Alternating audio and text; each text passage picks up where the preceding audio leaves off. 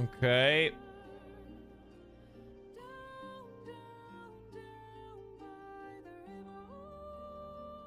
I think we're chilling. Hey, pull some... Oh, yeah. What's going on, chat? What's going on, chat?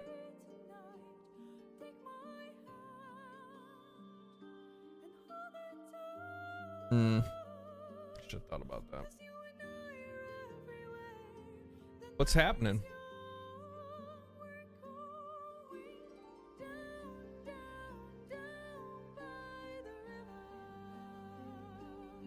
Let's all take a seat. Yeah. Nice day. Nice day indeed. Nice day indeed. Ready to be blasted in the face with new info. New info on what? Happy Hobbler days. Thank you. Thank you, Tickle. Thank you for the tier 1. 5 months in a row. Holy smokes. Loading the dishwasher and heard voices in my yeah.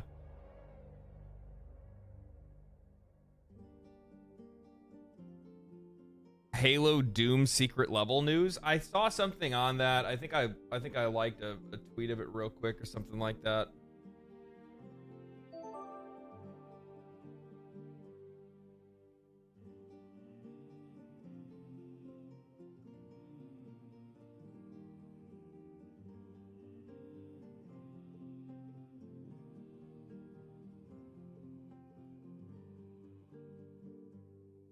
I got kinds of shit to talk about, actually. It's been a while, man.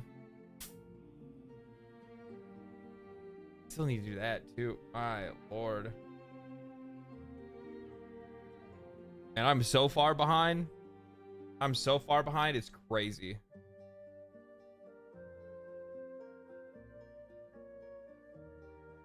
I am like I'm so far behind that I don't even know where to start, to be honest with you. Helgren, thank you for the thank you for the tier 1 too. I think appreciate that. 8 months in a row. Way to one up Tickle. How's it going today? It's going all right.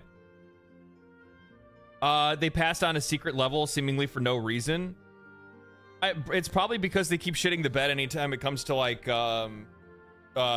Halo related media in general, right? They had that one movie, that one like animated movie, I think that was like decent. It was like okay, but yeah, it's kind of weird. It's kind of weird to see like how frequently they mess up with that.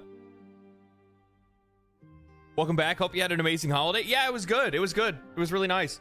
Took a I took a week off, right?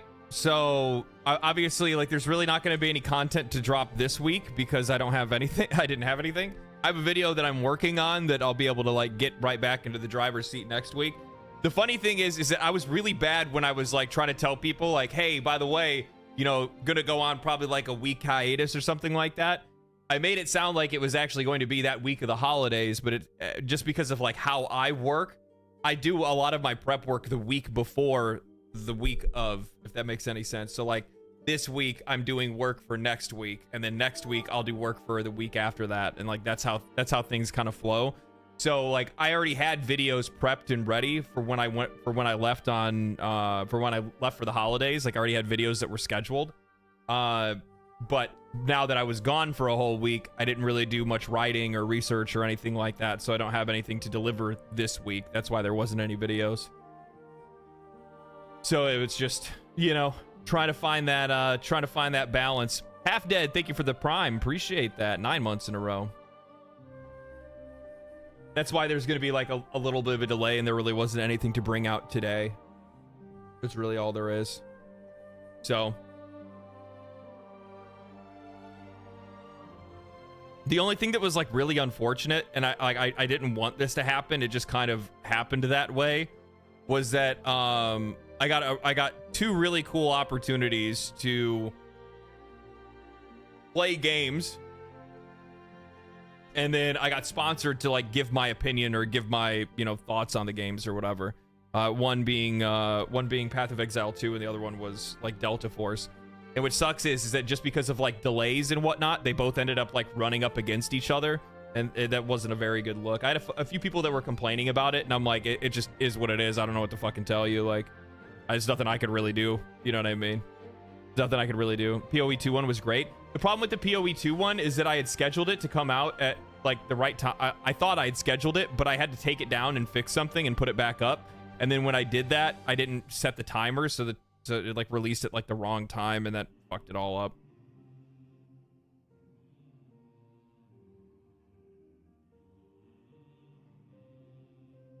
Played way too much PoE 2 over the holiday. I couldn't play any. I couldn't play it. I was a full week clean. Well, we were blissfully unaware. Well, it kind of ruined it in the algorithm because I double released it, which sucks. It just is what it is, though. It's no big deal. Shit happens. Shit happens.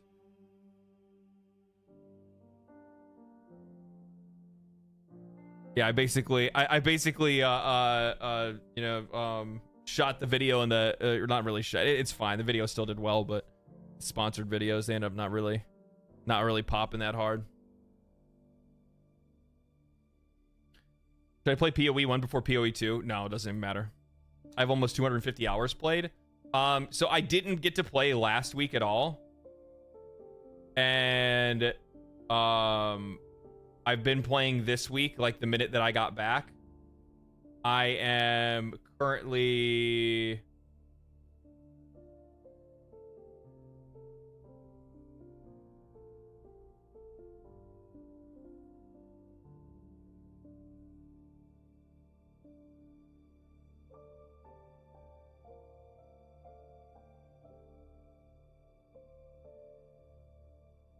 There you go. There you go. I'll wait because YouTube's gonna catch up and they're gonna start saying it too. They're gonna be like, your mic, you're muted.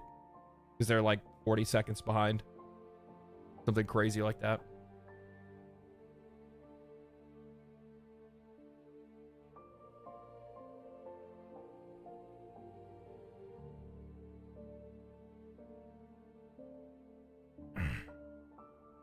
Anyway, all right, so yeah, I got about 135 hours in, and that's not bad, man. I took a whole week break where I couldn't play it. If I did get to play it last week, yeah, I'd be well over 200 hours. I'd be well over 200 hours. It wouldn't even be like it'd be wild. It'd be wild. That's all I gotta say. It's like I've gone hard this week when I got back, because like, so one of the things that I run into is one of the things that I run into is that like when I go and I take these like long breaks like away from making videos and stuff like that,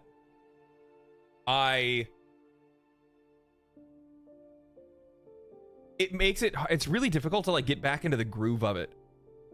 So like I actually haven't really felt like talking about anything over like the last week. Like there was one thing that I wanted to talk about, but then I wasn't really in the mood to talk if that was the case. And it's also like I take a long time with stuff, right? So I think that like in the case of and this is like one of those like quality factors that I put upon myself, is that like I don't want to be the first to react to something. I don't have any desire to do that. Like as an example, like I want to make, like I'm gonna make a video talking about like we're gonna talk about it a little bit today on stream just so I can conversate on it. But like I saw the stuff with like the Helldivers 2 CEO or COO now, I guess is what he is, but like I saw him, you know, talking about, you know, social messaging in games and, you know, DEI and stuff like that.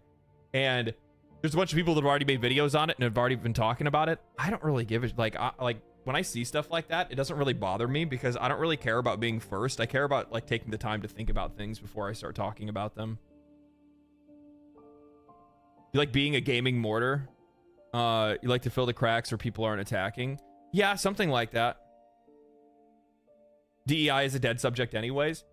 In a lot of ways, I do think it is personally. That's one of the reasons why like I don't I'm just not a huge fan necessarily of tackling like that specific, that broad of a subject, rather than talking about like individual influences of like personal egos in video games and how that shit gets out of hand. Because I think in a lot of cases, like that's where a lot of stuff goes wrong, right?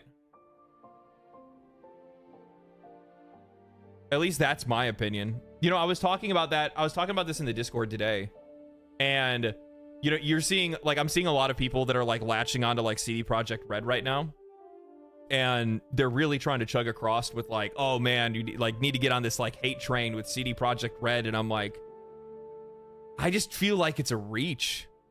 Like, it's too far of a reach for me to be able to latch onto. That's all. That, like, for me personally, like, it takes a lot to be able to push me in a direction to really start talking about something like that. And like, when I look at it, like, I guess maybe, I mean, you can just say it's bias, or you could even say it's cope, and that's fine. But at the same time, like, when I like the things I was talking about in the Discord, like, I saw a bunch of people that are talking about like a massive exodus from CD Projekt Red since the release of Witcher 3. It's been 10 years. It's been 10 years since Witcher 3 came out. Yeah, you're going to see a lot of people changing hands. You're going to see some people leave and go start their own studios. You're going to see other people move and go somewhere else. Over 10 years, you're going to have a lot of employees probably change hands. Have we not, like, when I see stuff like that, when I see people talk like that, I'm like, have you ever had a fucking job? Have you ever had a job? Any place that I've ever worked at for even like 4 years, like 60% of the people are gone and new people are in. Like, there's so many things that change over the course of 10 years. They're still bitching about the Siri thing? Yeah, but I mean, like, that's just like the preface, right? Like, that's where they preface it off of that, and then they like go to like search for the cracks then afterwards. And the problem is that like, I sit back and I'm like, okay, like, yeah, you know, if we're looking at The Witcher inside of a bubble, that's cool, man. Like, that's cool. Half Dead, thank you for the membership, brother. Thank you, man. Good 6 hours. Good 6 hours with you the other night. I'll be grinding when I get back at home. That sounds a lot more suggestive than it actually should. I was playing Path of Exile with Half Dead Saint. So, like, if we were like, as an isolated issue, if we look at like The Witcher and be like, oh, okay, so like the team behind Witcher 3 is not there anymore. Okay, that's good reason to give pause. Not really to necessarily like go after them all in force. I'd at least see like what the fucking game looks like. You know what I mean? I'm not gonna scream and act like the sky is falling until I actually see that a game sucks. Like, that's, I very rarely will like shoot a game out of the sky before it even lands, unless it has like certain things that I'm just like, nah, dude. And, like, as an example, and this is just a personal taste, like, I don't like Naughty Dog games. I like the first Last of Us, but I had no interest in Last of Us 2. I don't have any interest in that company's message. I don't like the themes. I don't like their director. I don't like what the company's done over the last decade of remaking and remastering over and over and over again. That proves to me that they likely have zero creativity left in the tank. And when I look at a game like Intergalactic and I look at the character, I'm like, yeah, this is just something that completely doesn't interest me whatsoever, right? But when I look at a game like, Witcher 4, I can easily make excuses for a game like that because, well, I played fucking Cyberpunk. They literally, like, the thing, like, I'm having a hard time reaching to the point where, like, we need to somehow argue that CD Projekt Red is a garbage company when just last year we got fucking Phantom Liberty. Quite honestly, one of the best DLCs like ever. It's so good. It's so good. Cyberpunk is a W? Yeah, it is. It is. And plus on top, of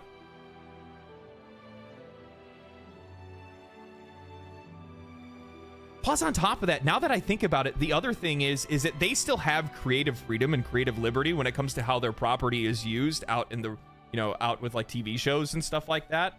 And they made the Cyberpunk anime, like, they didn't make the Cyberpunk anime, but they had the Cyberpunk anime made by somebody. Cyberpunk is its own IP. I know Cyberpunk is a game as well, but the Cyberpunk 2077 universe for their game is their own. Edgerunners was peak. Yeah. So like, my whole thing is that, like, if I'm supposed to believe that like CD Projekt Red is literally just like completely ruined now, then how did they okay an anime like Edgerunners?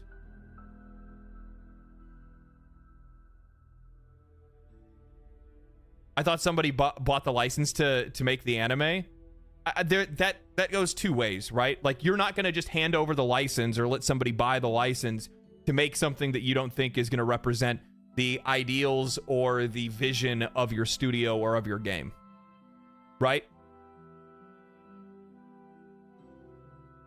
Like your channel very much. All the best for 2025. Thank you. Thank you. Phantom Liberty equals having to pay extra for what was promised in the base game in 2020. That's like survivorship bias from Cyberpunk 2077 being an absolute dumpster fire when it first launched. The game had everything that everybody wanted. The problem is you couldn't fucking play it because it ran like shit. The core gameplay and everything was there, outside of the like systems and stuff like that, or the like the talent tree not being very good, which they completely revamped.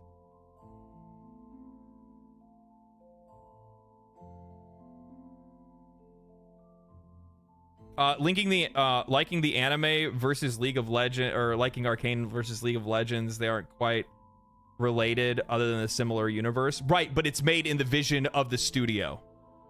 You get what I'm saying? They're not going to, like, what, how do I want to frame this? They're not going to hand over the rights for them to show off, like, hey, this is what our how do I want to talk about this? What would be a really good example?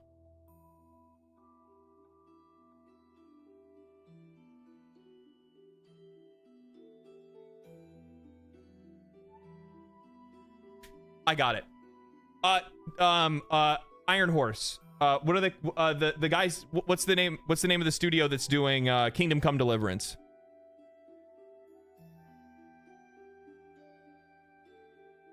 Is it Iron Horse? Is that right?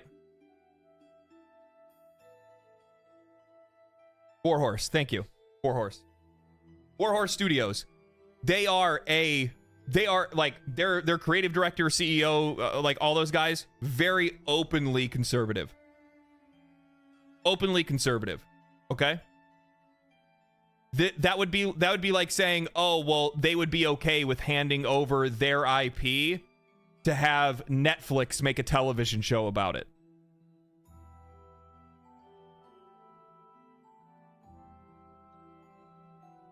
Like, you're going to make sure that whoever's going to use your license is going to do so in a way that is going to reflect positively on your IP.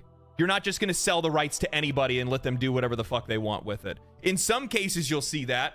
That's usually in the mobile game space, though, where you have a game that already has its own, like, established IP, like, on consoles or on PC, and then they'll hand it over to a mobile game studio and they can make a, garbage mobile game. Nobody really gives a shit about that. But if it's a television show or a movie, you're typically not going to sell that IP to somebody unless they are going to make a product that will reflect positively on your IP, because the idea is that you're trying to increase mind share and bring more people into your game and into your universe.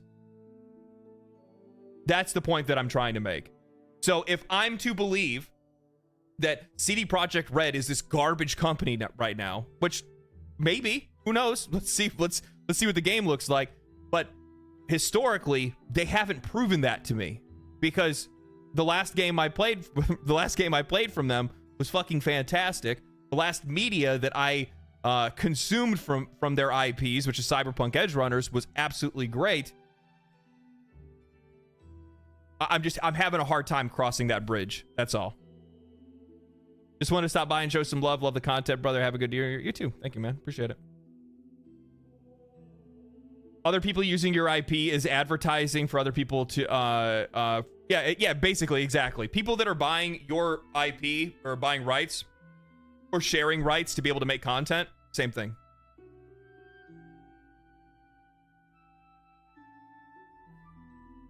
Did their ESG stuff come out after Phantom Liberty? No.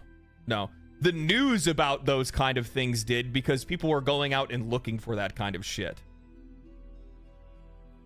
Like the whole ESG thing, this is what kind of trips me up when it comes to that stuff. And like, I try to talk about this a little bit when I actually made like my video discussing DEI, like as like a broader concept, is that every single company under the sun has an ESG program. Every single one of them.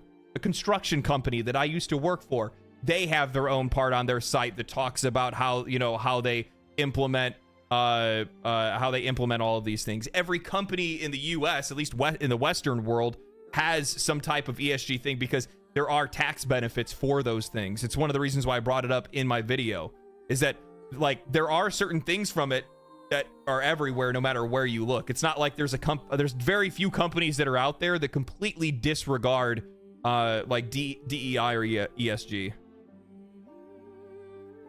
Because they pay fines. They'll be fined. Like if you're not doing what you can to make your company green, as an example, you'll pay fines.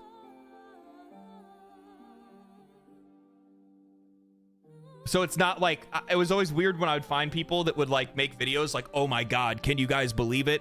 You know, this company is offering scholarships for people that are of like a certain race or whatever it is, like a minority or whatever. And I'm like, yeah, I can believe that because like literally every fucking company has it. Like everybody does. You can disagree with that, that's fine, but just don't act like it's brand new news and they just started doing it. Like that shit's been around forever. Even the last time they fumbled the ball, they spent an ass time of time and money fixing it. That's something really fucking important that I think a lot of people overlook. I'm not prepared to give them a sweeping benefit of the doubt before vanilla 2020 or 2077 release, but that's a long way from thinking they're a lost cause. Yeah. So this is what that's fucking poignant, by the way, is that they fumbled the ball, they screwed over their customers.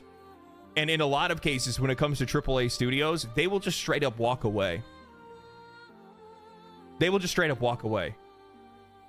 Cyberpunk 2077 could have took everybody's money and ran. They didn't do that. They buckled down and they worked the fuck out of that game until that game turned into, quite honestly, one of the best games that we've seen in the last decade, which is a crazy turnaround. You don't see redemption stories like that often. And that shows a level of care and character that you want to see from AAA companies.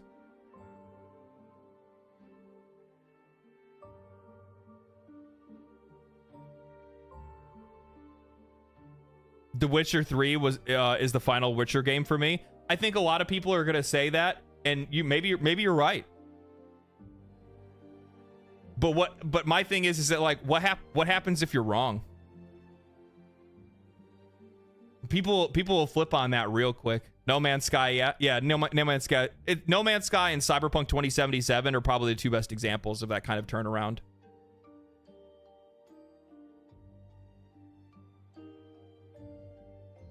I talked about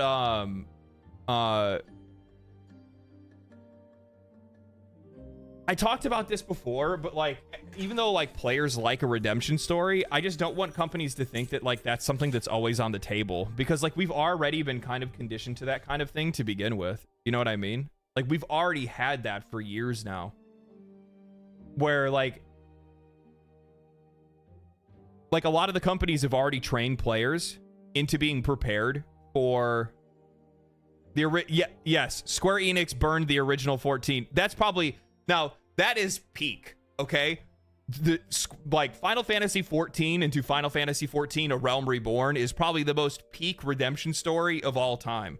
And that one's really cool and unique to that one, because it wasn't like they failed to deliver, you know, on the cut. Like, it's not because they just made a bad game and it sucked. It's not like they rug pulled people with, you know, No Man's Sky or Cyberpunk 2077. Final Fantasy 14 was just like a garbage game, and they were like, oh shit, this is garbage. Let's make a better one.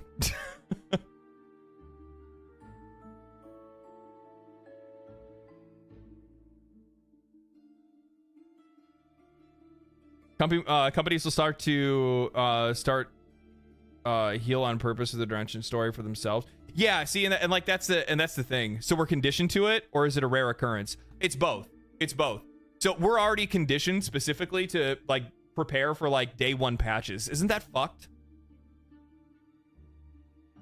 Does anybody ever take the time to think about how fucked that is? That they are technically shipping an unfinished game? And then while they ship the unfinished game, they are rushing in the background to try to fix that game before it's actually downloaded and played. every single time a game is released? Just think about that for a minute. Day one patches.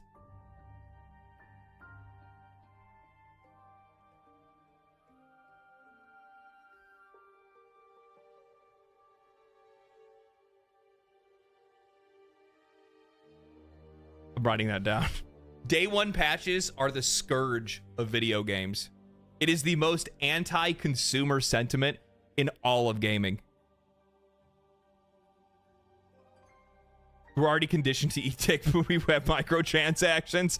Roll around in your noodle. Yeah. Yeah. Collect pre-orders before they got any sort of a game. Ship a game before it's finished for redemption. Yeah. Yeah. I don't know when this became such a normal practice, but they're gonna learn when these studios start shutting down. Well, I mean, studios are shutting down for different reasons. Like, the funny thing is that, like, players already today, like, for the most part, I think that we are, like, pretty well conditioned to be okay with some jank and a relatively, like, somewhat finished, unfinished product.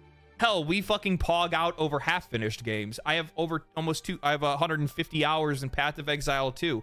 I bought half a video game because I want to support it and I want to see the finished product, right?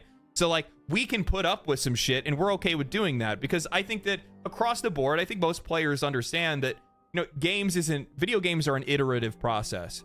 It's an artistic process and not everything is going to work at the same time. And in a lot of ways, I do agree with some game developers that say that it's a miracle that some of these games even exist or work in the first place because it's such a hodgepodge of a bunch of different ideas and things like that. And we can be relatively resilient to those kind of things, but there's also another level of it where that gets taken advantage of, where, like, even though we are understanding of the struggles and difficulties that come with video game design, and as long as it's good and it's playable and it's fun and it seems like it was something that was genuinely made with our interests in mind, then we're going to be down for it. But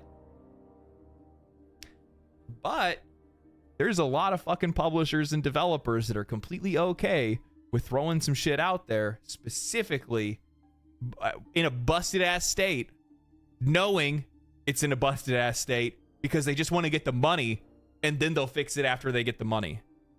Because they have a lot of money, they have a lot of shit riding out of the line, right? They have, like, paychecks that they got to put out. They got debt that they've incurred. They have, you know, investors that need their payouts and stuff like that.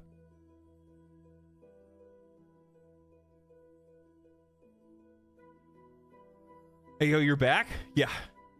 Welcome back. YouTube missed you. Yeah. There'll be videos and stuff like that coming out next week. I'd rather support Granblue Fantasy Relink, Black Myth Wukong, Stellar Blade, Lies of P, and more, which are promising more than a AAA game company.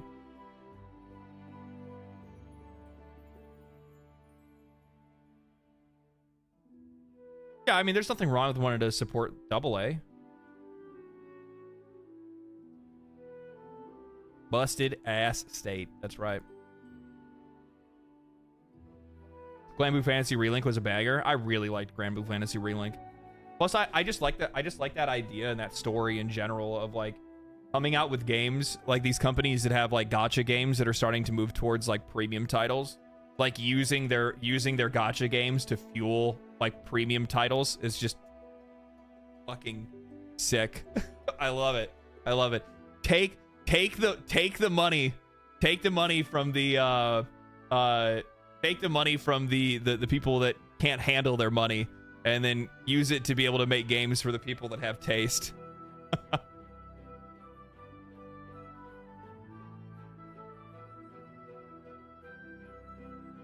I no longer get too hyped for games because they come out to be a mess. I keep expectations low, so I'm not disappointed. I love games, but I'd still be lying if they haven't tarnished reputation a bit in my eyes. I mean, I think it just depends on the, like, for me, like, I don't get like super overhyped on some stuff. There are certain things, the stuff that I actually do get super hyped over is usually the games that come from companies that I know that I can trust, or at least I think I can trust. And it's also, it has a lot to do with the premise too, right? Like, I was high. Like, I mean, I was just like, I was coped out on Path of Exile. Like, I was just like, this is going to be the best thing ever. I'm going to lose like so much like sleep and life over this game. And now I get to get in on the ground floor and I get to play it seasonally. And I'm going to actually like be a Path of Exile player when I've always wanted to be one, but I just couldn't figure out the first game. And now it's quite literally everything I wanted. I mean, people are like calling me a fucking shill about it, but I fucking love the game, man. I don't know what to fucking tell you. Like I literally played it up till 2:30 before I hit go live. Do you recommend Stalker 2? I recommend giving it a little bit more time and letting them fix some more stuff. The game reached the game is now profitable, so they made their money back on it and then some. They're working on it. They're doing their thing, and they're getting a lot of support. So the game's just gonna get better. I had fun playing it, but I don't know, like, depending on people's hardware and what they're playing it on and what they're expecting and what kind of jank that they're okay with having, like, all those kind of things are kind of subjective, so it's hard for me to be able to recommend it. I very rarely recommend games. Very rarely recommend games. There's only a few that I ever have. The games that I've ever recommended: Helldivers 2, Black Myth Wukong, Space Marine 2, Marvel Rivals, Path of Exile 2. Those are like the big recommends that I've always given. And those are also games that I have wake up calls for, or will have.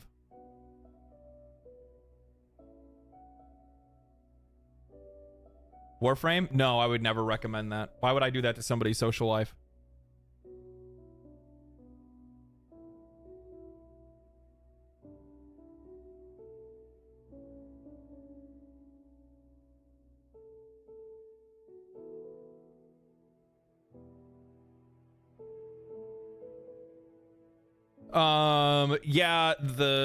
The game was a bit too janky. Saw the quality of the game, just giving it more time to cook. Yeah, I don't think there's anything wrong with that. See, like, and that's the other thing too, is that like there is some nuance to some of those things. Like, I think it's okay to be any update on the merch.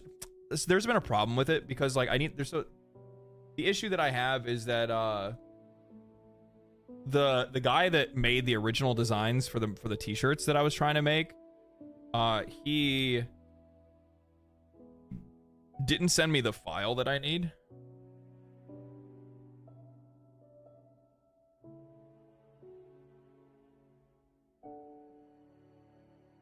Sorry, I can only provide the vector files now because I only work today.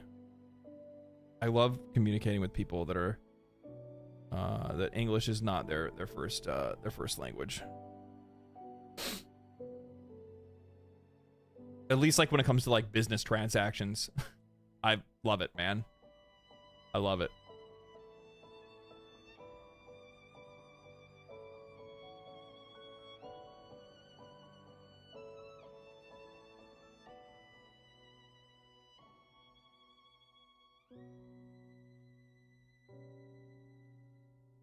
We send this file. I send the file? ¿Dónde? ¿Dónde está? Hold on. Sorry, chat. I need to send something to somebody.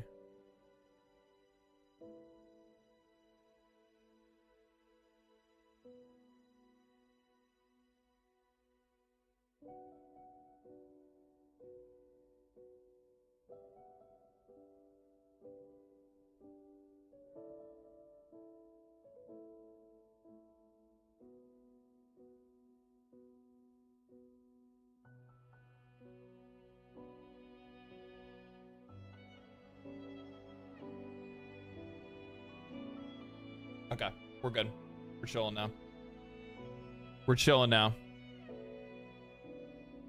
What do you think about? Do you think you'll try Dynasty Warrior Legends or Origins? I might actually. I really enjoyed I really enjoyed the Dynasty Warrior games when I was younger. I just haven't played them in a long time.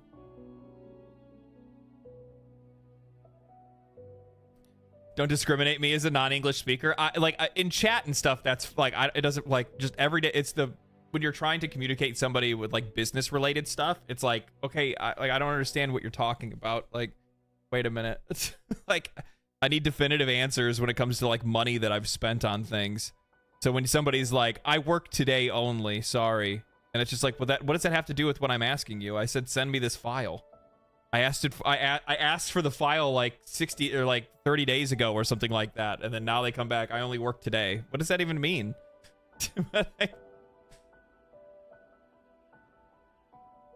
Shroud just released a video announcement fundraiser. For every frag he gets, X amount will be donated. Posted it on React content. What? Oh, I haven't checked the React content in a long time. My biggest announcement yet. What is this? So, you guys may have heard that I'm doing a subathon, but this one's going to be a little bit different. Last year, I lost my dad to cancer, and ever since I've been looking for ways I could support people who are going through similar situations. So, we came up with the Fragathon. For the entire month of January, I'm going to be going live with a frag counter. For each elimination on stream, $1 is going to be going to charity. Subs and donations are going to be increasing this multiplier, making each frag worth more and more and more. But I won't be alone. I'm inviting all my friends to come by and donate frags in person at a LAN center that I'm building in my house. There's also going to be IRL events and challenges that are going to add to the counter when we're not gaming. In addition to the frag counter, 100% of proceeds from... That's really cool, dude. That's really cool. Like, I would love to be able to do shit like this at one point. But, like, the amount of, like, planning, the amount of, like, organization you need to have behind something to be able to like even get something like this together in the first place is fucking crazy. Like I need to get bigger. I would love to be able to do stuff like this. Charities are really a really sticky situation, though. My friends to come by and donate frags in person at a LAN center that I'm building in my house. LAN center building in his house. That's sick. Events and challenges they're going to add to the counter when we're not gaming. In addition to the frag counter, 100% of proceeds from subs, donations, and bits will be going to an amazing charity. So I hope you'll join me in January to help raise money for a great cause in the most gamer fashion ever. Very fucking cool, man. Very cool, Shroudy. Yeah. You want to say anything to any Polish fans that might be watching? You can just Sure. You're lucky, dude. I had my fingers on Dziękuję, the że go oglądacie i brawa dla niego, bo jest dobry i dopinguje. Very cool, man. Very cool. Yeah. Yeah, I'll tune in for that. I always like to, like, every once in a while, anytime like a new game, like a new shooter drops, I'll drop in and like watch Shroud play it and see what he thinks about it. That's a cool twist on a subathon. It's really fucking cool. Yeah. I hate those videos that pop up at the end. I only let one pop up on mine. I don't ever want it to have like fill up the whole fucking screen. I'll let like one suggested video pop up and then I leave it at that.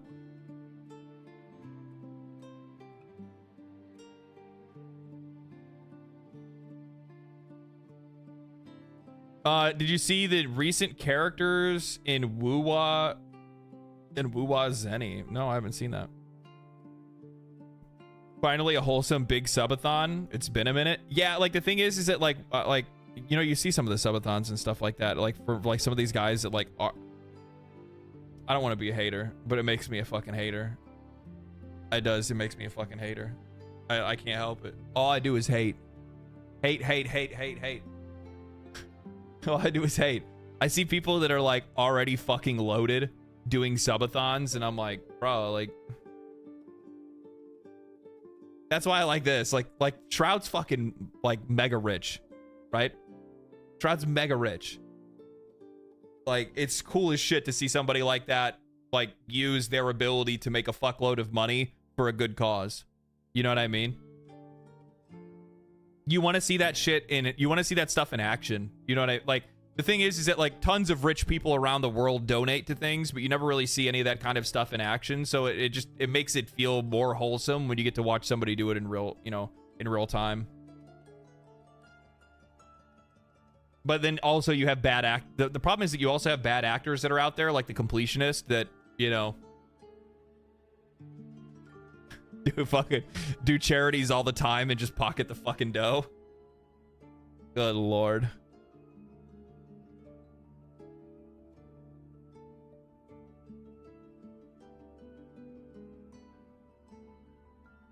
Do you have a PoE 2 guild? Yeah, I joined a guild. There's one Half Dead Saint. He made a guild. I joined one of our viewers' guilds.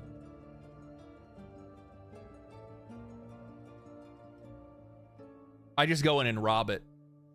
No, I've added some items and stuff in there. Mostly we just use it for like for people that are like leveling characters, like a new character. You just have some gear that's in there, and then when you're done using it, you put it back in there. Marvel Rivals is gonna be dropping the Fantastic Four. Oh, dude, it's gonna be fucking. It's gonna like I'm gonna talk about that. I was really torn. Part of me wanted to play Marvel Rivals today. The other part of me wants to play Path of Exile 2. I haven't really fully decided which one that's gonna be. But we'll see. We'll see. Dude, I saw this.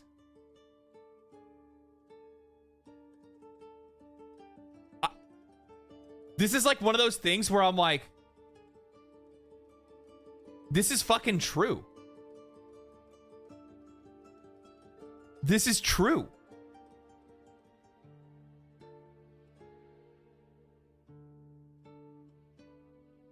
What happened to the coastal areas, the tropical areas and stuff like that?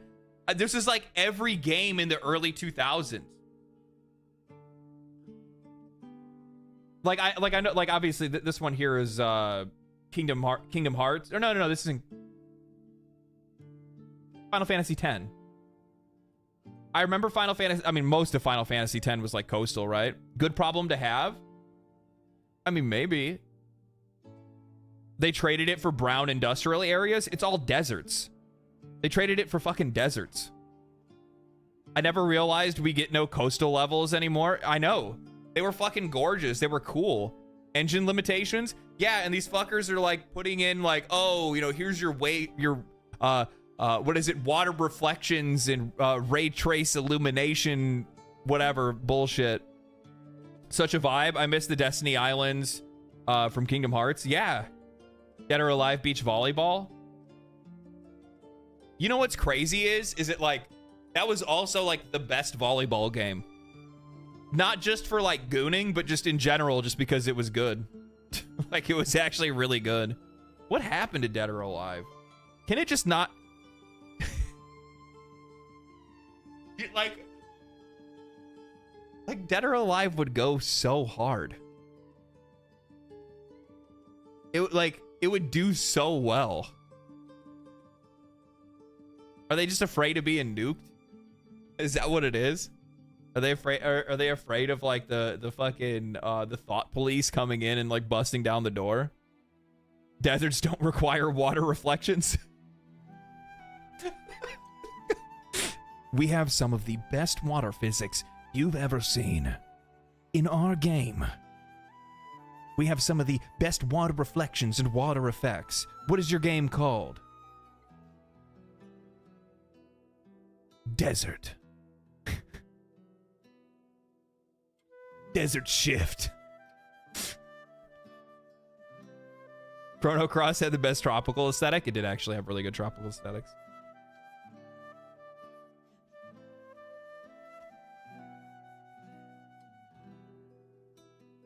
Yeah. Yeah, I miss this shit. I miss this shit.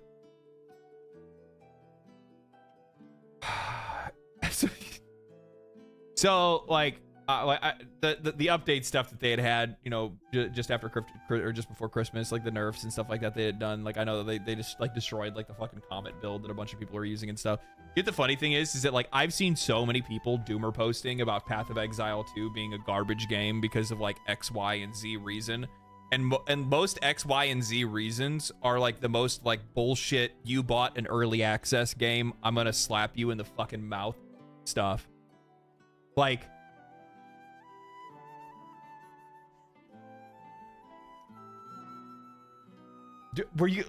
Was that live? I think that was live. It was. I think it was the day that the game came out, or it was the second day that the game came out. We had somebody that sat here in chat complaining that not all of their microtransactions were available for use day 1 on Path of Exile 2.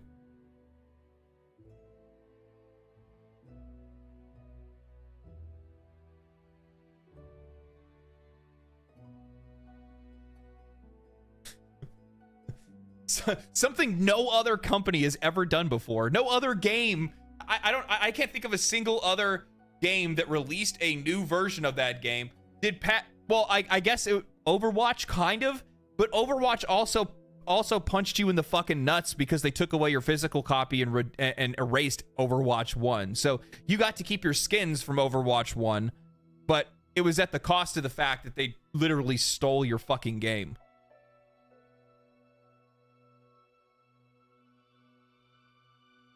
The game's not even fully technically out yet. Exactly. It's half of a video game.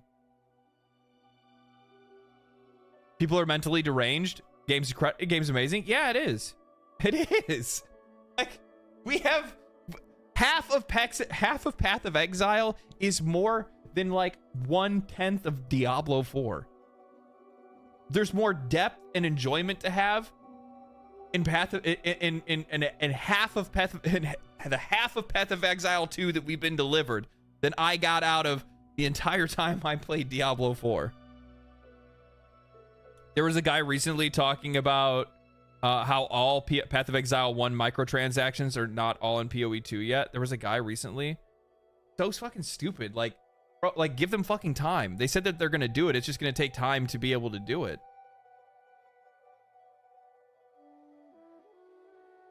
Like, it's an early access game. There's literally a thing, if I'm not mistaken. I think I read this on chat. I read this to the guy because this dude was bitching, and I just brought up the early access warning, and it literally just goes to say, note, games in early access are not complete and may or may not change further. If you are not excited to play this game in its early state, then you should wait to see the game progress further into its development. They give you a warning telling you that it's not finished yet. So if you have things that you're like, I guess, okay, I'm just going to air what my grievance is. My grievance is that you have a lot of people that talk shit. And when you buy into an early access game, I need to do this early access video. I need to make it because I'm beyond frustrated with this shit. I took a lot of pride in playing Baldur's Gate 3. I took a lot of pride in sending over like when I found bugs and stuff like that, or just ideas that I had or whatever, because they have a feedback thing to be able to send that stuff to them. I took a lot of pride in doing that because the game that I got after that thing was finished, with the feedback that myself and thousands and thousands of other people gave to them, turned into one of the best games potentially of all time. So when I see people wanting to rather go, yeah, game's shit, doesn't have this. The reason you bought into this is to specifically give feedback so that these developers can make the game that you want to play. But if you're gonna be a little bitch, go eat a dick. Go fucking play Diablo. Go Diablo these nuts.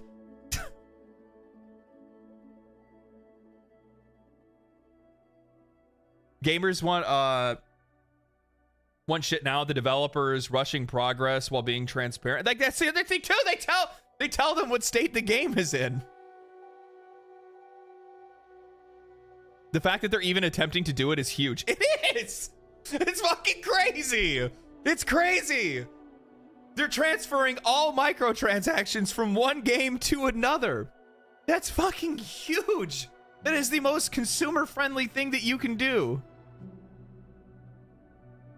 I hate when people do those takes. It blows my mind. Like, the whole point of you being involved and you buying, so like there's two roads that you take. You buy into the early access because you want to help the game's development and you want to make sure that they make the game that you want to play. That's huge. Or you buy the game because you just want to play it. If you're going to go and just like fucking, just like randomly talk shit, like what the fuck is the point of that? Talk shit to the developers. Send your feedback to them. If there's things that you don't like about a game in early access, Be constructive. That's the whole fucking point.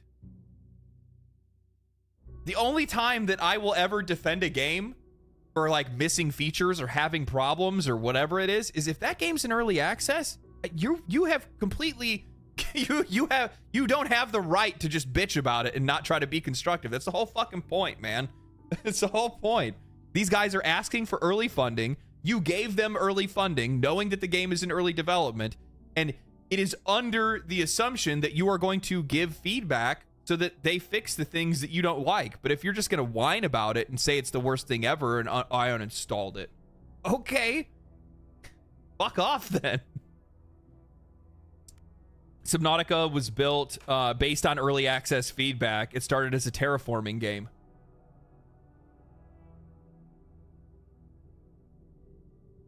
Baldur's Gate 3 was fucking jank as fuck. There's so many quality of life, combat mechanics, interactions, so many different things that didn't exist in that game, and they wouldn't exist if it wasn't for the fact that when the people ran into something that they didn't like or the direction of the game was going in the wrong direction, instead of just like whining and falling on the ground and crying about it, they sent the developers a feedback inside the game because there's a tool to be able to do that, and they sent them the feedback and said, I don't like this, or this is happening here and I don't want this to happen. And then they implemented that feedback into the game, and they created a fucking insane game. Look at Helldivers 2. People lost their minds when they put the crossover content in the Superstore that you can buy by playing the game. Yeah, and then they ended up changing a lot of that stuff too, didn't they? There was something that they ended up fixing with that. We'll expend hundreds of thousands of dollars to update these assets because you supported our previous game. Yeah. But that's how you build customer loyalty. Speaking of building customer loyalty, so I saw this, people have been hating on this. Like, Arcane failed to generate a profit or add new players to League of Legends. Look, guys, I'm going to be real with you. Not everything has to be a fucking wide sweeping success. Number goes up doesn't really mean shit to any of us. Number goes down. I mean, number goes up does actually, it will have some impact, right? Like if a game that we like does really well, it increases the chance of us getting more games like that, or that game, us getting more of that game or something like that.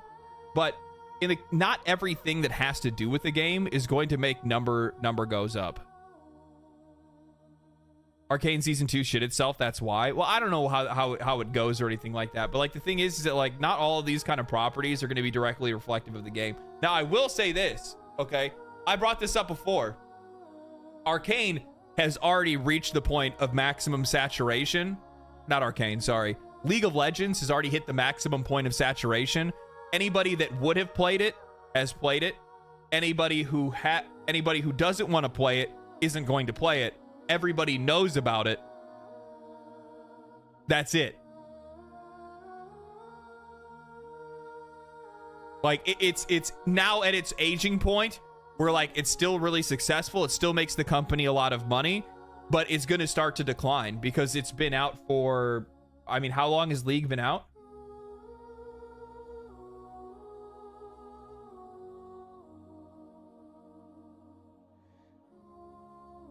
A long time. It's been out a long time. Why do you think what they're trying to do right now is trying to invest in other projects and other games and try to like diversify the IP? It's specifically because they know that at one point in time, League of Legends is going to reach the end of its life cycle.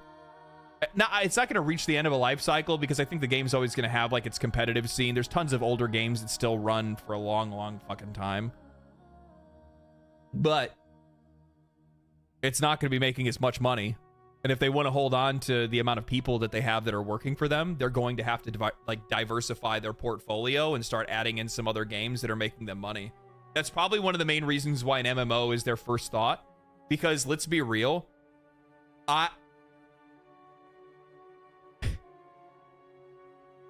World of Warcraft is going to end. It's not going to be immediately. But their install base, their player base, is going to age out and die. Like literally. Like they don't bring in new players. They don't like young kids don't wake up and go, I want to play me some World of Warcrafts. That's not happening. Like there are some, I'm not going to pretend like there's none, but across the board, the vast majority of World of Warcraft's audience is much older. Much older. If I had to take a wild stab, I would say that the vast majority of World of Warcraft's audience is probably like 35 to like 60. Maybe, yeah. Like I'm really interested to know what the average age demographic of World of Warcraft players are. Because in my mind, it's like 30, 35 and older. Tell it to Asmon. He says the same thing. He says the same thing. The minute he sees some like balding millennial with fucking gray hair, he's like, oh, World of Warcraft player. League of Legends is as old as YouTube. Yeah. Teamfight Tactics. That one's really popular in China. I'd bet half of WoW's user base dropped due to heart attacks. Yeah. Yeah. Strokes. Right in their mouse arm.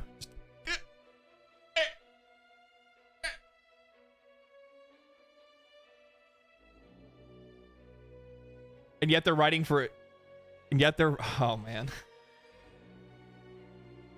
And yet they're writing for like 12-year-olds these days. Dragonflight was such garbage.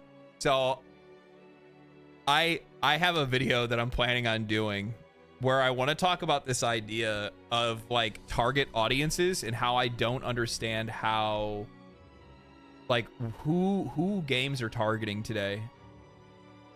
Because like what is the point of making this like hokey pokey Dragonflight expansion when your audience is as old as your audience is? And then when I look at, and then I look and I see a lot of games that end up having like what I would consider an identity crisis, that they just don't understand like what this game is supposed to be or who the audience is for. And it has these like cross themes where you just don't, where are you fucking going? Where are you going? I think that Dragon Age the Veilguard is probably the best example of this. You have a game that's rated mature, but it doesn't have blood or really any violence. Not any like true violence or anything like that. All it has is like, I don't even think it does. I don't even think it has frontal nudity. So you made a game that was specifically targeting mature audiences, but you made it look like a fucking child's game. And you talk to the player like children. But the overall overarching themes are for adults. Like, what are you doing? What are you doing? Who is this for?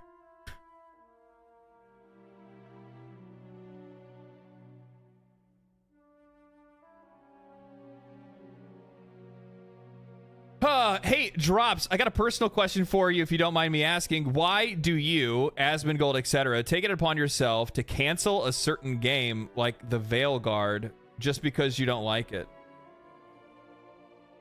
Can you give me an example as to how I canceled the game?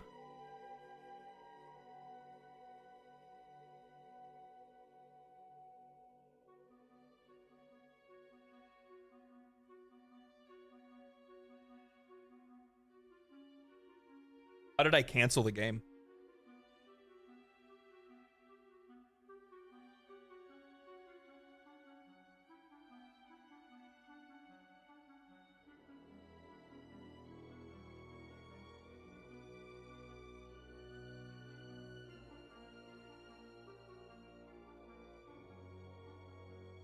Banhammer? No, I'm not going to ban him. I think that it's really important to have these kind of conversations, and I think it's really important to like walk through the like critically think about these kind of things.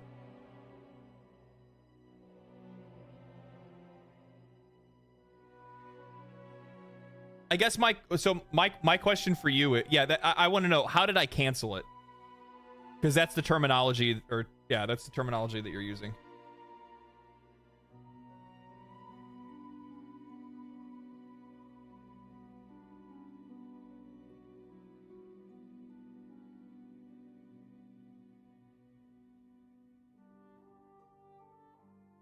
I don't know if I spooked them off or something like that.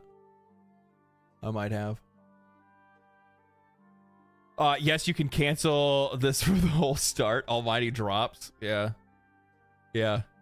The only thing that well, if you've got hold on. Here we go. Well, if you've got millions of followers, it will certainly impact the sales numbers. Don't tell me streamers don't have a bigger impact on sales than they think they have. Yeah. Yeah. So, okay. So I make opinion pieces on my channel. That's what I do, right? I talk about things that I'm interested in and I give my opinion on those things. The people that then follow my content and watch my videos typically do so because they either trust me in some way or because they share similar opinions and tastes that I do. So when they see something that I like, they say, I might actually like that. When they see something that I don't like, they say, oh, well, if he doesn't like it, I might not like it either, and they stay away from it. I don't explicitly ever tell anybody to or to not to do something. So I don't see how that's canceling something. I'm just giving my opinion on it.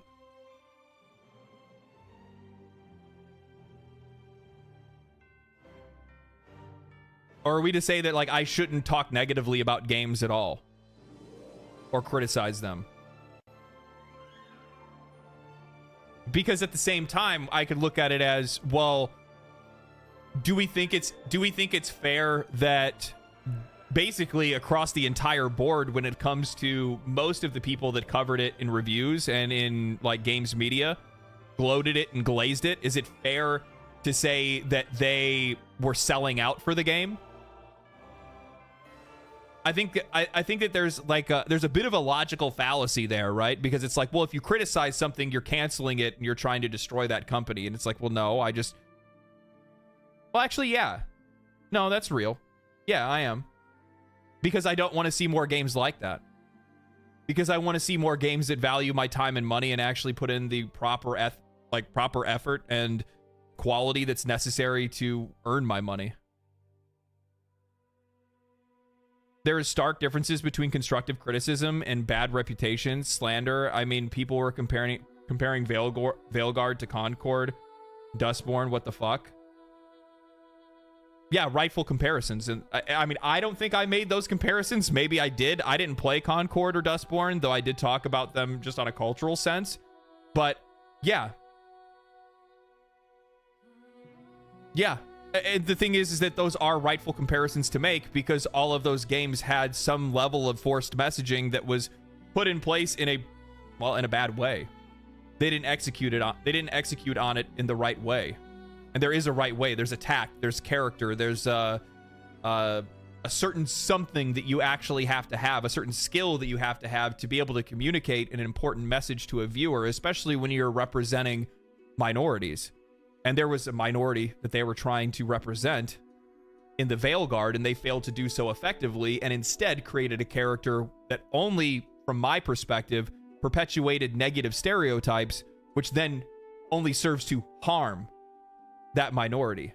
That's something worthwhile to call out. That's something that we should be calling out, and we shouldn't be afraid to in the first place. Because if anything, from my perspective, that helps those minorities more than it hurts them.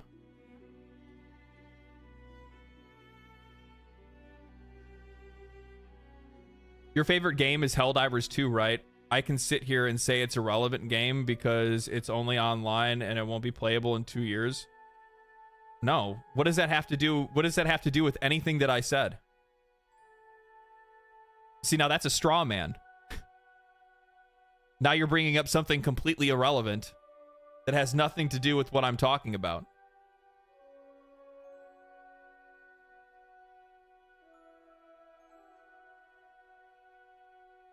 Yeah, they're trying to like fish for a gotcha, but there's really nothing to say there.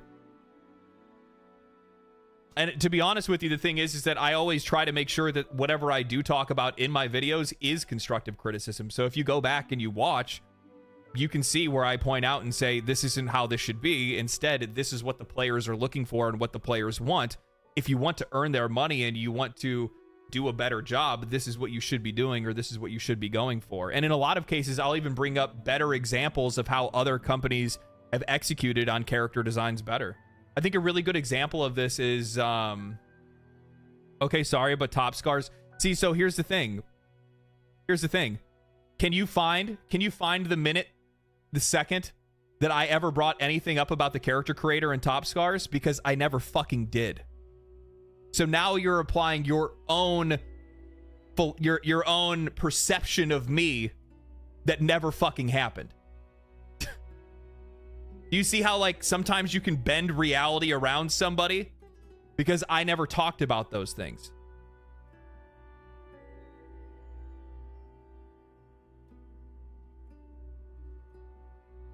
Exactly, us versus them brain. Yes. Why is my argument irrelevant? It doesn't have, because it's a fucking straw man. You're off on the side.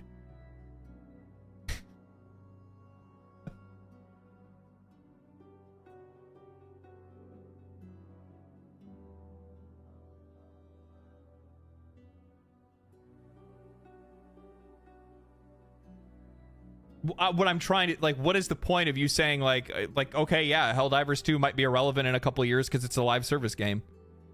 I've said that. I've said that in my own videos. I've specifically said that the game likely won't have a long shelf life, specifically because of the fact it doesn't have any vertical progression, and without any vertical progression, there's no reason for people to stay invested in the game. They're going to end up walking away from that. But I don't see how that has anything to do with what I was talking about with Dragon Age the Veilguard. When I'm talking about how I think it does a poor job, not only with its game quality, with its story quality, with its writing, with its characters, and also how it represents minorities. What does that have anything to do with Helldivers? Not you, but Asmongold?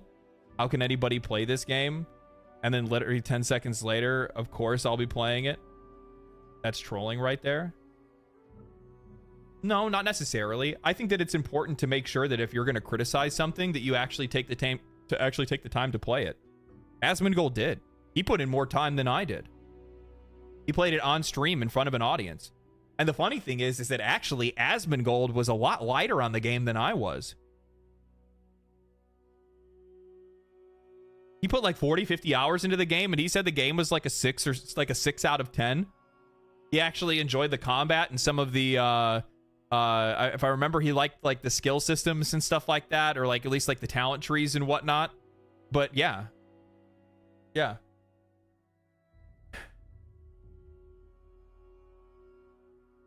That's Asmon, and this is Legendary Drops. Yeah, and I think that's also like a really important distinction to make too. Like, I don't have any control over other content creators, and I don't understand, like, why would I need to explain another content creator? I don't need to defend the dude. He can defend himself. The problem is that the issue that I have is that you're trying to loop me into a story that you're creating yourself. Like, you're arguing with me about something somebody else said, but you're applying it to me like I'm a part of that group. That's not fair, and it also doesn't make any sense, and it also wouldn't make any sense for me to argue or try to defend myself when you're using what somebody else did, right?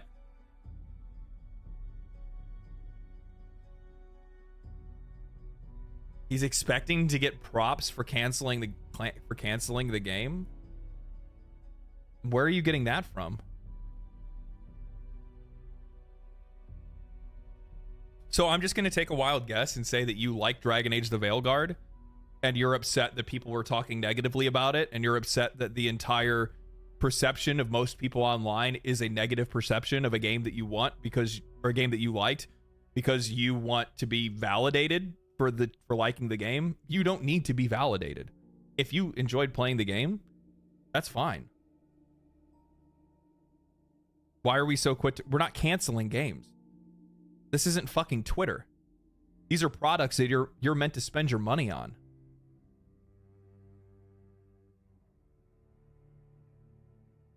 Why do people revel in watching studios fail? Because it's our fucking money. Because it's our hard-earned money that these studios are asking for. And when they deliver something to us that we don't want, we need to make that dissatisfaction known. Especially when we see a broader trend across the industry where they all start leaning towards one direction. That's where a lot of this comes from. That's the reason why you see such a concerted effort from the players or even content creators that are trying to push back on issues, because they don't want it influencing all of the games that are around them. What you may like is not what everybody likes. Ubisoft. Yeah, Ubisoft is a really good example of this. It's one of the reasons why people have really latched onto the conversations around Ubisoft, is because their games have sucked for a long time.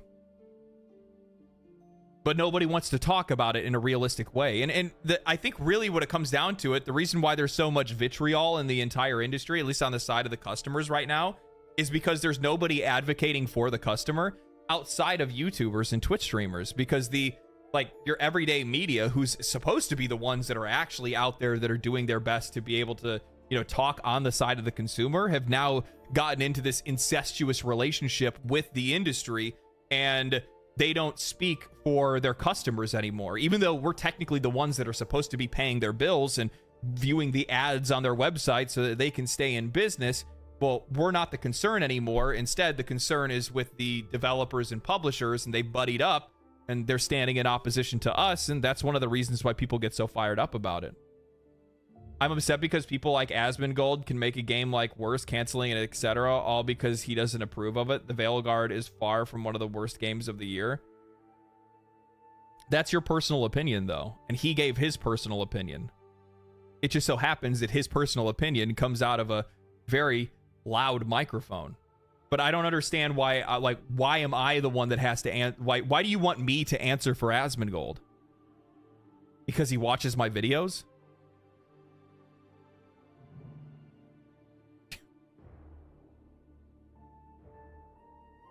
Yeah, take it up with Asmongold.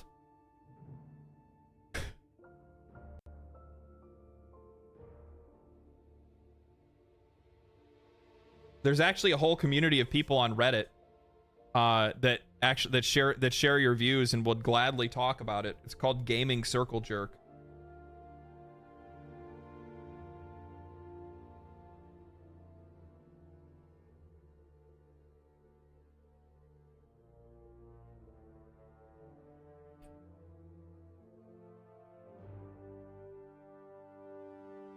Man, LD is patient. Well, I think having conversations like this are constructive, and I think that it's good to have. I mean, you're not likely to be able to talk somebody out of their position, but I think that it's still good to have just a calm, regular conversation about these kind of things.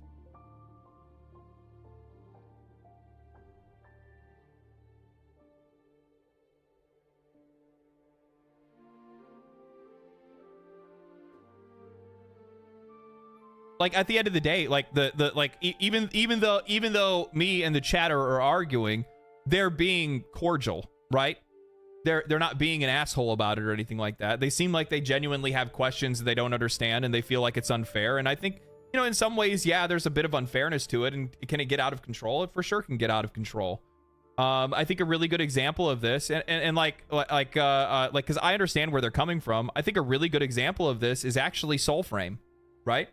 So when Asmongold reacted to the Soulframe gameplay, he knew nothing of the game. He knew nothing of the background. He had no idea that the game was in early alpha. It wasn't even a finished game. It's more concept than concrete. And he completely nailed the game to the cross and made fun of the game and shit all over it. And then as a result of it,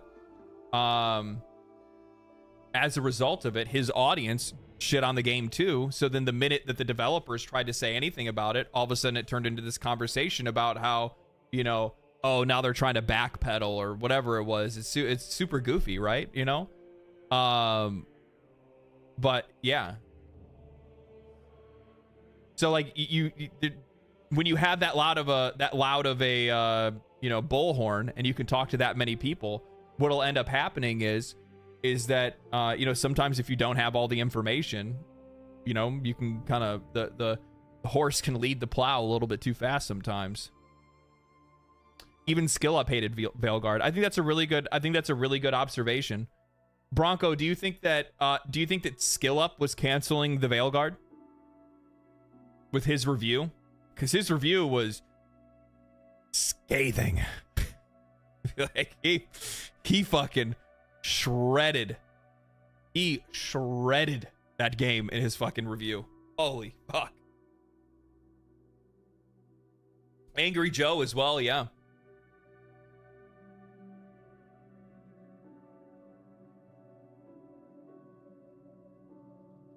What about Maddie Plays? I didn't watch Maddie Plays stuff.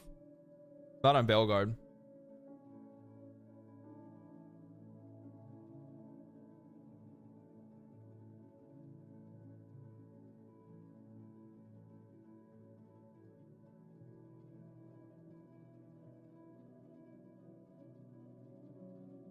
I thought it was honest, unlike others. Yeah. Content creators, for the most part, can't create consensus. They can only reveal an existing one amongst their viewers. So that's a really popular. That's a really popular. Skill Up was absolutely canceling the game. Okay, well then we have a fundamental misunderstanding on what the word canceling means. So you just think you just think criticism is canceling. That just okay. We don't really need to talk about it any further now. That makes more sense. So I wholeheartedly agree, Satsuru. I think I talked about it in a video once that, you know, content creators don't create a bias, they confirm it. That's all. I can't create anything, okay? So like the idea that I could, as an example, the idea that I could cancel a game, or even Asmongold as an example could cancel a game. If a game is good, it doesn't matter what the fuck I say. If a game is good and it's great and people, and like, even if I make a video talking shit about it, that's not going to have any impact on the game whatsoever, because if people play it and they really like it, I'm not going to have the popular opinion that's held. So when you see me have like 3 or 4 videos that total, you know, 1 million or 2 million views when I'm talking about my criticisms of Dragon Age the Veilguard, well, that's because there are that many people that agree with that position and agree with that perspective because they share that perspective. If the game was in fact good and I was making those videos, do you think they would be as popular? Or like, or as an example, like,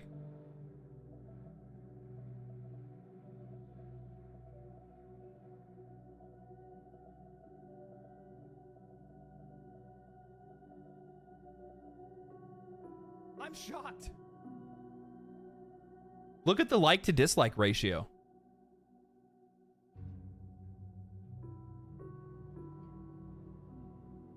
31,000 likes, 844 dislikes.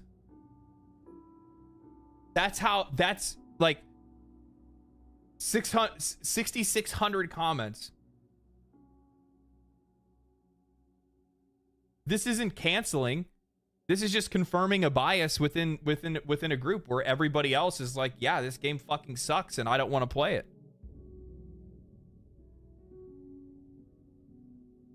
I think that's a really good example, Tickle. Imagine if I made a video talking about how garbage of a game Baldur's Gate 3 is. Regardless of the size of my audience and the amount of viewers I have. Do you think that video would be very popular? No. That's not how it works.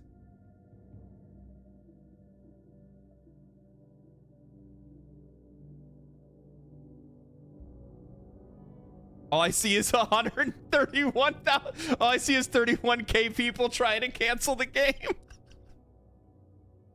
God damn.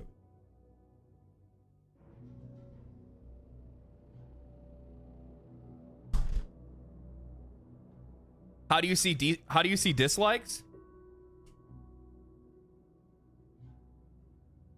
Hacking.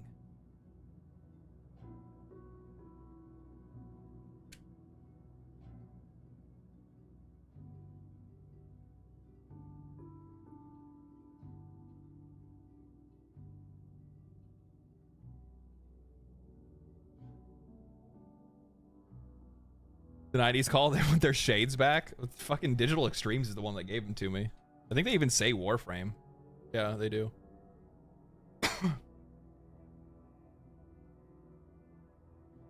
Bet you wish you had a pair. Bet you wish you had a pair.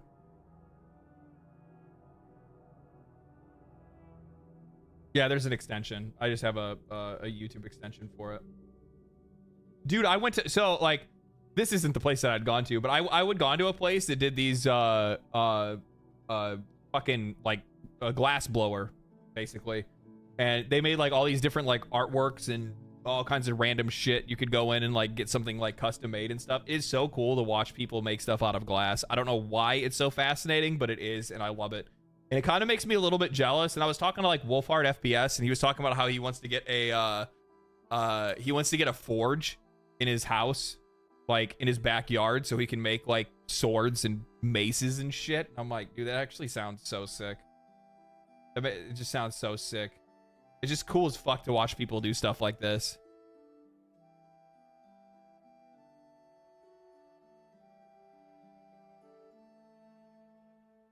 Ghost. More power to him. Yeah.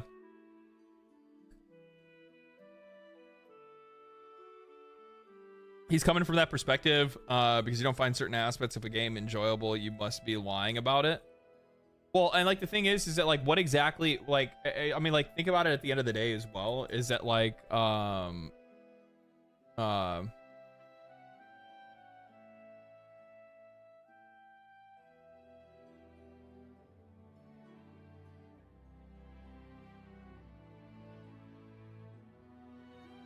there's a YouTube channel where two men made their own forge. I've seen that shit before. I watch that shit all the time.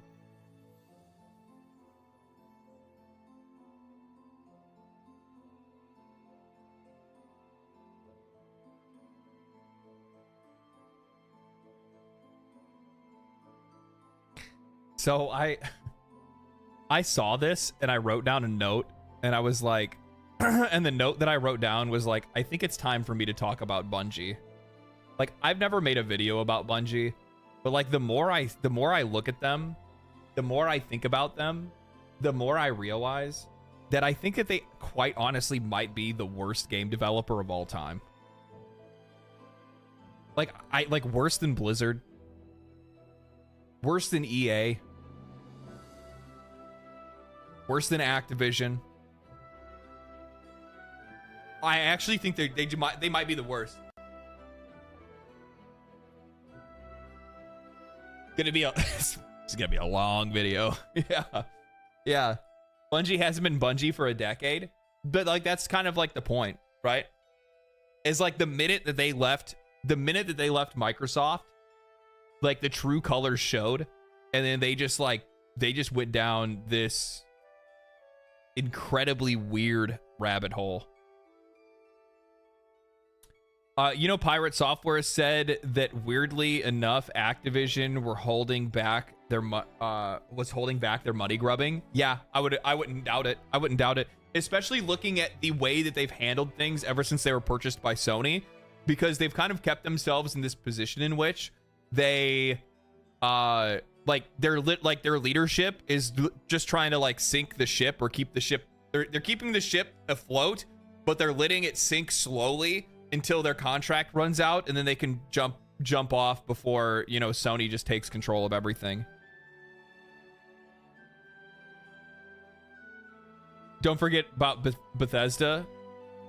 I think they're even worse than Bethesda. Like, this is I think I tweeted it out actually. I'm not gonna look for it. I think what I said is that from my perspective, they are one of the very few companies that are out there that simultaneously get the most amount of slack, but always, at every chance, fuck their customer. Every chance they get. Oh, what's this? You look vulnerable. You drop something on the ground? It's my opportunity to grab your wallet. Like think about how fucking crazy it is that they took away people's DLC and all of that shit, only for them later to come out and say that, yeah, all of a sudden they discovered the technology that it wasn't necessary anymore to take away DLC or to remove content from the game. When there are so many games that have existed over time, World of Warcraft, Final Fantasy XIV, that have decades of content but they don't need to remove it.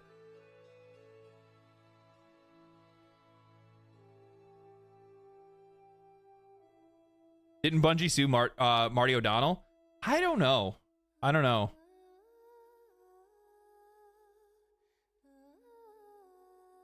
Microsoft too? Well, I've already made a video on Microsoft.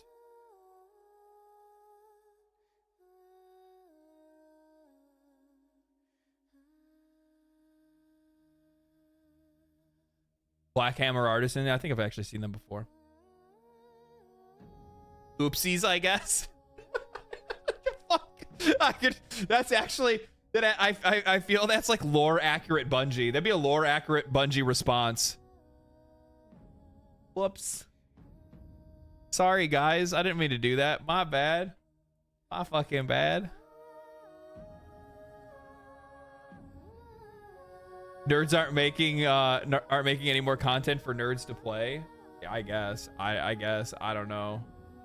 I think that like in a lot of cases what ends up happening is like this is true pretty much across the board, right? Like you're gonna hire like the funny thing is that like this is actually how a lot of people got into making video games to begin with. Like what was it for me? Devil May Cry and Final Fantasy. So I really, really liked Devil May Cry and Final Fantasy. And I love those games so much that I wanted to make video games myself one day. And what I first started doing when I was younger was I would use RPG Maker. And I would basically make, essentially Final Fantasy IV meets Devil May Cry. I kept making it like over and over again.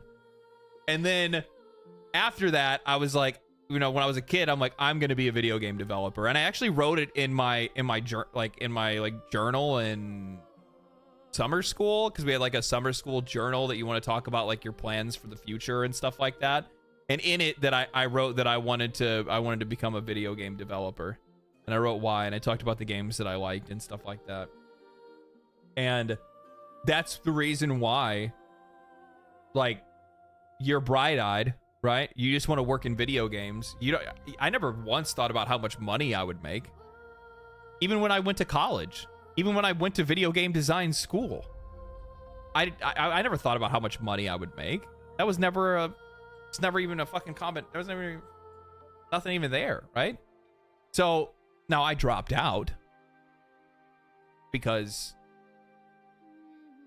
I have I have ADD and it's bad, and my ADD manifests itself in a way in which, in a lot of cases, some like the fucking busy work, the boring work that you end up having to do at school, not the cool shit, not the shit that you're really interested in doing, the fucking shit that you're just like, why am I retaking high school again? This is fucking bullshit.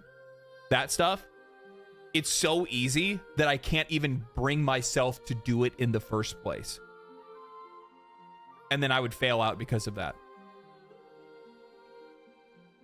I would fail out because of it.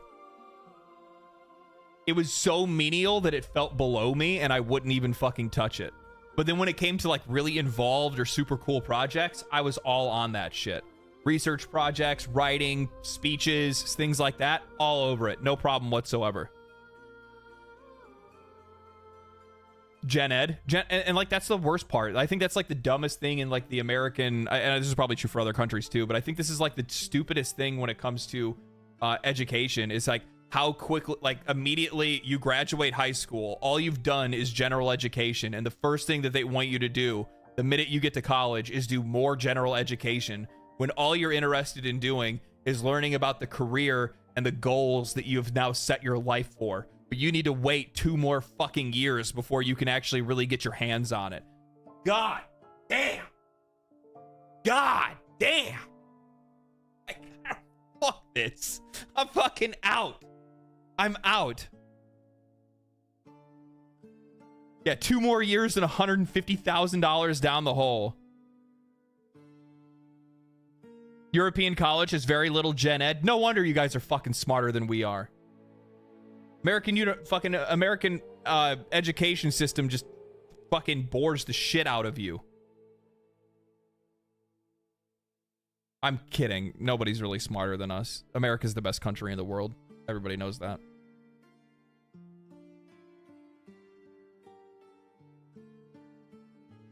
Gen Ed goes easily on tests. It is. It is.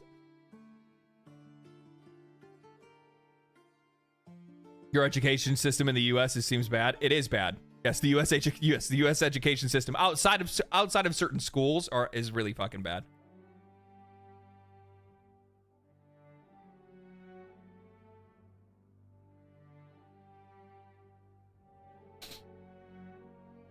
Why is it Gen Ed? I'm being a little bit hyperbolic, but in U.S. college, you do get some of your like major classes, but in the first 2 years, it's like 80% of the stuff that you're taking is a lot of Gen Ed stuff. Like as an example, my first year when I went for game design, my first year in game design was like 4 classes that were general education, and then 1 art class and one programming class. That was it. So it was like English, math, public speech, history, C#, and a painting class.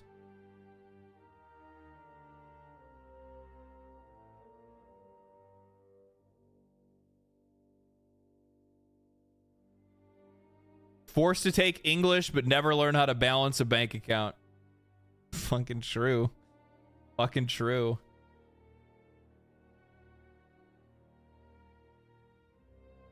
Yeah. That's why, what's Gen Ed? General education. Core studies. I think they use core studies for Europe is what they call it. Do you do much art? Not anymore. Not anymore. Like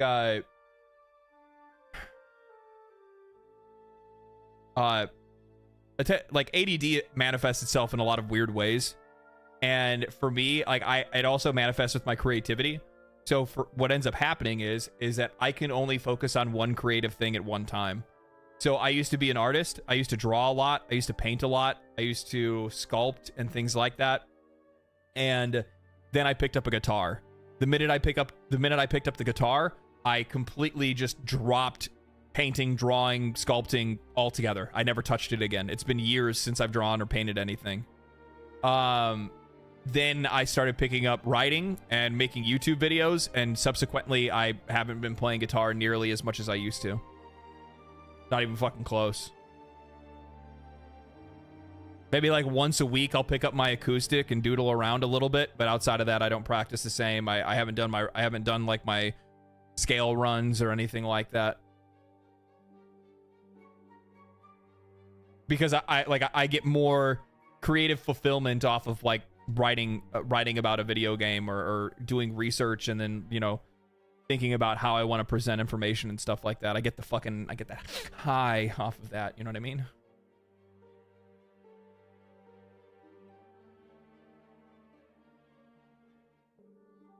I feel we need more science and history these days. But the problem is that like they don't do a good job of making any of that shit interesting for a lot of people.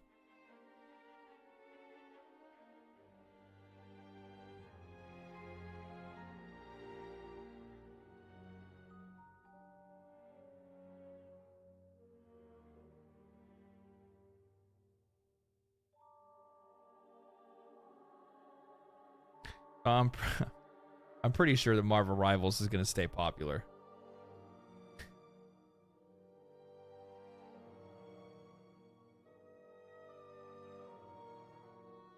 There's just something out there that's kind of telling me. there's something out there. I buy goth. Yeah, I know. I would. If they put this is unofficial. I think that there's because for some odd reason they fucked up. Okay, they fucked up. Marvel Rivals is very easily modded, visually modded, and you know, people have been modding it. People have been modding it, and yeah, I've had a lot of fun with Marvel Rivals.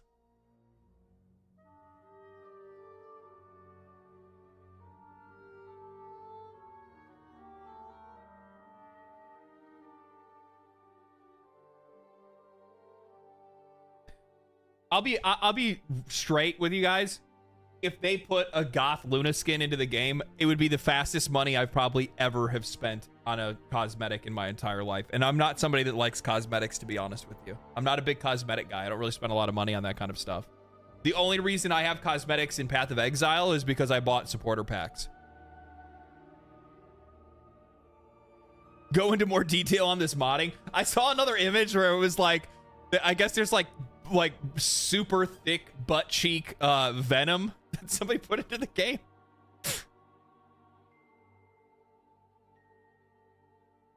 Riot's success is it proof that people spend a lot of money on video game pixels? Very true. Very true. Very true. Ubisoft. Bro, this is a fucking lie. This is a straight up fucking lie. Ubisoft execs reject Assassin's Creed Shadows backlash. Our commitment to inclusivity is grounded in historical authenticity and respect for diverse perspectives, not driven by modern agendas. That is absolutely fucking bullshit and a complete lie. Mark Alexis Cote, I made a video about this not that long ago. He literally went on a fucking rant and put himself on a soapbox and started talking like he was Abraham Lincoln. Acting like he was some philosopher and that Assassin's Creed is basically the sword that they're using to swing to fight against social issues. He quite literally said it himself. But now all of a sudden they want to go, this isn't driven by modern day agendas, even though it is. Because I said so myself. How old is Luna? I don't know. Maybe like 4 years old since it's a video game character. I mean, the game released... I guess she's like a month old because the game came out a month ago.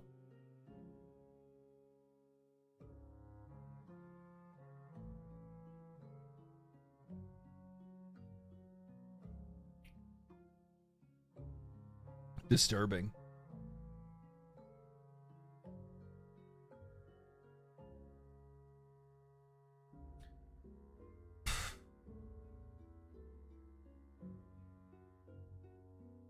What is that in gamer years? I don't know. I don't know. Is it like dog years for video game characters? The fuck?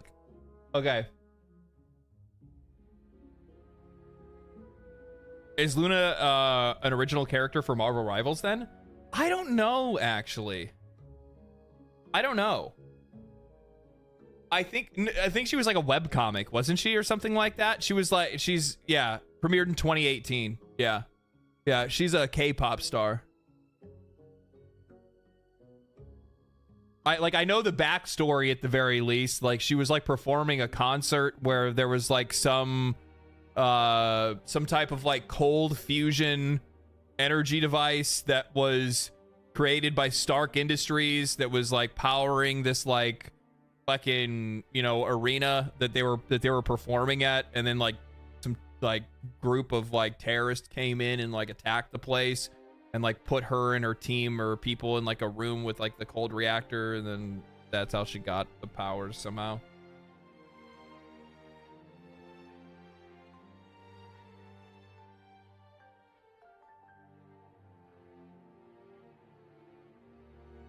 The character appeared in the video game Marvel Future Fight 2018. Oh, okay.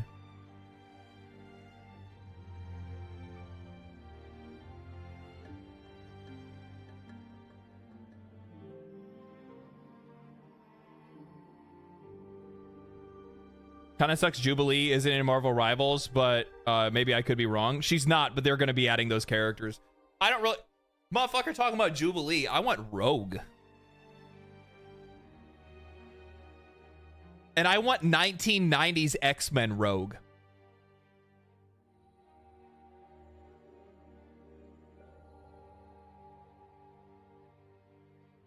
Southern Belle. Southern Belle with the cake. That's right. Southern Belle with the cake and a smoker's voice.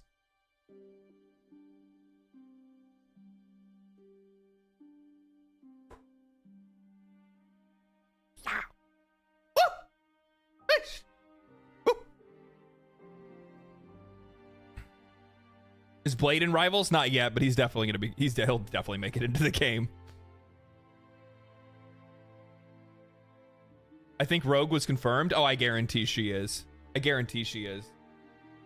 Like, the best part of, like, how do people not understand that the best part of making a Marvel game is the fact that you have access to the X-Men? Like, the X-Men are it's literally like one of the coolest comic fictions in like the only reason I even like Marvel is because of the X-Men. I wouldn't give a shit about comic book characters if it wasn't for how fucking poggers the goddamn X-Men are. X-Men are fucking sick. They're sick. There's other cool characters, don't get me wrong, but X-Men are the shit, okay? They're fucking shit. Has anybody here ever watched like the videos on like Omega level super mutants?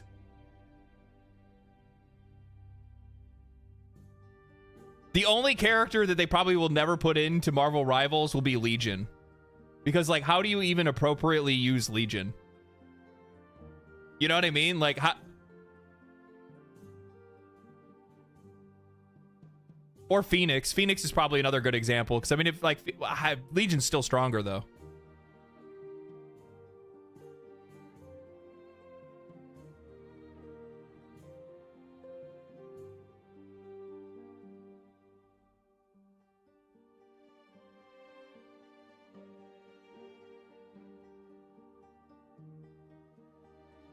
Dark Phoenix Rises. What was the name of the Marvel game that Disney shut down? The Diablo clone? Oh, Ultimate Alliance. Ultimate Alliance 1, 2, and 3 were fucking great. They were great. They already put in Squirrel Girl and she's basically the strongest. Such a weird character.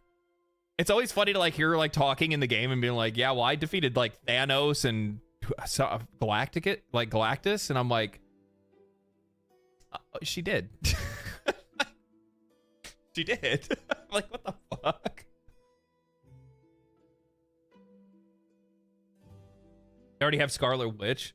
Scarlet Witch, while strong, is like on the scale of like how wild powers get in the Marvel universe, is like so fucking like mid on that totem pole. So mid on that totem pole. Like even Gambit is fucking crazy. Because the thing is like people don't really take like so when you go and you watch, like, most people's understanding of the Marvel characters usually stems from like from the TV show, from like the 1990s cartoon show, which that's when they were like teenagers or young adults. And they had like barely any understanding of their powers or how to use them or how to apply them. That's the whole reason why they were at Xavier's school in the first place, right? And that's basically as far as most people's understanding goes. But if you think about the core concept of many of these characters' powers, Gambit, as an example, controls kinetic energy. Do you have any idea how fucking wild that gets? It's fucking crazy. It's so cool. Yeah, Gambit can turn the Earth into a bomb. Yeah.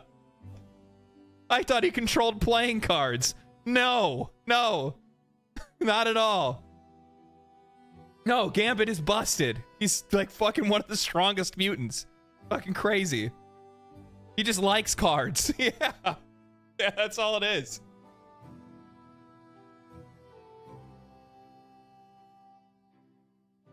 Dude can pull shit out of the air. Literally, yeah.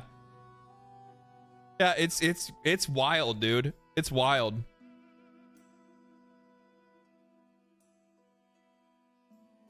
I thought he had a stick. Yeah, he does have a stick. Bow staff. Have a good stream, man. Have to get off. Have to go to work tomorrow. Oh, sad. Too bad, man. Thank you for stopping by. He just likes cards, and we're lucky he does. You just say bow? No. I'm gonna say bow staff. Because if I just say bow, people are... Pickle. If I just say bow, 99% of this entire fucking room right now will go, The motherfucker doesn't use bow and arrow. Americans say tuna fish. Why are you fucking, why are you calling us out like that?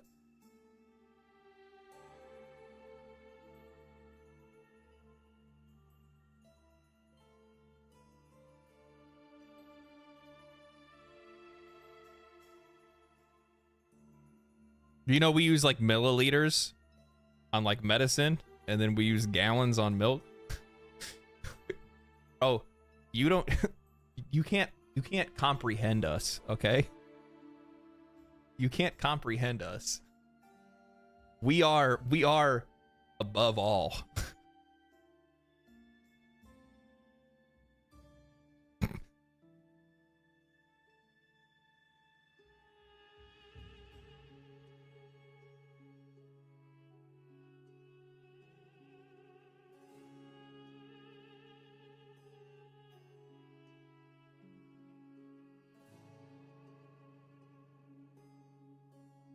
There was this like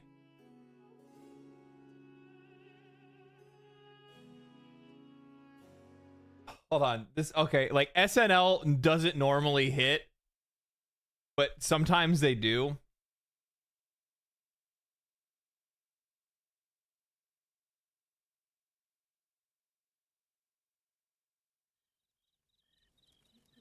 I hear the British are sending another 5,000 troops.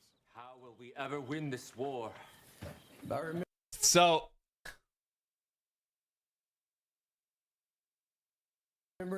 this is so funny, dude. General Washington. Sit, please.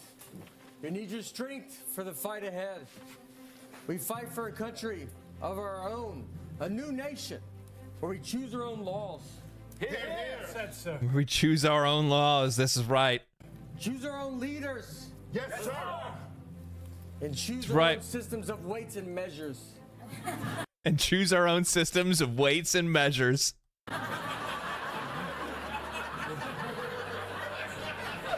Weights and measures, sir? Yes. Yes, I dream of that one day. Our proud nation will measure weights in pounds, and that 2,000 pounds shall be called a ton. And what will 1,000 pounds be called, sir? Nothing.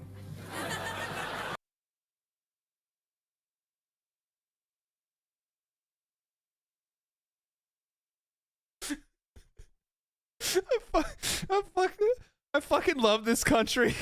I fucking love We America. have no word for that. Seems like we should have a word for 1,000 pounds, sir. And yet we won't. Because we are No, we won't. free men. And we will be free to measure liquids in liters and milliliters. But not all liquids, only soda, wine, and alcohol. Soda, wine, and alcohol. Everything else, that's it. Just kind of, we just kind of pick and choose. Only those, sir. Yes. Because for milk and paint, we will use gallons, pints, and quarts, God willing. Okay. How many liters are in a... All right, I don't want to get fucking copyright strike. They're gonna nail me to the cross. That's all you guys get. That's all you guys get. Imperial is all arbitrary. True. Wait, is a ton 2,000 pounds? It is. Then after that, it's all tons. Something's 5 tons. 100 tons. 1,000 tons. 10,000 tons. Thanks, I hate it.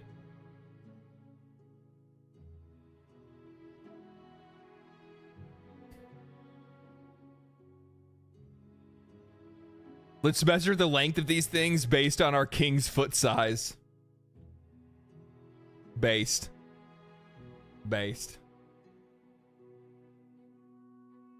Oh, man. How many football fields is that? That's right.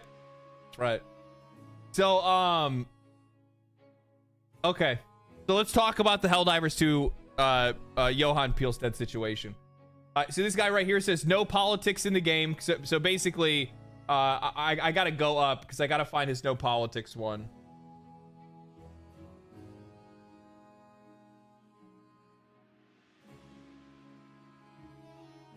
Okay. So Johan Pielstead says, with 10 minutes to 2025, what are your expectations or desires for the next Arrowhead game will be? I'm working on a high concept, but I would love to hear your speculation. People are asking just general questions and stuff like that, and then one guy pops up, one of the little bastards pop up, and they say,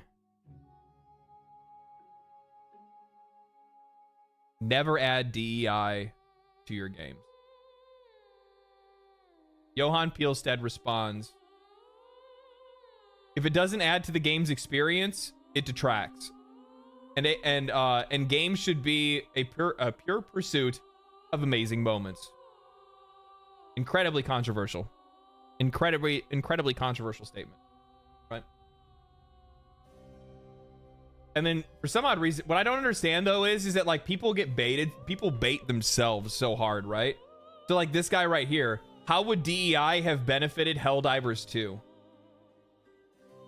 He never said that though. He never said anything positive about it or negative. He just said, I'm not going to add anything unless it actually adds to the game's experience.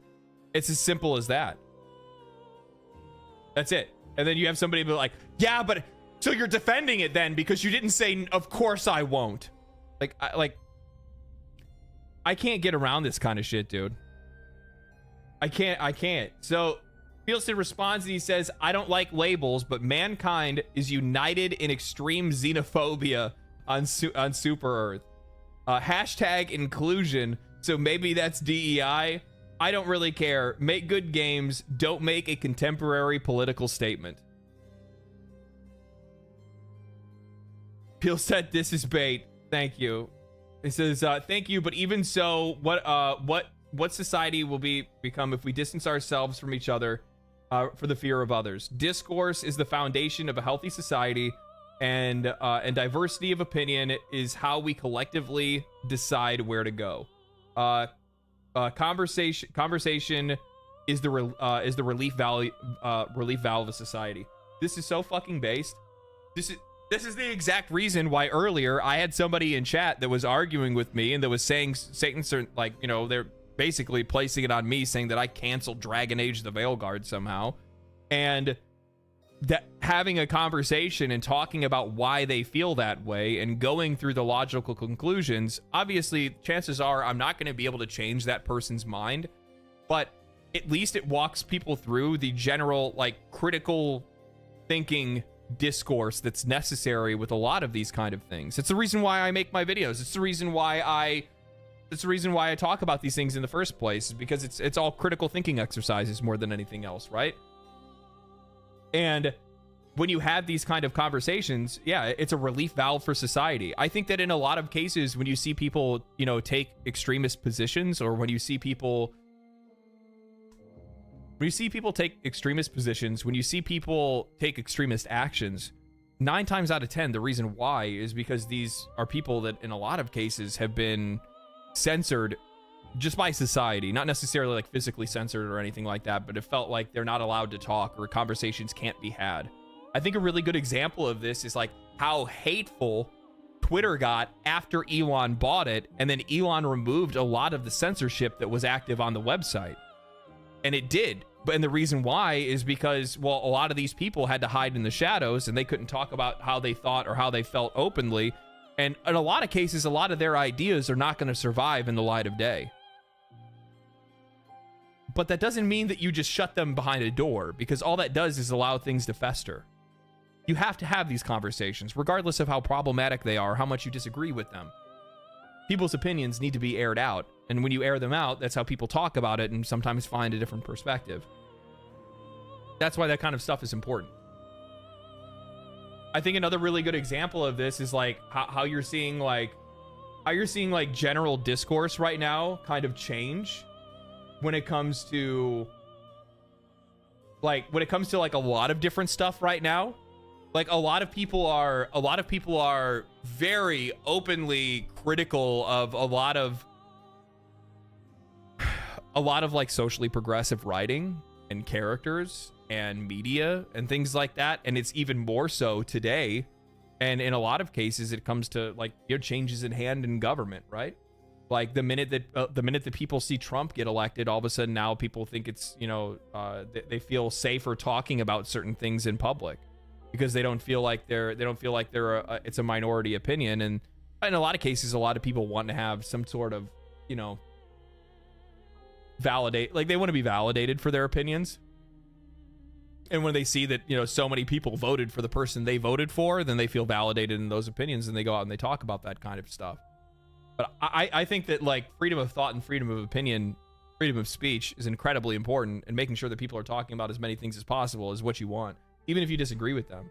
So I fully agree with this. And the funny thing is that it's not funny. It's just from my perspective, this is how you get better video games. And there are so very few developers that are out there that are talking to people in a way that Johan Pielstedt has. And he was doing this when the game first released and the game was doing well. And then the minute that they started having issues and this whole Sony thing happened, he basically, I mean, he talked to people, but he went into hiding. And when you do that, it becomes really difficult for you to have a pulse on what people want, what they're looking for, and what they're expecting from your games. And the minute that he starts talking to them, the more he's going to be able to learn how to, you know, be able to make a good video game. And I think that in a lot of cases, when you look around the industry, I think it's pretty easy to see why some of the games that we've seen come out over the last little while have failed to meet audience expectations or failed to align with the interests of audiences. And it's specifically because of the fact that they haven't been listening to them. They've been silencing them. They've been ignoring them because they have opinions that don't agree with their opinions or their worldview. And the fact of the matter is, when you're making a commercial product, those are people that you're trying to sell to as well. And what happens when your worldview doesn't match up with the wider consumer market? Well, now all of a sudden you have games that you're spending hundreds of millions of dollars on, and you're making them for a minority of people. And that's just not good. That's not good business. Pielstedt apparently has a bad track record. Bad track record of what?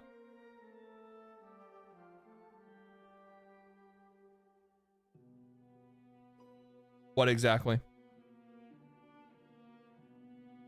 The world is filled with a mix of all kinds of people, thankfully. There's a lot of unhinged people there. What is this? American politics sentence, it's our turn to be on top. Yeah, actually. Yeah. Halgren, you're absolutely right. In the US, that's basically how it goes. When one team wins, the other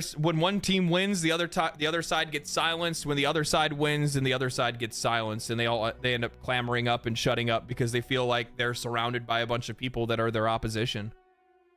It's sad that that's the way that things are, but that is how that's the downside of a two-party system. All of a sudden, people look around and they go, "Fuck, everybody's on the red team. You know, I'm in enemy territory."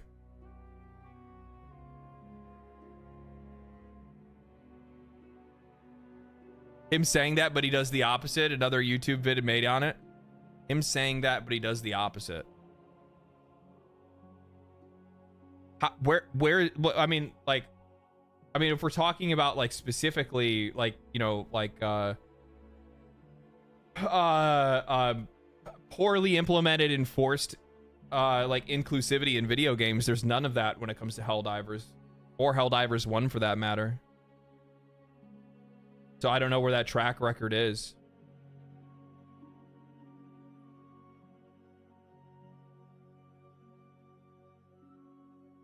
I mean, you got to understand, like, I take the time to actually, you know, like, critically think about this stuff rather than jumping on a hate bandwagon, right? So from my perspective, I've played both Helldivers 1 and 2. Where's the corruption?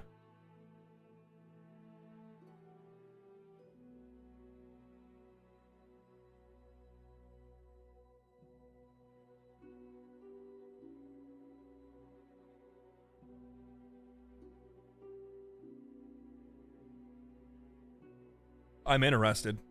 I think in a lot of cases, people want to hate. That is a thing. Sticker coming off. How dare you, sir? Yeah.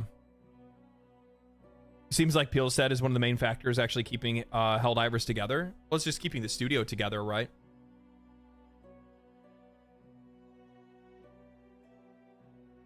I think it's about the stuff that their employees still employed, even though they prove themselves to be very hateful.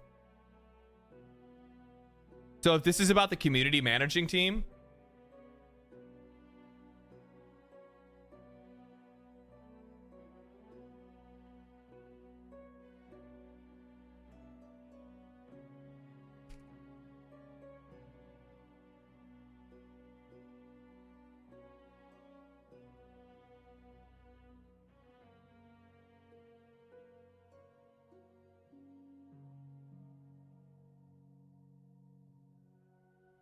so the two community managers that they had before have both left.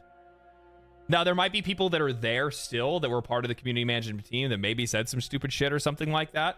But well, I've seen Grums crying about it. But I mean, that guy will point at anything and fucking whine. Let's be real.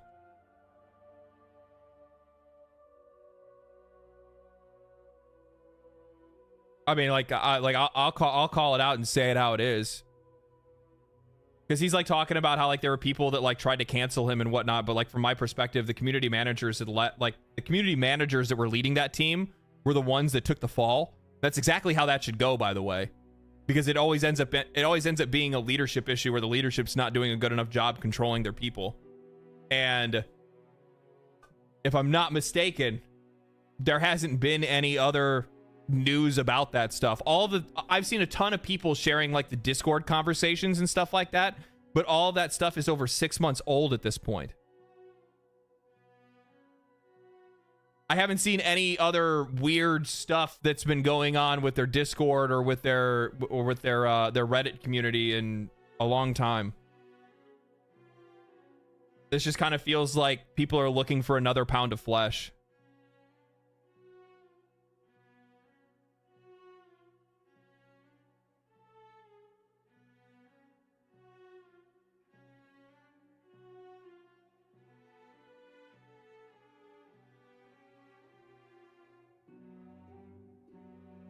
I've consumed progressive liberal left viewpoints in media for my entire life. But the writing used to be good. Bad writing, modern political, socio-political messaging, clumsy, preachy, and just bad faith. Absolutely. Fucking 1,000%. 1,000%. I still interact with Spitz. He's a chill dude. Yeah, I think for a lot of cases, like they took care of the leadership issues that they had with their community management team, and I have quite honestly not seen any negative interactions in the Helldivers Discord or Helldivers Reddit for the last 6 months, and now people are like trying to pound the ground again and go, well, yeah, but look what you used to do. Look what happened before. And it's just like, okay, well, that was before and this is now. Like, do you guys not want change? When change already happened? Like they got rid. Like the funny thing is, when people talked about it, it was like a Passover thing. Like he's gone. Yeah, they got rid of the community managers. Okay, and they're like, yeah, but you didn't get rid of everybody. Okay, well, guess what? That's not your fucking decision to make. You don't run the company. You buy the game. So just don't give them any money. You can't tell people who to hire and who to fire. You can't hold the past against them if they've changed. Yeah, I would agree with that. Brock of Hayes, thank you for the prime. Appreciate that. Thank you so much.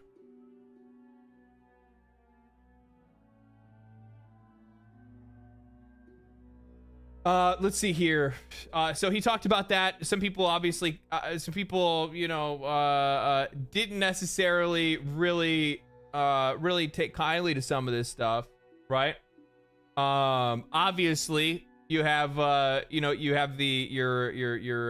hardcore haters of this kind of discourse that are coming out of the woodworks here. And, this is just a weird statement. And of course, Grums is using this as a win for his side. Like, people need to just like let go of this these weird internet personalities. You like these weird feuds with like internet personalities. People always ask me my opinion on like certain content creators or certain people like on Twitter and shit like that. I could give a fuck less about any of them, to be honest with you. Like sometimes they post something that's true, sometimes they criticize something the right way. Like I could guarantee that like there's so many people that hate, I don't even know who this is, but there's so many people that hate this person on Twitter. And but I've also seen them post some shit that's like, oh yeah, that's true, or no, they're right about that. Just the same as I could probably say the same thing about Grums, right? I could say the same thing about Grums, but at the exact same time, I can also look at Grums and be like, bro's weird as fuck. Like, he's fucking weird, dude. He's weird. I saw him like fucking tweeting out some like image of I'm sorry, but that like weird image that people are posting where it was like Eve from Stellar Blade and like what underwear she would wear versus the intergalactic character and what underwear she would wear. That shit's weird, dude. That shit's weird. Wait a minute, aren't you a weird internet personality? No, I'm the best.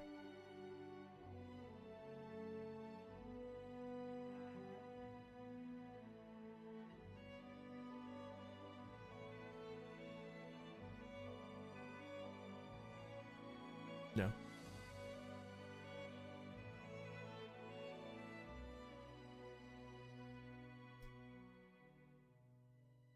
So much humility. Yes, I'm very humil.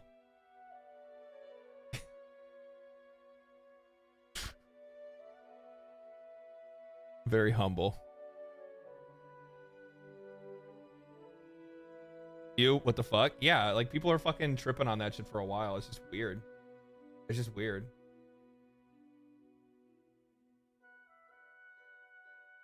So then there was like some other ones that were in here that were really good too, right? Like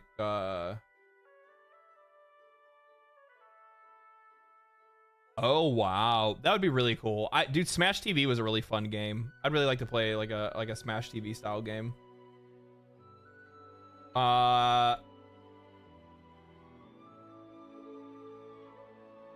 Oh, I saw this one too. Okay, so this one says, no politics in your game where you invade planets for oil, fight the spread of communism, and declare war on a race for possibly having weapons of mass destruction.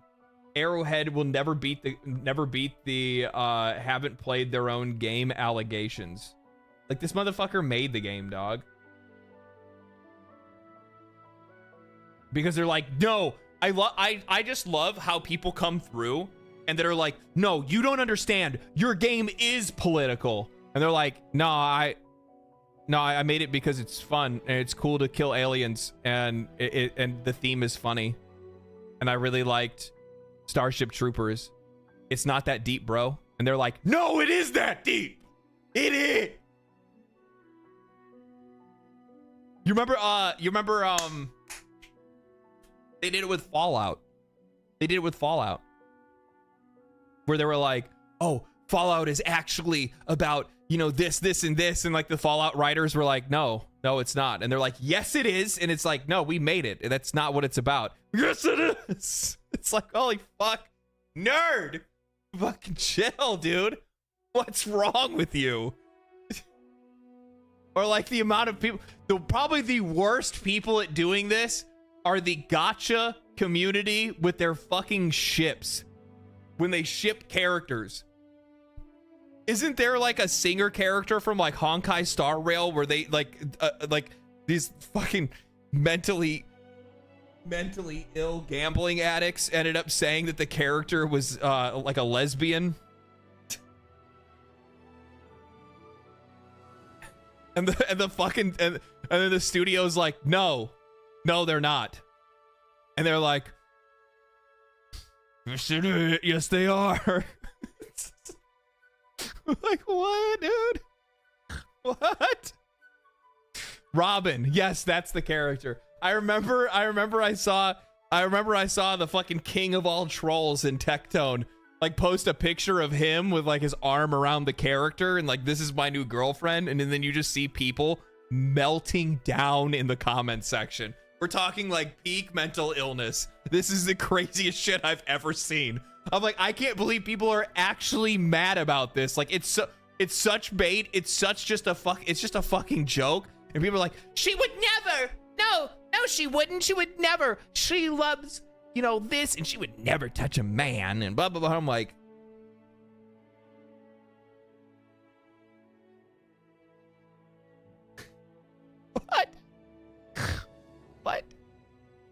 what? What is happening? How are these people alive? How do they get through their day? That's my question. Like, when you are shipping online characters to the point where it becomes your own personal headcanon and reality, and anything that goes against that feels like it is some sort of attack on your existence, how do you get through the day? How do you not accidentally harm yourself with a butter knife?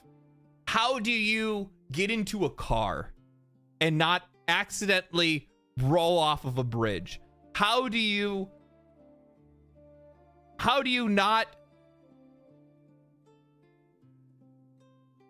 How do you? That's my question. How do you?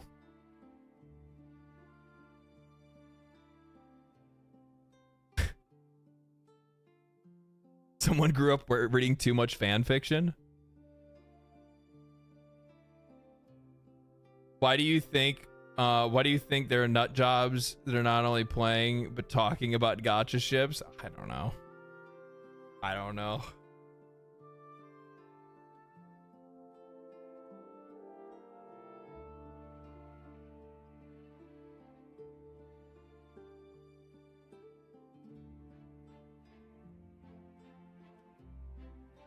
I'm dying about the self-rage bait. It's just kills me. Did you know the GameSpy website is still up? That's crazy. What the fuck?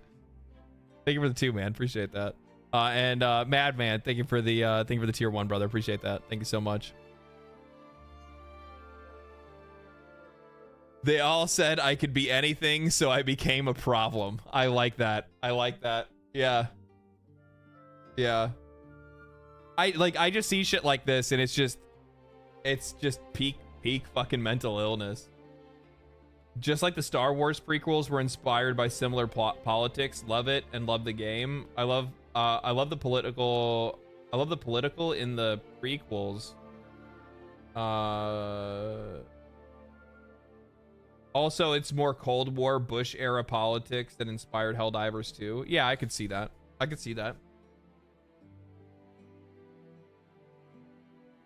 It's fucking satire. Like, I love that people want to apply a deeper meaning to satire. These are the same people, by the way, that get baited by The Onion or Babylon Bee every fucking time. Same people.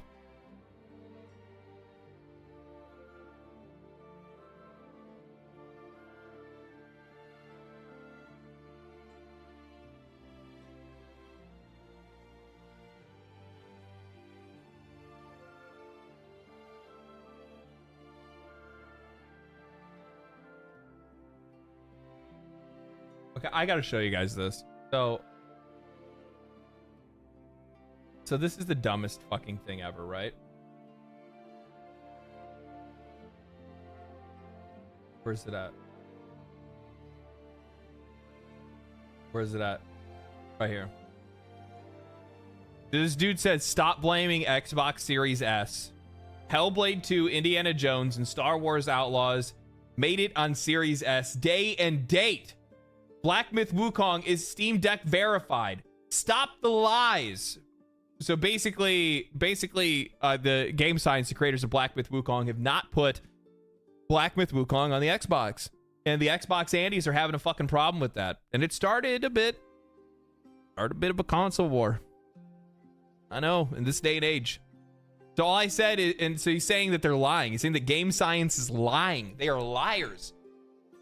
It's because the reason why it's not out yet is because they're having problems trying to optimize the game so it can actually play on the Xbox Series S, which is known to be a piece of shit, right?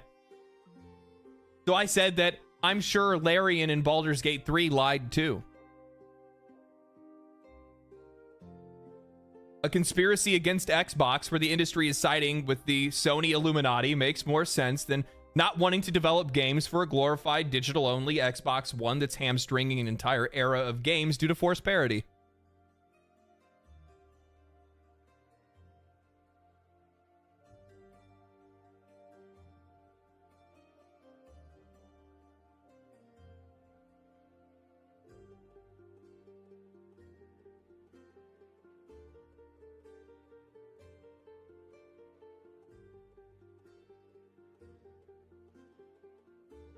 I haven't touched my Series X for 6 months, especially after getting the PS5.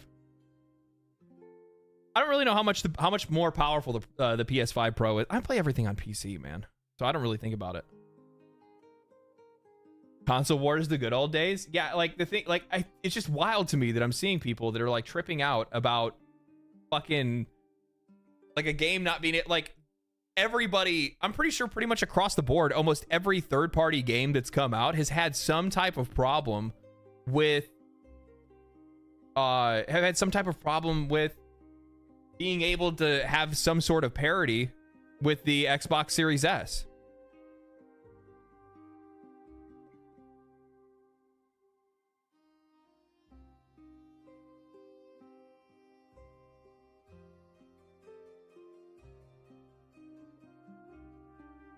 I would love if they could optimize even more for the PC.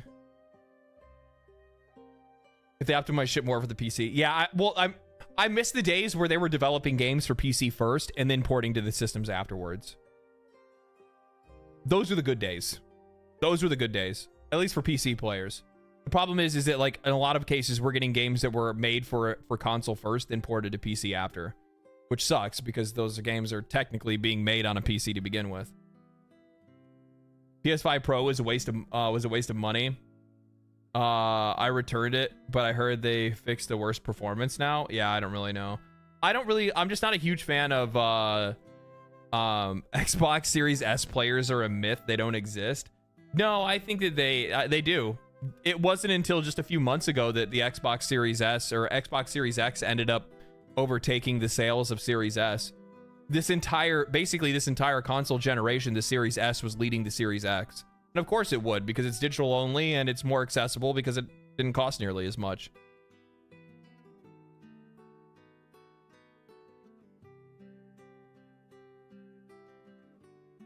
That console is so expensive. I've successfully convinced my boss that he's way better off getting a PC over consoles anymore. Yeah, like the thing is that from my perspective, I think that like game consoles are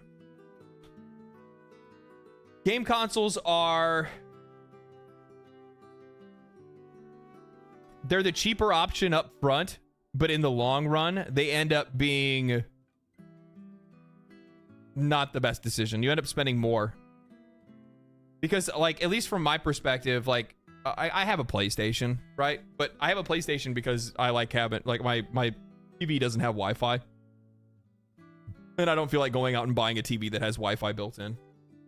And I technically would have saved more money doing that, but fuck that, I'm stupid. Plus, on top of that, there are exclusives that come out for it. And it's a tax write-off.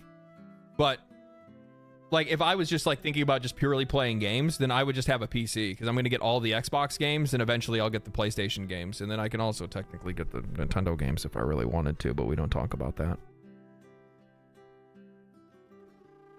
We don't talk about that.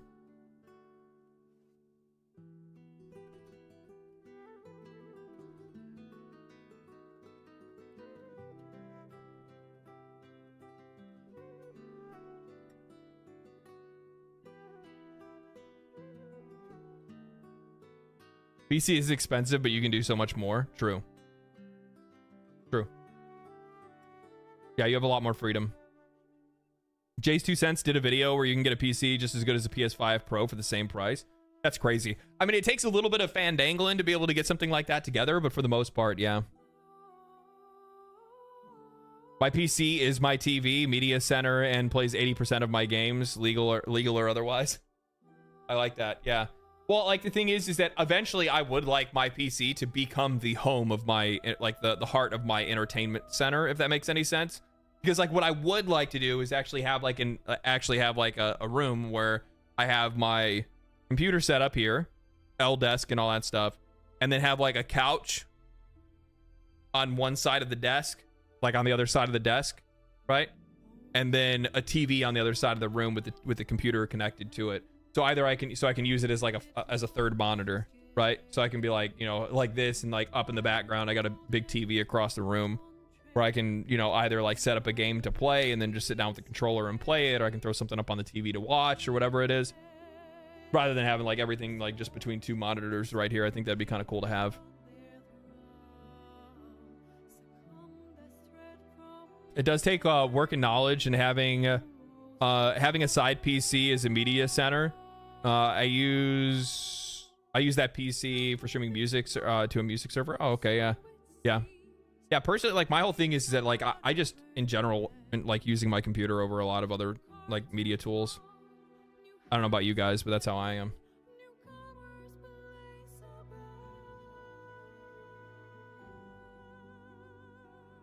I'm gonna use the bathroom. I'll be right back.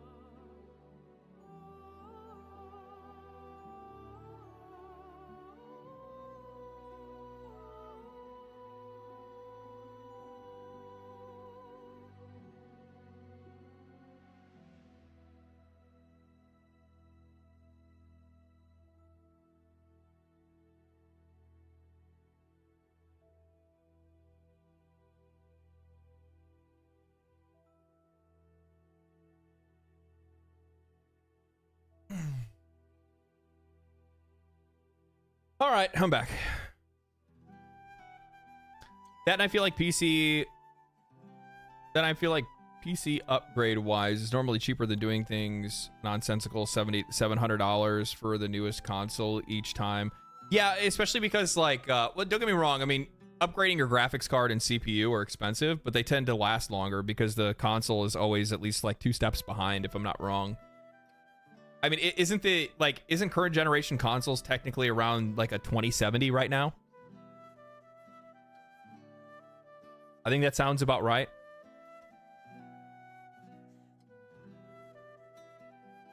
That would make sense since most of their games can only run at like 30 FPS. Like, or like anywhere between 30 and 60 FPS depending on the game at like, you know, 4K. Nobody's playing games at 1440. Right? Like, not very many people have like a 2K television.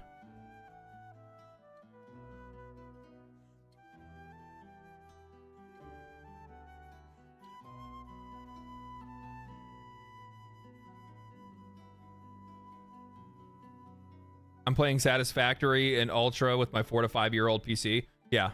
Yeah. You pay extra for consoles for the convenience in a lot of cases, yeah. Though I will say that like the initial like entry fee tends to be a little bit cheaper. Like it's much easier to justify like a $350, you know, Nintendo Switch. If there was like one console that I'd be like, "Oh, that's the console I would buy," it would probably be a Switch. Even though it's like the one that has like the least graphic fidelity, it has the deeper library. From my perspective, it has the deeper library, more creative games, more fun games to play, more diversity in gameplay. If I had to have a console, like if I was like, you can only have one console, I'd probably have a Switch.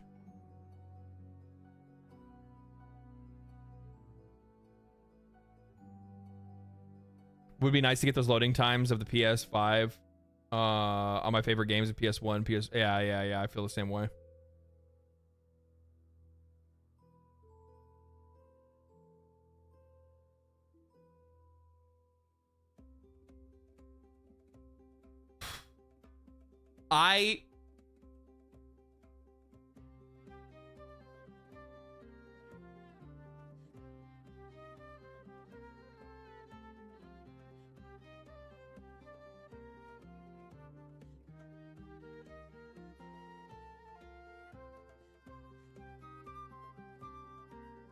Fucking crazy, man.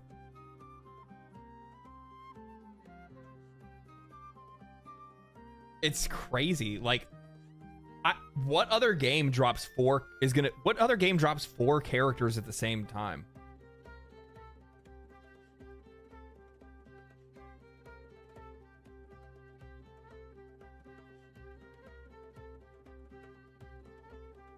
Four characters. They're gonna drop 4 characters. And by the way, the other thing is too, some people have picked up on this. This is glory to the Storm Empire. Yeah.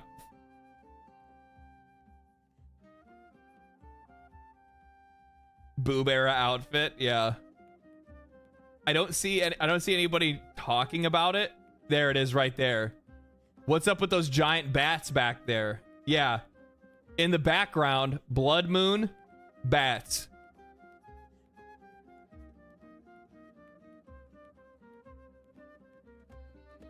Blade, baby. Blade. Hell fucking yeah. So I don't know if that's them hinting at like the next character release that they'll do after this one. Maybe they'll do... I wonder if they're going to do like actual Midnight Suns.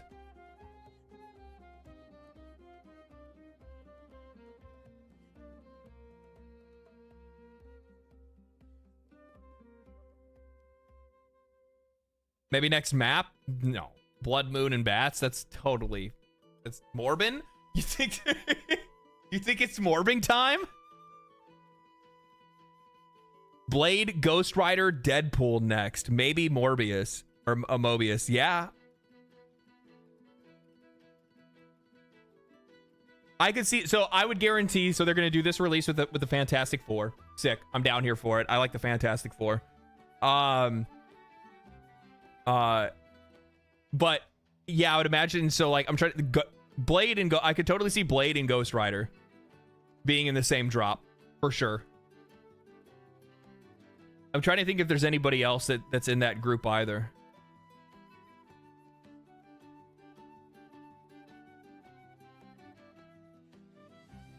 Howard the Duck. You think they're gonna do Howard the Duck? I mean, they could. They could, yeah, I could see that. Cosmo? I'm curious to know.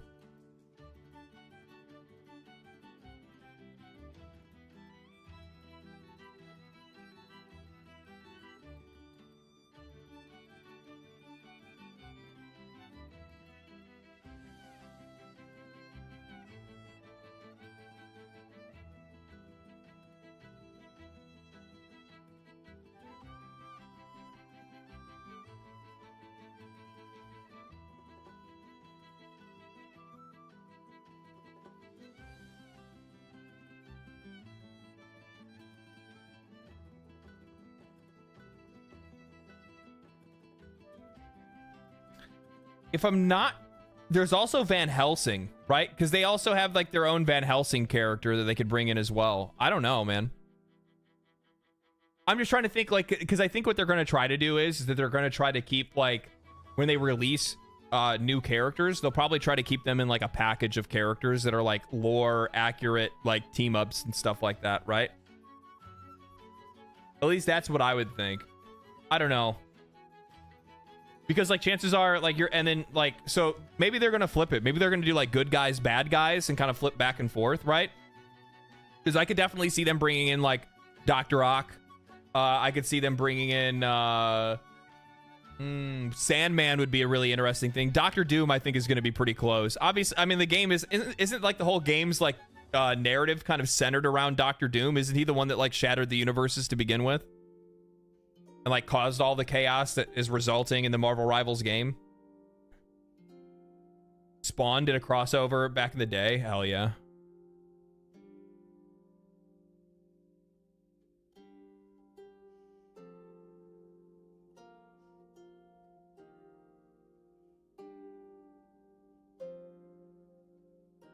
Yeah, I don't know. I fucking love the character designs though. I realize this is just like concept or promotional art, but you already know how it's gonna look in game because the game looks fantastic to begin with. But I fucking love the character designs. They're on fucking point.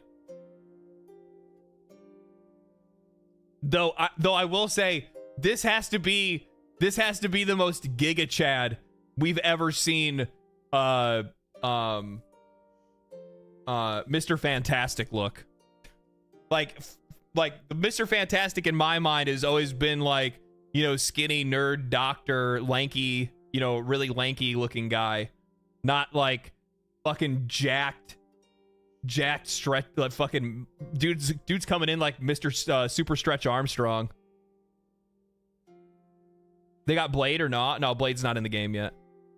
Lumberjack beard? Yeah. This is the guy that is never letting his wife go. That's for sure.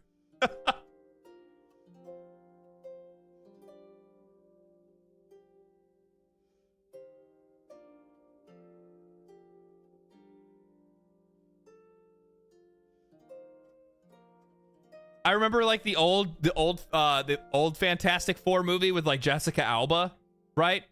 And like, you know, you look at like her and like Mr. Fantastic from that, and it's just like, how did that happen? How did that happen? Silver Surfer would be really cool. He's puffing himself up. True.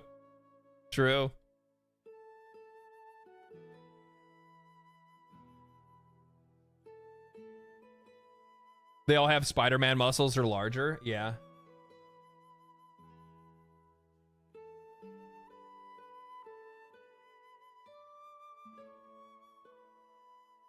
Oh, that's really cool. Somebody pointed out that's a 4. He's like standing in the position of a 4.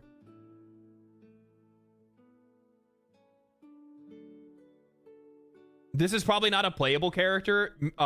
Invisible Miss Fantastic, Invisible Girl probably is gonna end up like, it's probably gonna be like a team up character. She's probably gonna play like a healer.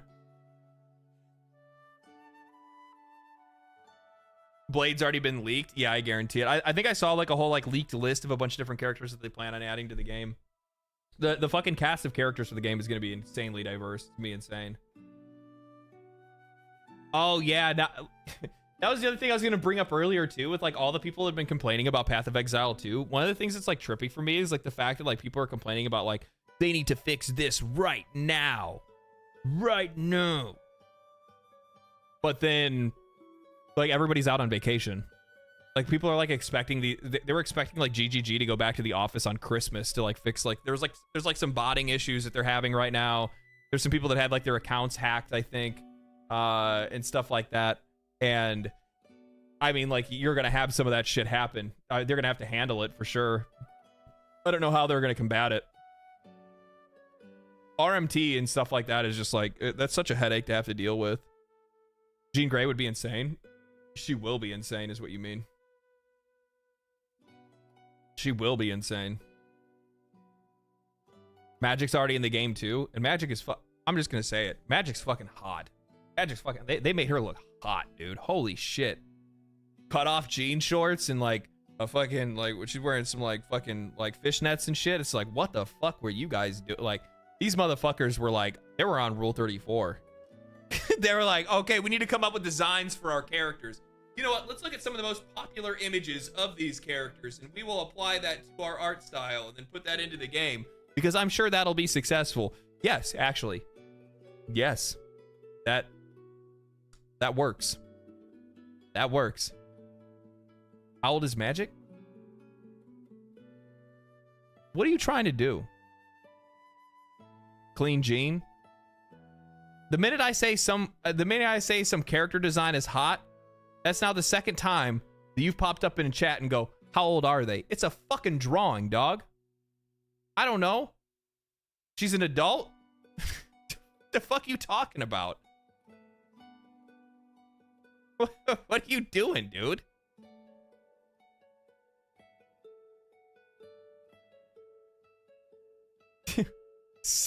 Old enough? I don't fucking know. It doesn't look like a child. I'm joshing. Oh, okay. I'm like sitting here. I'm like, is this motherfucker being serious right now? It's the second time I've seen him say that shit. How old is Galactus? 3,000-year-old dragon. 3,000-year-old dragon.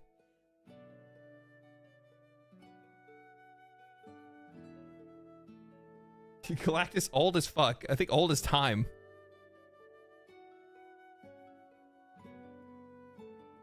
I am actually really fucking stoked for this. I really am. I am very stoked.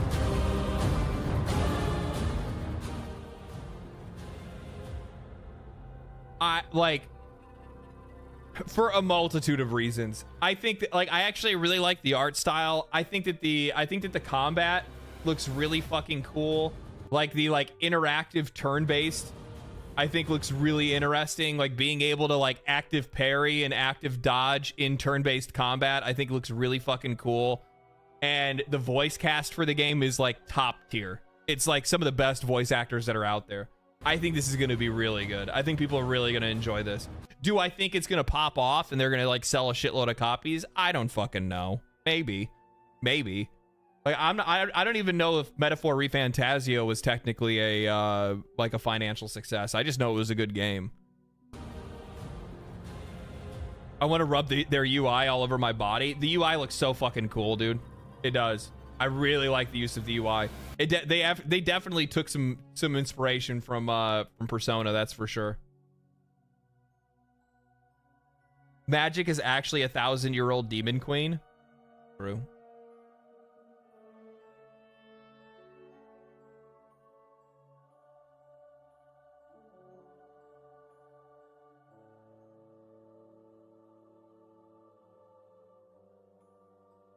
Eastern dev? I actually don't know. I don't know who. Well, I mean, Marvel Rivals is Eastern. Who's making this? Sandfall Games.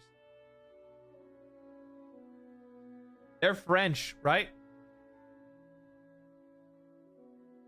Is that French or is that or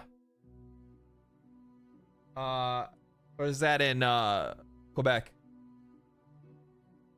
French? Fuck. Game's fucked. Game's fucked.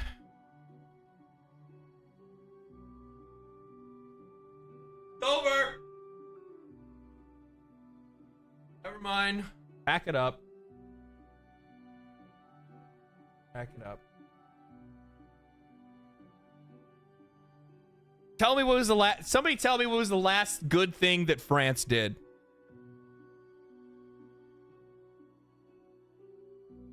Tell me.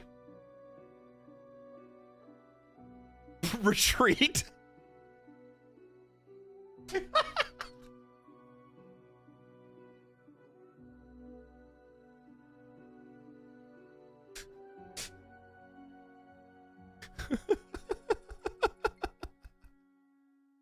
That's funny. Okay, you got it. That was a good one. That was a good one. Yeah. Yeah. The only, like, when I think about French video games, the only two French video games that come to mind is anything from Ubisoft. Though most of the games that they have are actually coming out of Quebec, not actually not actually out of the France office, or the French office. Sorry. And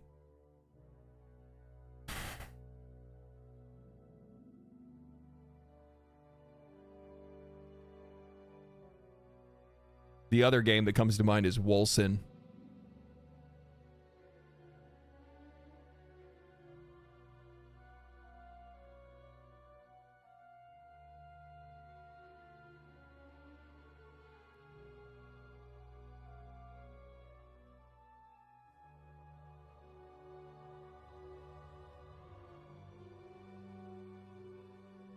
You thought Diablo 4 was bad.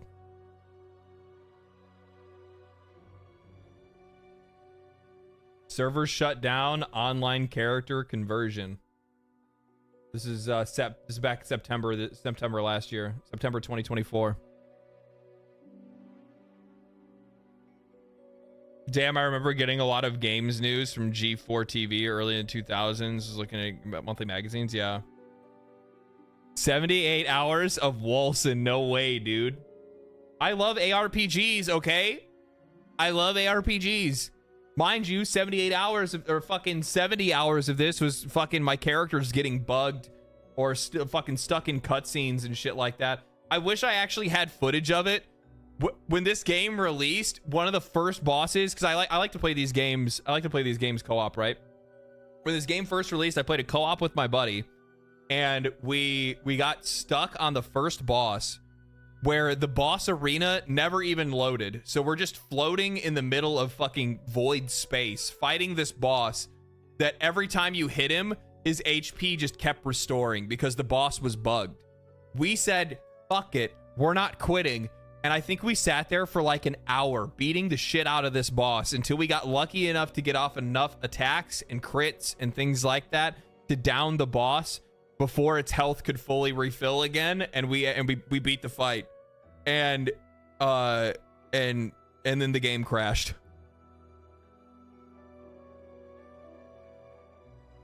It was such a flaming pile of shit. It was such a the game on release was just a flaming pile of shit. Garbage. Like so many like server issues because it had to be always online. Note when they actually shut down the servers and they converted everybody's characters to offline. Fuck. So they had all these server issues. There was all these netcode issues and just general like game issues and things like that. It had so many really cool concepts because essentially what they were trying to go for was something in the middle of Path of Exile and Diablo. And they were doing it in a way that's very similar to they basically took the Path of Exile style of skill tree and like implemented it into their game, but they did it in a way that was a little bit more controlled and a little easier to understand. They had some really cool themes, and the idea, like the universe of the game was really interesting, and like if you stood still, the game looked really good, but it had so many graphical issues and frame rate problems, and oh my god, it was just absolutely horrendous.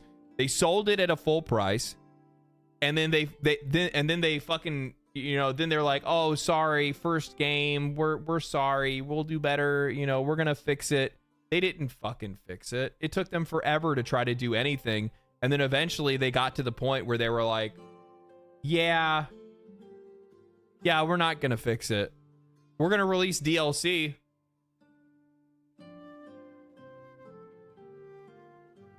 And then they ended up shutting down. They laid off a bunch of their employees and stuff like that. I actually had somebody that reached out to me that had worked for them in the past. I wanted to like talk about the game and like its downfall and stuff. It's not interesting enough for me to make a video on, so I didn't really do it or anything like that. But yeah, it's absolute fucking shit show of a game. Whole entire community got ripped off. 96 hours in Walson, not one bug experienced. You're a fucking liar. When did you play it? You didn't play it on launch. There's no shot. Game was fucking garbage on launch. Game was garbage on launch. Absolutely fucking terrible. Holy shit. What is wrong with you? Inaudible Siren. Thank you for the 20 gifted tier 1 subs. What a fucking beast. That came out of nowhere. I'm not even doing anything special. I haven't even put my party pants on and started dancing around the room yet. Fucking thank you, man. Holy shit. Holy shit. Make sure you thank them. That's a lot of subs. That's a lot of subs, man. Holy shit. Thank you so much. What? Yeah? For that, I reward chat with cat.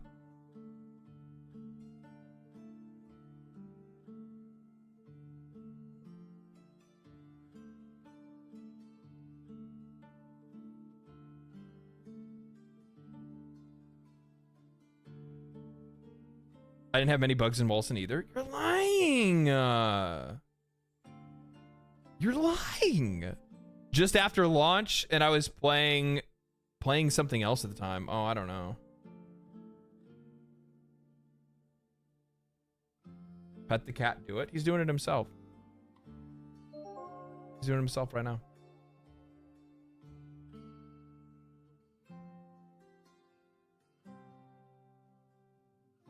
Clean the most buggy game you played on drop? What's the most buggy game that you played on drop?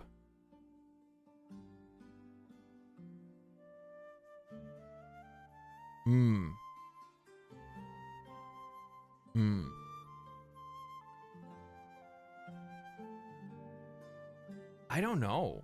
So I guess that Cyberpunk, yeah, Cyberpunk, it wasn't really like glitchy. It wasn't glitchy. I didn't have that. Fallout 76. I didn't play Fallout 76. I had a lot of fucking problems trying to play Starfield. I'll tell you that. Cyberpunk. Yeah, I actually, Cyberpunk's probably the best example. That was probably one of the worst ones that I played on launch because like I fired it up and I had so many problems with it that I think I put like 1.5 hours in and then I just shut it down. And I didn't come back to the game until years later until they'd fixed everything. And they came out with, I literally didn't play the game until they came out with Phantom Liberty.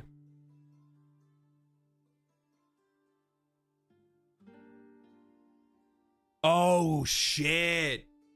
Yeah, actually, do you know what? Master Chief Collection is probably the worst one I've ever played on launch. Master Chief Collection on PC was fucking bad. Oh, so bad. And what an absolute shit show that was. They didn't even fix it until they did this, like the Steam release or something like that. What was it? I can't remember what they did. They did something. They didn't actually, like, literally they left the game in like a garbage state on PC until they released like another version of it.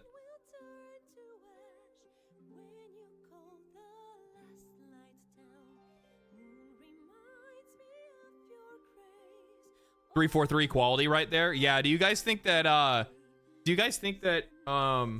do you think Unreal Engine is going to fix that for them?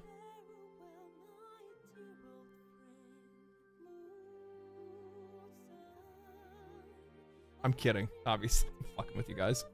Of course it's not. Of course it's not. I picture the next Halo game to be just as shitty as the last.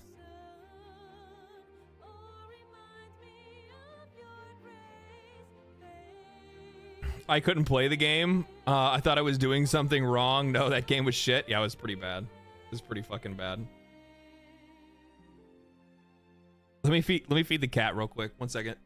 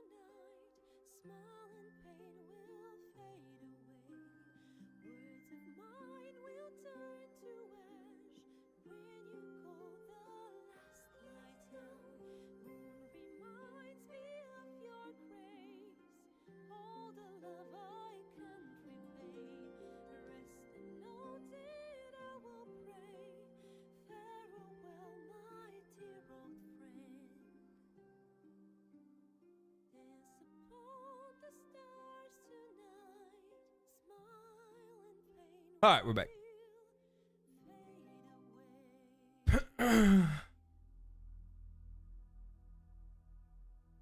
Should I put him in horny jail? No. Fucking beat. Still have 27 years of war before they could put into games, but I doubt they will use it. Oh yeah, for like Halo story and stuff like that. Yeah. Didn't they bring back like the original writer for it? If I'm not mistaken.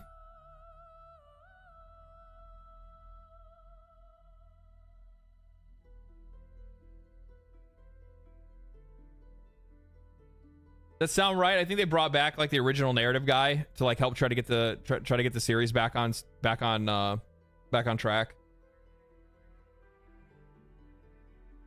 Or the chief creative guy. I think they did that like midway through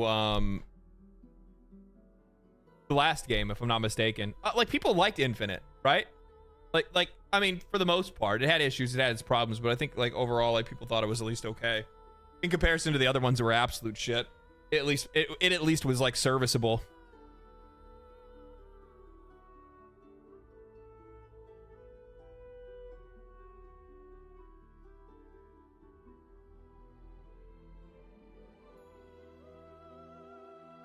That's the problem. You see, some IPs have to be ended when they actually have to be ended, and not because the game is dead through a milking phase. Yeah, no, I completely agree with you. That's one of the things that I think happens far too often, is that like these companies want to drag their games like a fucking dead, fucking dried up corpse, and they just won't let it die. And sometimes it's just time to like put it the fuck to rest and walk away from it.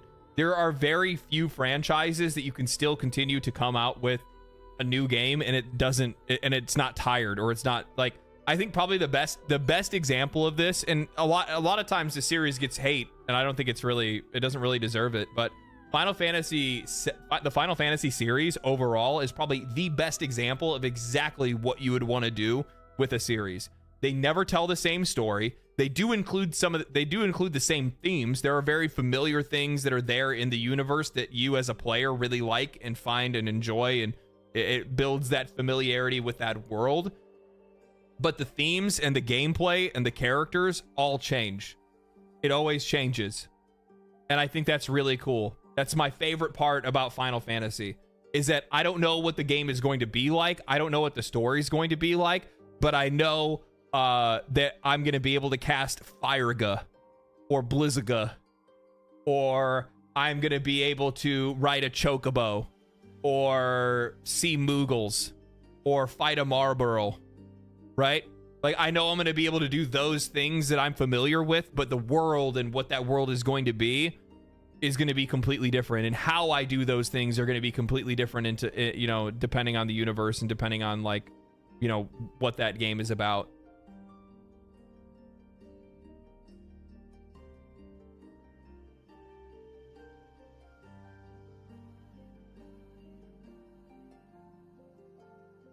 Did you see Donkey's video that's basically pointing out the oversaturation of all of the sword combat games in 25, 26? Sword type games? It's because we fucking like swords, dude.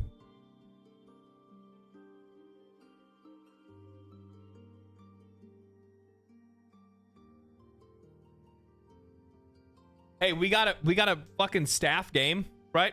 We got Black Myth Wukong, we got a staff game.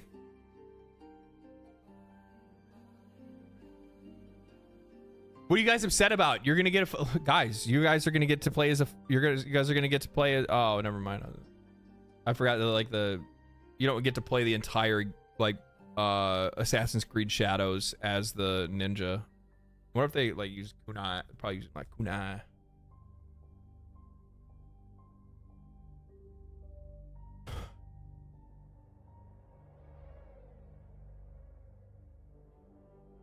The isekai genre is all the same, all swords and magic, and people still fucking watch it. You know what? I actually just I just rewatched Solo Leveling. I just like felt like burning through it the other day. I was like, you know what I feel like doing?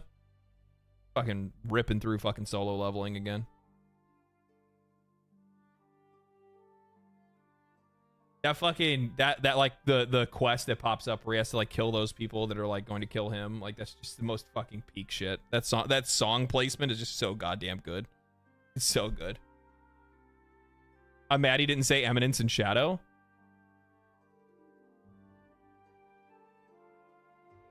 I am atomic. I need to go, but I think I might need to finish that. I was watching that on a not fully legal website, and I don't really like using those because they have like all pop-ups and shit, and it pisses me off. Was it on H-Dive? I'm trying to think what it was on. Eminence is peak. Eminence is peak. It's fucking insanely good. It's like the only anime that I'll sit there and be like, man, this is fucking sick, and then 2 seconds later I'm like dying of laughter. I'm literally dying. I'm like, help, please, fucking somebody. Eminence and Shadow is so good. It's on H-Type? Oh, well, fuck. Okay. Never mind then. I have it. I just need to go watch it.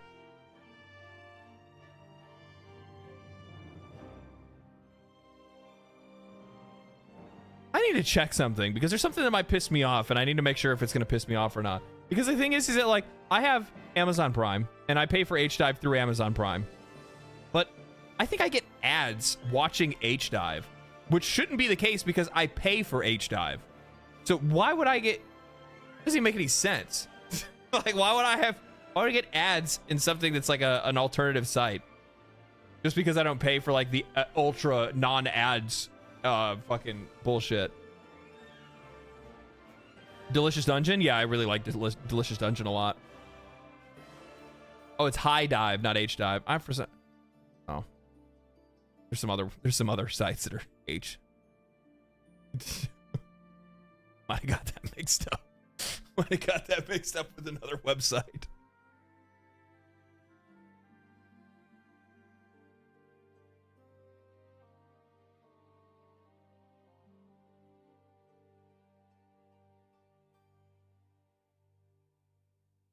Did you forget LD? Even if you pay for subscription, doesn't mean you can avoid advertise. I fucking hate it so much.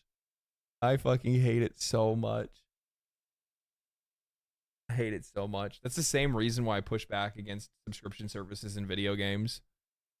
The same reason I push back against subscription services like Xbox Game Pass and stuff like that. Like I hate it. I hate them so much because like I just know what the end result of those kind of things are going to be. Same thing goes with video games. I think ultimately we're not very far away. Like I think that product placement in video games is going to ramp up over the next couple of years because these companies are going to be looking to grow their profits in an inorganic way to supplement and try to protect themselves from losses. That's why I think they're going to do it. I think it's because here's the thing. Let's have a logical discussion about video games. Do you think that the industry is going to learn a lesson from the games that haven't sold over the last couple of years and say, oh, well, these games failed because they didn't meet what the customers are looking for right now? Maybe it's these themes or the character designs or anything like that. Or do you think instead they're going to go, no, we don't have the time to pay attention to that. How can we protect our profits regardless of how the game performs in the market? That's what they're going to look to. And the first thing that they're going to do, because that's what I would do, like I'm a business degree guy, pat myself on the head for this one. But if I was in their position, I would look to protect myself regardless of how the game performs. And the only way that you're going to be able to do that is through advertising. So if you have advertisers pay for space in your game, that's going to give you additional funding, which then reduces how much of a hit that you take if that game does not sell well. So what you'll do is you'll have some games that'll have product placement in them to be able to, soften how much money they're actually spending on that game in the first place. So that's what's going to happen. You're going to have more games. They're going to have more product placement.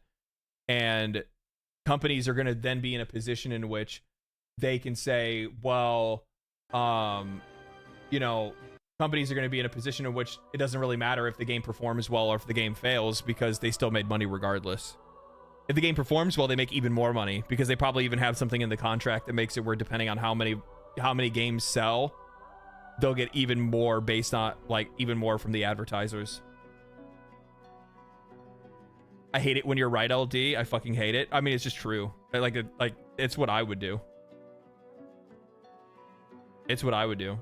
That's the reason why I keep telling you guys, make sure you watch the videos.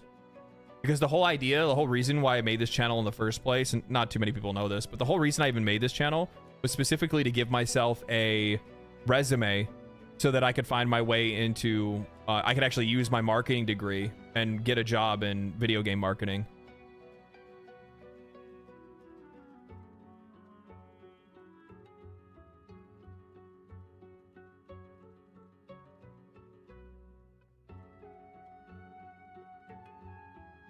Do you think I'll use my ideas and my brain for good?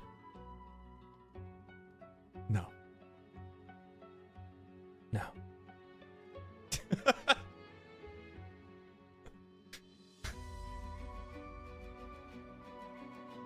Not at all. Not at all. I feel like, you know what these guys are gonna fucking hate?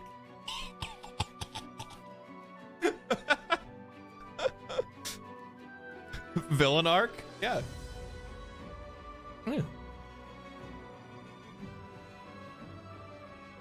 If you ever go into marketing, please don't become Dark LD. It's too late. Too late. Didn't Activision try to patent second monitor advertisements? Yes, they did. Genius. Genius. Absolutely fucking genius. I would actually try to make it where there are games. I like a really good idea that I would do would be I would make games that actually utilize both monitors. And in some ways, people are going to think like, fuck, that's kind of actually pog. Like that's actually kind of sick. So like if there's like give you the option to, you don't have to, but you could, right? So you could technically have the game here and then have like some other part of the game or assets here for other controls. There are some games that do certain things like this. Zeb, thank you for the Prime. Appreciate that. There are some games that have that kind of stuff, right? So like, you know, maybe like, I don't know, like if I'm playing like a racing game and there's like my fuel meter and some other shit over here, my speedometer or whatever, I have it over on the right side and I can kind of look and, you know, look over. Easy, easy, easy fucking setup for you to go ahead and just have like an ad for something that's running on that side. Easy money, baby. Wii U did something similar, yeah. DS also had it. DS used to use dual screens. Easy opportunity to have like just general stats or something else and then throw an advertisement in there.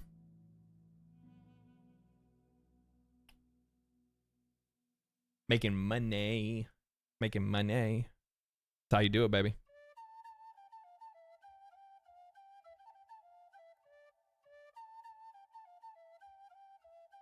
I've seen games that launch child windows for mini games. Yeah, I've seen stuff like that before as well, yeah.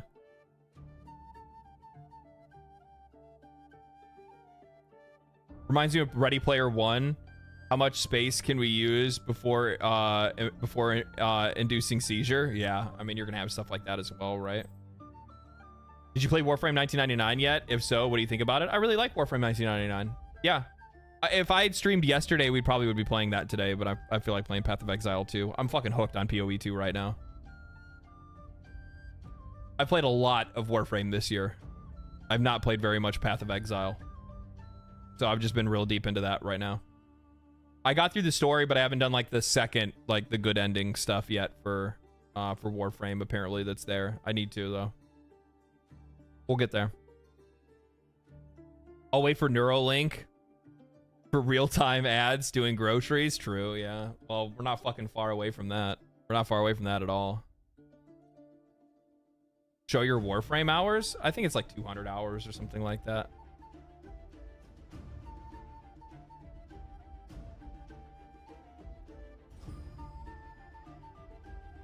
Now, keep in mind, I play Warframe relatively casually, right? Okay. Not 200. 382.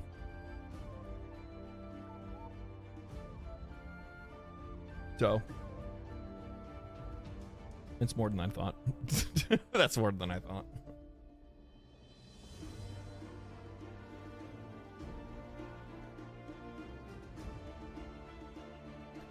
You player Yakuza? You player Yakuza? I have not played it. I have it because I've heard a lot of good things about it. Right? I have it.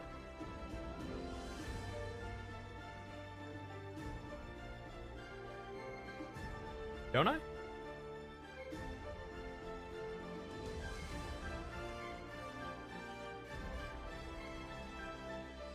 Am I fucking blind? Yeah, I do. I have Like a Dragon. I downloaded it. All right, I bought it because it was on sale for like $3. But I have not played it. Yakuza's a blast. Yeah, I'll have to give it a shot. You have a good holiday? I had a great holiday.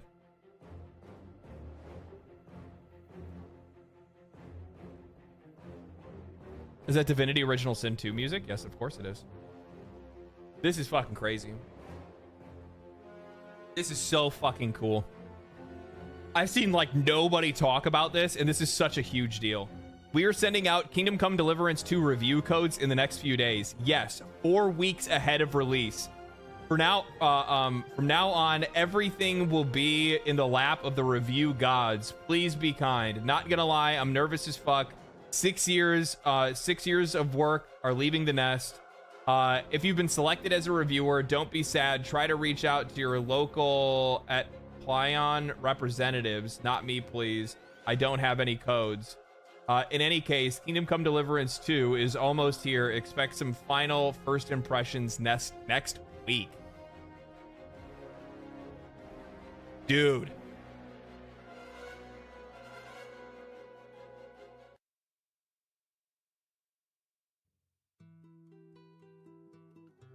Dude. That is some straight up that is some absolute madman levels of confidence. Madman levels of confidence. You want to know what the last game was to do that? Victor Vega with the 5 gifted tier 1 subs. Thank you, man. Appreciate that. Oh, Victor Viagra. I'm hard too.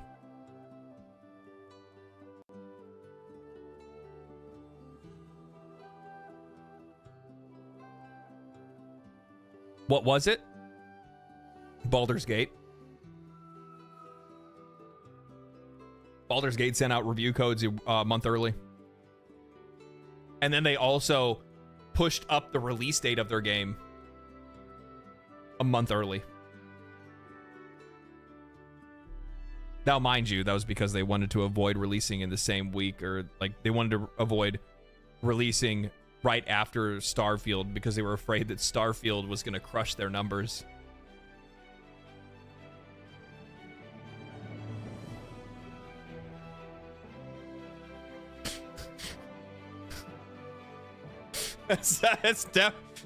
Yeah, jokes on them. Jokes on them.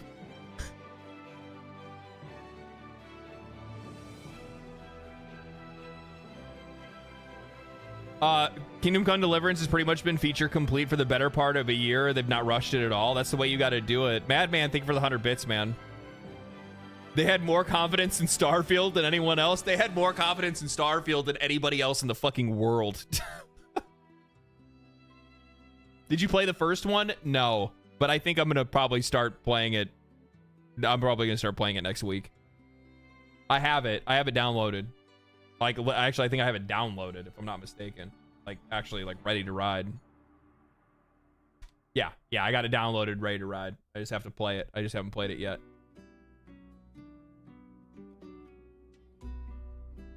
You need to play, man? Yeah, I'll give it a shot. Did you get a review code? Not that I know of. Not yet. Unless my agency hasn't got a hold of me and told me about it yet, but I haven't seen any messages from them come through about it. I don't really get review codes, per se, because I'm not really, like, I'm a reviewer, but not really. Not really. Like, I mean, I do. What am I? You know, somebody asked me that. They're like, well, what kind of YouTuber are you? And I'm like, commentary.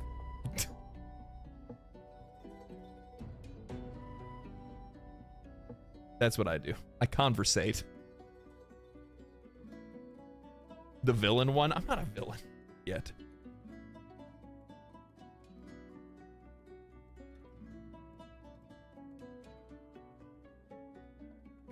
You're a critic of critics. I like that. I like that. I am the gatekeeper of gatekeepers. Oh, you dare to gatekeep? I'm going to gatekeep you before you can gatekeep. It's just a series of gates. You may pass. You shall not pass.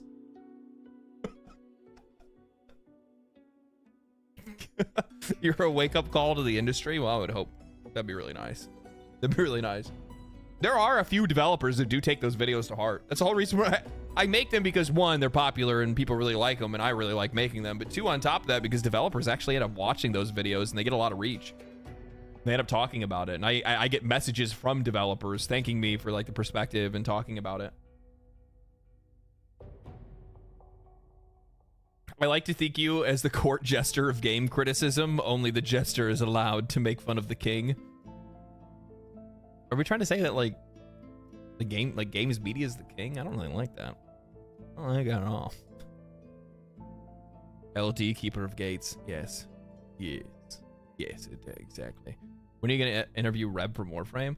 I don't... Maybe I'll get another chance the next TennoCon. Probably. They're busy over there. They don't really have a whole lot of time, you know what I mean? And I'm also kind of like I'm kind of a problem child. Let's be real. You know what I mean? Like I would imagine for a lot of video game developers, they probably look at me and they go like, you know, he's not wrong, but he doesn't put the gloves on. Like, he never puts the gloves on.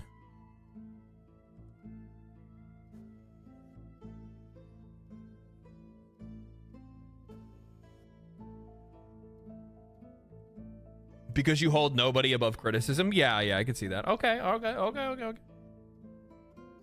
Literally found you through Asmon, not gonna lie. You, Relo, and Mortismal are on top of my YouTube list. No cap. Best content ever. Thank you, man. Appreciate that. Especially putting me next to Mort, of all people. Mort's the fucking homie, man. Dude's his unfucking real what that dude does. You have irrelevance for breakfast and based humor for lunch. Ooh, I like that. Oh God, he found our game. Oh God, is that what you think they think? Is that what you think they think? They're like, oh fuck. Oh no. Oh no, not this guy. Except for the cat, he'll never criticize the cat. No, not on camera. Here he comes, act busy. What's this? What do you got? This fucking bullshit you got going on here? What is this? Fucking get it out of here.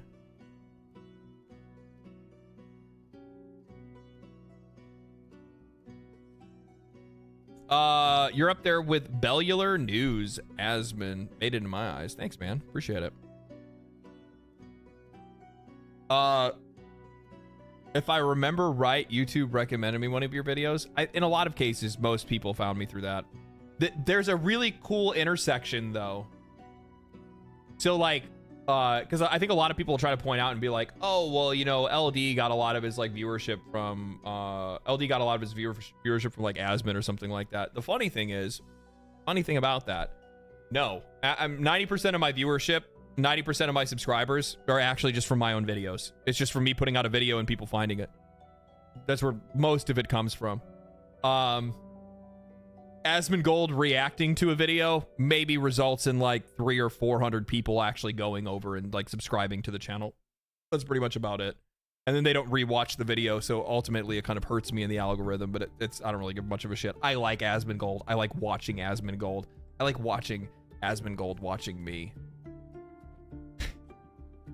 The reason why I like the reason I like watching someone react to me is because I get to see like a viewer's like how they think in real time when they're watching a video from me, and like, you know, how they're explaining themselves from like a target audience perspective. I basically get to put a face on the audience and then like watch it, and it helps me make better content. That's basically why I like it for more than anything. But the vast majority of my audience are people that have just subscribed from videos. But there is a very interesting cross section of people that come to watch me live that watch live streams because of Asmongold. Like, they watch his streams and then they come to watch me, which is really fucking cool because there are people that are already used to that. Most people on YouTube are not used to most people on YouTube don't watch live streams. They just watch YouTube videos. The platforms are very like separated at times. You can definitely grow by making content on YouTube, and you're gonna find some people that like watching live streams that are on YouTube. But yeah, are you looking forward to the BioShock movie? I didn't even know that there was one. I actually found Asmongold from watching you react to him. I found you through the algorithm. That's fucking crazy. That's crazy. I'll be honest, I have no idea who the gold guy is. That's what I'm saying. Yeah, like there's a lot of people that are here that don't even know who the fucking guy is.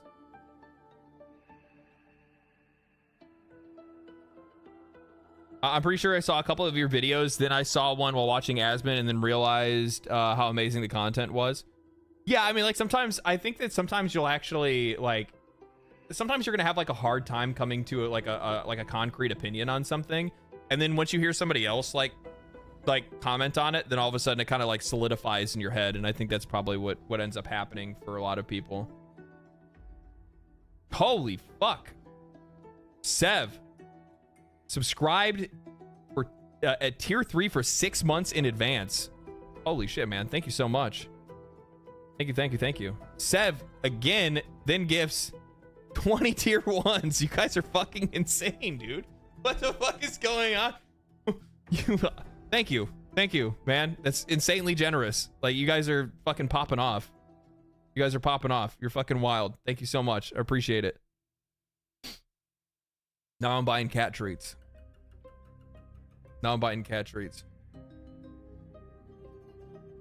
I found legendary drops searching hot men with glasses on YouTube.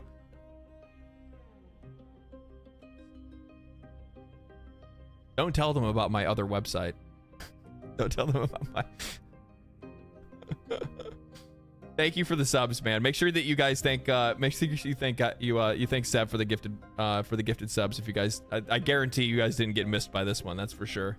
It's fucking 40 gifted subs in one stream. That's crazy.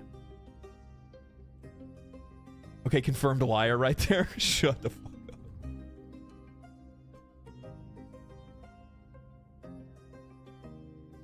It's always funny. Fucking I watch Asmon streams like usually like when I'm like gearing up to getting ready to write, or I'm like eating or whatever, or if I'm playing a game, I'll throw them up on the side and whatnot like that. It's always funny when he like acts surprised to like see me in chat when like he's reacting to a video of mine. He's like, oh shit, he's here, and I'm like, bro, I'm always here. I'm always here. I don't miss very many streams other than the days that I stream myself. But like outside of that, like I'm not really doing anything. I'm writing or I'm researching or something like that. Just like side content that's over there. But yeah. LD's cat is his producer. Yeah, he's management. He's like sitting on the ground. I don't even think you can. I wonder if you can see. Oh, you can barely see his head. There he is. Just watching, waiting, commiserating.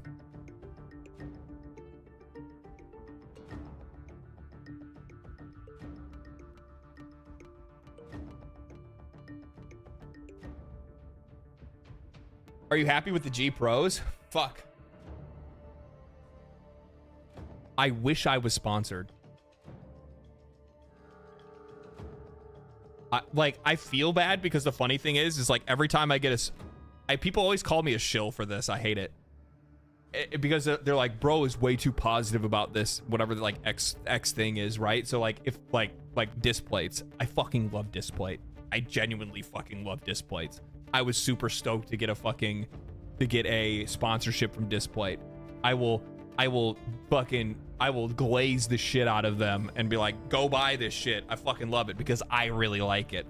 Dude, if I got an LG sponsor, I would be screaming about these microphones from the fucking mountaintop. Every fucking chance I got. You watch Queso? I watched him a little bit. I watched him play like a couple of things, but yeah. It gets a little exhausting sometimes. G Pro is the headset. These guys.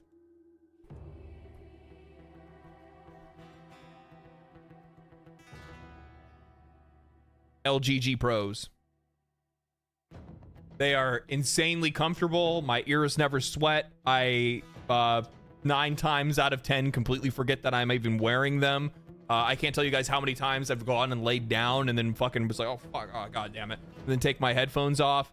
I absolutely fucking love this headset. It's I love my Superlight. Yeah, those are good too. But these are fucking insane, dude. I love this headset so much. And they also like they come with the 2 interchangeable ones, so you can get like the foam or like the like fox leather ones or whatever. Those ones suck, but like these ones, even with glasses, yes, even with glasses, I never feel them.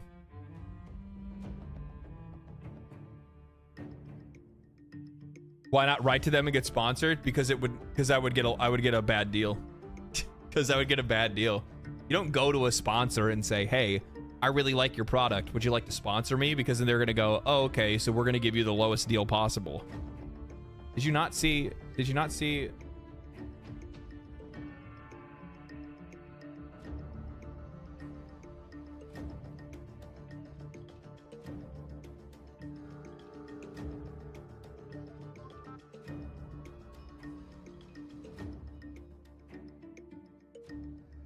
That's how this shit works.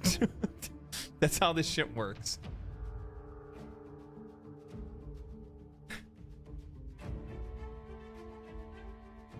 Yeah, I've already been advertising for you for free for the last year. Come give me money for it. Yeah, no, that's not gonna fucking happen. That's not gonna fucking happen.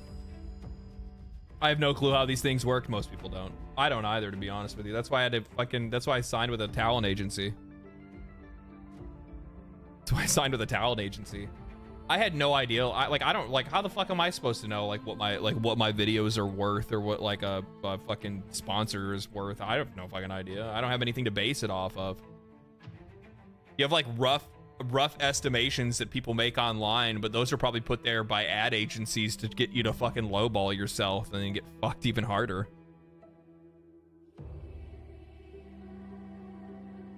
Or vetting sponsors, that's another one too.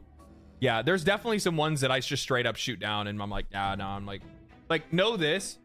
Like people will talk shit, and you can talk about the quality of a game and stuff like that. You know what I mean? But at the end of the day, like if I'm talking about something, it's because I actually used it and I actually liked it, or I was actually interested in it, or I had fun playing the game, or whatever it is. There's varying degrees of that, obviously, but yeah. Yeah, I mean, for the most part, I try to stay away from shit that I'm just like, eh. Like financial stuff, I will never take a financial sponsor. Because I just don't understand, like... I like...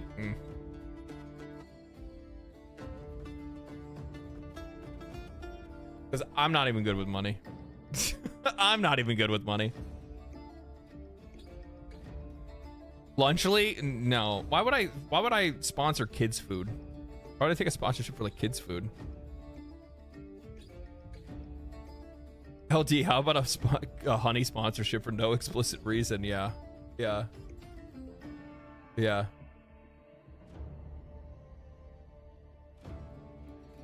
Have you heard about Better Health? The problem is that like in a lot of cases when it comes to that stuff, it depends on like whether or not you even have any background information to go off of in the first place. I think that like I don't really put a lot of blame on the content creators themselves. I put more blame on the sponsors, because they're the ones that are actually fucking people in the end. And like how are you supposed to fucking know? You know what I mean? Like it's literally like it's no different than a fucking commercial. That's basically what it is. It's no different than a fucking commercial. They contact you and go, hey, we're gonna pay you this much money.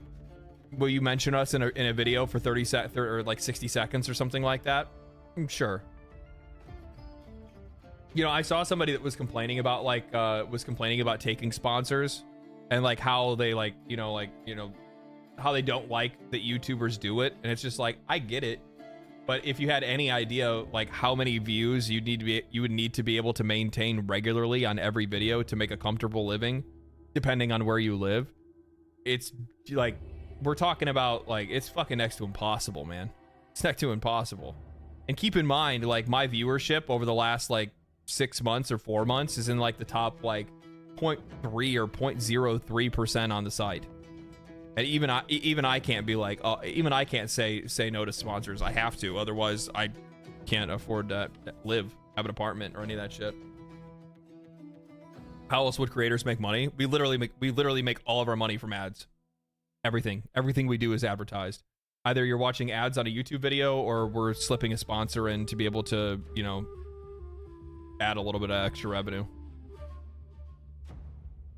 I'd rather have a YouTuber take a sponsorship or two rather than have infinite ads on Twitch. Yeah. Yeah. And keep in mind, like, I still try to do my best to be able to make sure that I... Sometimes we'll put in... it's not sometimes. I always make sure to put in a timestamp. I always make sure to put in a timestamp in a very sneaky way.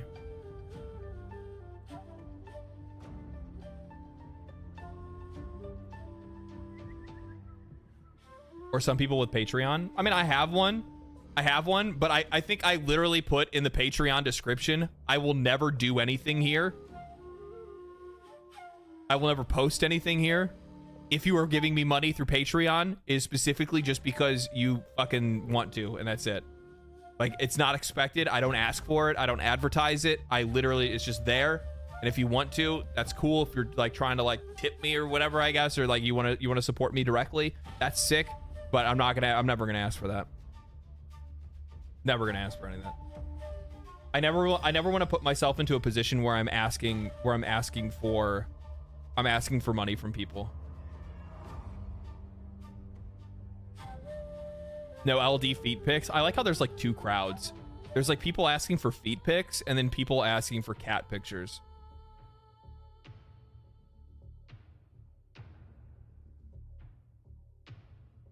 I think I'm kind of like ready.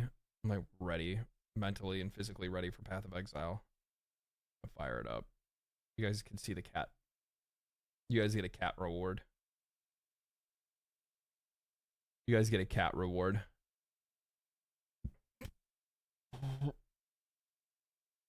Do you get ad money from YouTube? I guess not that much.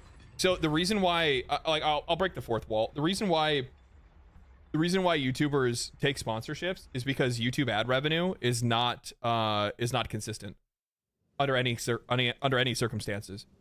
In some cases, what can happen is that maybe I use the wrong combinations of words in a YouTube video, and and then what'll end up happening is my video subsequently will lose like how many dollars per viewer I get, or like they do it by per thousand viewers. Like they'll give you like $2 per 1,000 views or something like that on some videos, or that's just like a random example. But uh-oh.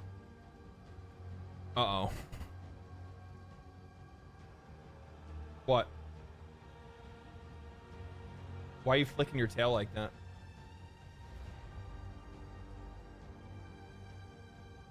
What is it?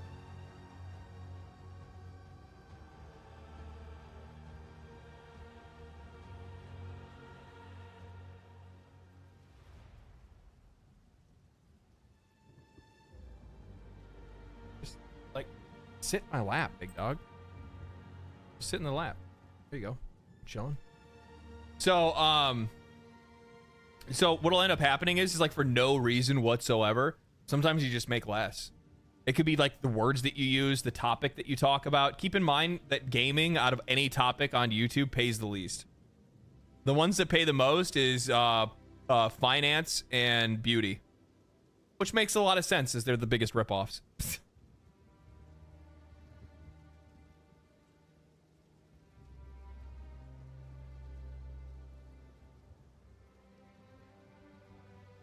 The chances of being killed by your cat are low, but never zero. True.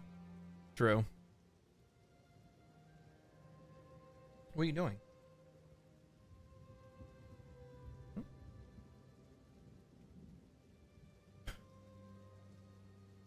Cat owns you? Cat always does own me. Is this working? It is working. Okay. Cool.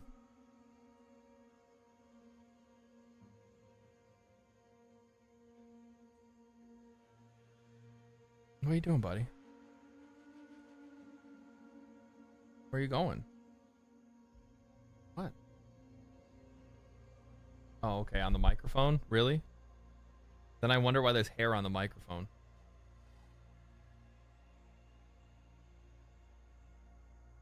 Lower barrier to entry than finance or beauty, but pays more than gaming. Lower barrier to entry. Yeah, like, I mean, obviously gaming's much easier to get into. It's much easier to make content for, but yeah. It really just comes down to the fact, the reason why finance and beauty make more money is because there's more sponsors for it, and those sponsors are willing to pay more. There's more money in those industries. What's your favorite PoE class so far? I'm really liking Monk. I'm really liking my fucking Monk. It's fucking good. It's weak. It's not where I want it yet. It's getting there though. It's definitely fucking getting there. That's for sure. Slowly but surely, she's ramping. Slowly but surely. Let me see here. Bring this back up.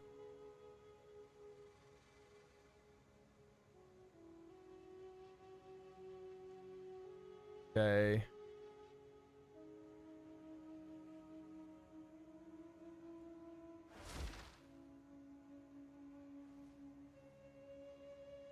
Okay, this is good. I got you guys back where I want you. Ah. It's insane. Yeah. Yeah, I really like the Monk. Monk is really strong. So okay, I'll give you guys a little bit of background. So far we've already made the witch, right? So I made the Infernalist witch, the summoner witch. She's been doing her thing. That one's been fun. I had a lot of fun playing the witch. Then I picked up the Monk. Monk has been badass. He's been kicking ass, been doing his whole fucking thing. The witch, my Infernalist witch is on tier 10 maps. I just started this Monk 2 or 3 days ago, and we're about to go into maps on this character because it's level 62 right now. Almost done with the campaign. We're gonna finish the cruel act, the last act of the cruel campaign right now, and then I'll go into the end game. I'm loving Monk and Sorceress. I'm stoked for Druid release too. I think Druid's gonna be really fucking cool, man. I'm really excited to see what they do with it, especially in comparison to like what we've seen. Like, I'm gonna be real, man. Like Blizzard's fucking Druid just was boring as shit. Not only was its damage garbage, but like just in general, like as a class, it was just boring as hell. Baldur's Gate 3 Monk is OP. This is Baldur's Gate 3 Monk. I feel the same way, where it's just like I'm the busted character that is just like ripping through the game. It's lovely, absolutely lovely. Isn't that other character or the that one dungeon's on this map, isn't it?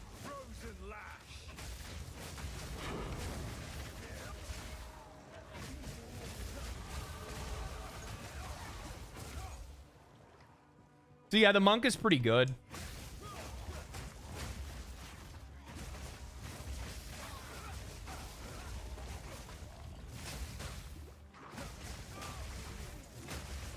Yeah, it's pretty good. When is Druid? I don't know. I would imagine they're probably going to put the Druid into the game like relatively soon because like they kind of have to. Like it was actually one of the classes that they showed off the most, like leading up to the game's release. So I would imagine that it's probably likely going to be one that they're going to put into the game relatively soon, right? February, March. Think so. PoE 2 is in early access, just like Diablo 4. It's true. Yeah, I knew I didn't grab that quest from him. I need to grab that.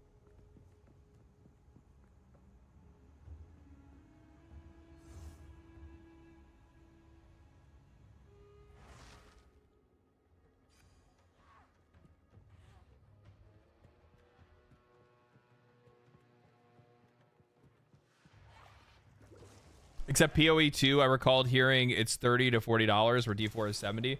Well, I mean, technically, Path of Exile 2 is free to play because if you wait for the game's full release, you won't have to pay a dime for it.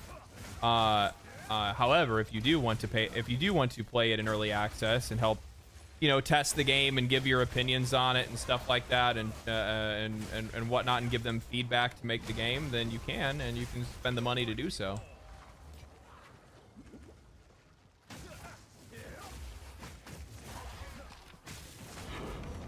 Man, I'm getting a lot of like tier 1 maps, which is really nice because map sustain is a little on the fucking tough side late into the early into the game. Then again, I guess that's probably not. Do I share the same Atlas tree, the Atlas talent tree between all characters, or no? Is the Atlas tree different? I wonder if it is or not. The Atlas map is the same if I'm correct. This will be my first or second character that's gotten a map, so I don't know yet.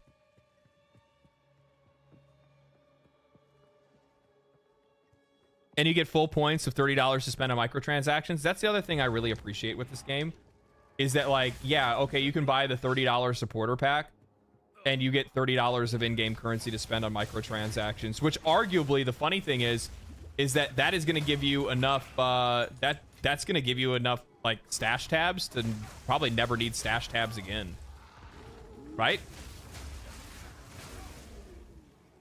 At least, I have a shitload of fucking stash tabs. I've spent more than fucking $30 on the game, though.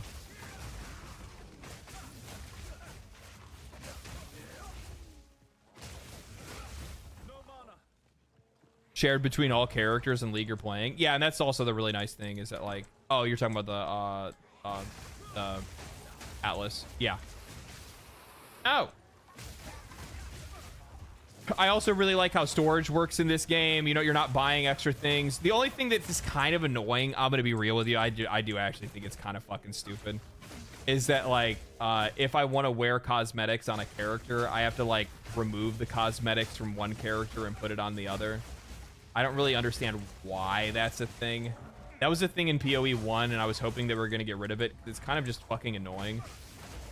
Like, it's literally just a click of a button and you just put it onto the character. Like, it just pulls it off of the other one. It's not that big of a deal, but like having to like constantly like change your cosmetics every time you like hop onto a new character is kind of fucking annoying. So if you juggle between like one character to another, it's like, wow, like I just don't understand what the purpose of this is, to be honest with you. Like, if I own the cosmetic, let me wear it on all characters and not have to change it. Stash tabs need a sort button. Yeah, personally, you know what the funny thing is? I would happily pay for more premium stash tabs that have like their own like theme and stuff like that. That like, yeah. I would like to have more stuff like that. Like, I wouldn't mind having something like what would I want? I think a jewelry tab would be really cool. Like something that'll handle like all of your like all your jewels and then all of your like rings and amulets. I think something like that would be really sick. And then what else? I was wondering, I was like, why is this motherfucker not dying? And I saw his like,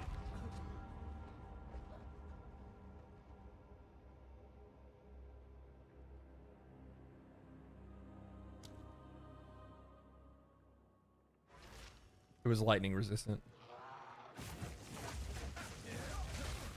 He's dead now? Yeah, and so is all my loot. That's one thing I don't like. I don't like that, like, even in, like, regular, like, just chill and play like this. Like, if I die, all the loot's gone.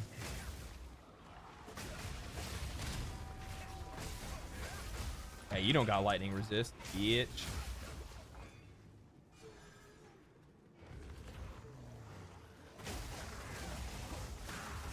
I forgot he exploded. My brain was like still trying to compute as to why he took so long to die.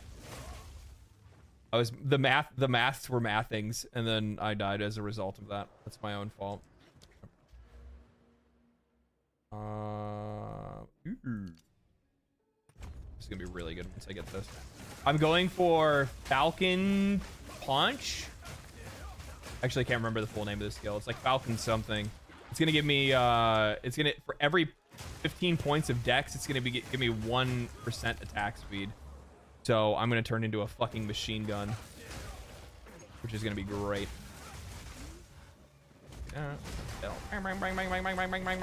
Ring the bell. I think thematically, this is probably the coolest character in the game. Like, don't get me wrong. I think like the witch is just very much the witch from Path of Exile 1.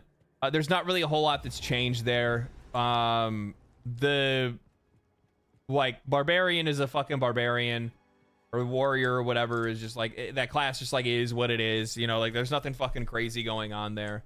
But is this Apex of Filth? I think this is, right? Yeah, it is. Okay. So I need to go find the Molten Vault real quick. I like the dual lightsaber theme, dude. It's so fucking cool. It's so fucking cool. This is probably the like most interesting and diverse class that I've played so far, because there's a lot of different ways that I can play this. When I leveled this character, I didn't level it as a monk. I leveled it as an archer at the very beginning. All my point, like I just used a bow and quiver, and I fucking popped off for like Act 1 through part of Act 2. Until I could finally like get the stats and everything else that I needed to be able to actually like play it like a monk. And I think that's really cool. I like that the game has that much flexibility for you to quite literally play a character as a completely different class. Like my buddy fucking Darth Microtransactions. He I popped over and like was watching him play the other day. And he's playing like a gemling mercenary, but he's not using a crossbow. He's using a bow. So he's kind of like playing it like a monk. And it's fucking crazy. Like he's taking advantage. Like I love that the game has that much flexibility for you to be able to like, you know, you could make a summoning barbarian if you wanted to. You could make like anything basically work.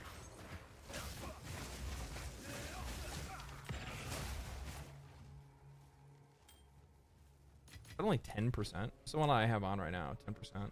This ring is really fucking good, dude. For it being level 60, this ring is fucking sick. 35 fire resist, 28 cold resist. Fucking insane.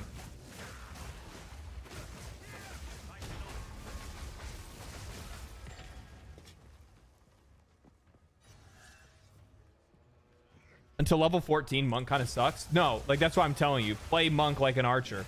Don't even worry about like fucking playing it like a monk at the very beginning. Play it like a fucking archer. Just pick up a bow and a fucking some mana maybe would probably be nice. The only problem is that like I am not mana efficient. My mana fucking disappears in like 3 seconds, and I then sometimes forget that I don't have mana and I die. Where are you at? Oh, there you are. Get the fuck. God, I hate these characters so much. There we go.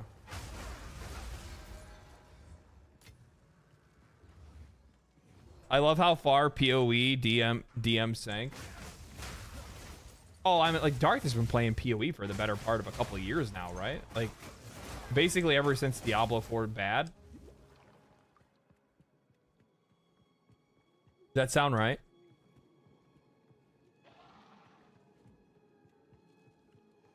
Warrior is my first character, and I'm pulling my hair out. You know, like I was talking to like Mark the other day, right? And he's like talking about how much he's like, yeah, he's like, got a warrior, dude, so fucking sick. And I'm like, he doesn't know. He doesn't know.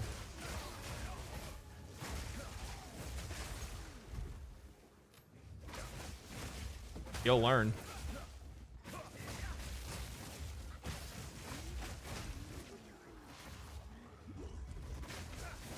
You'll learn. I have not actually played Barbarian at all yet. I think I played like a little bit of it when I was at the like underground event where they did like the preview of the game, but I have not actually played any of it like since the game came out. Monk looks so cool. It is very fucking cool. Fuck out of here.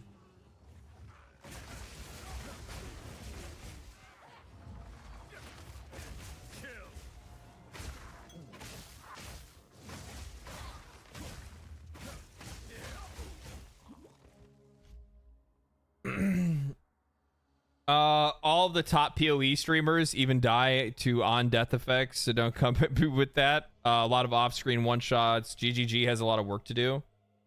Yeah, they do. 50% of a game. 50% of a game, man. We didn't buy a finished product. We bought a game that's half complete. And we did that knowingly. And to be honest with you, what we have here as an incomplete game is more game than we get from most games.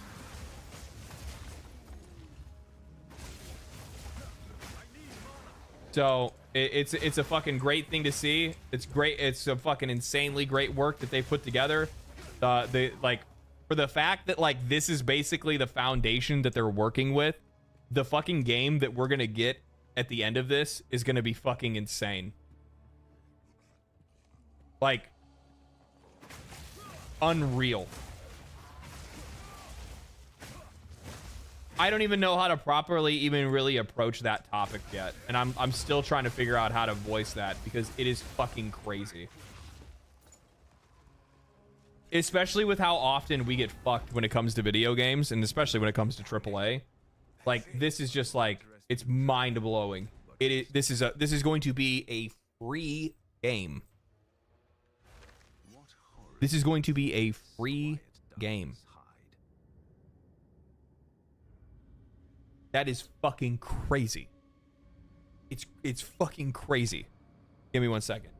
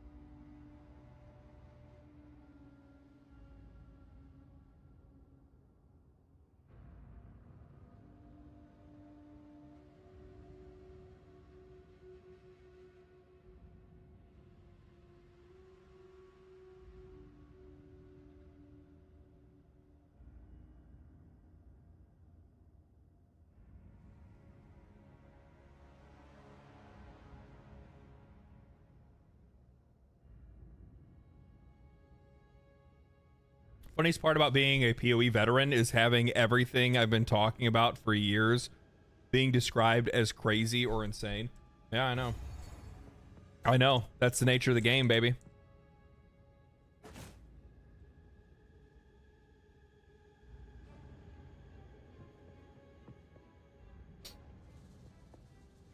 Okay. What I want more is, what I want most, oh, and crafting wise is a way to combine low value orbs to make higher orbs, or even a ratio of 10 to each tier. Yeah, I'd like to be able to see my outcomes, my potential outcomes. They did that in, like, I think fucking Diablo 3, if I'm not mistaken. And I always really liked a system like that. It'd be nice to be able to see like what the possible crafts are on an item before actually like crafting on an item, right? Like knowing like what are all the stats that are available on any item by looking in game rather than looking at outside resources. If there was one thing that I would ask for, that would be it. Like, I really like having systems like that so I can, you know, actually have an idea of what's going on. Because, like, I didn't know, like, what items could drop, like, what items could have spirit on them until, like, just recently when I actually had to go and, like, look up an outside resource, I think, like, the wiki or something like that, to figure out, like, what items can actually have spirit.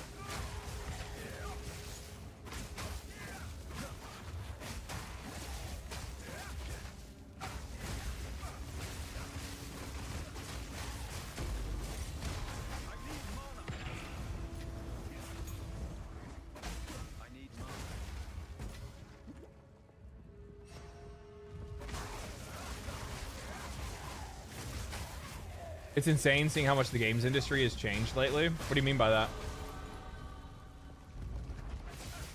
Oh, hold on. We're about to fog out.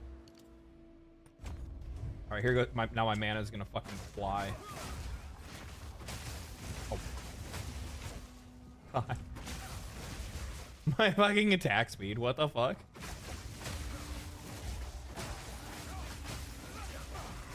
My mana.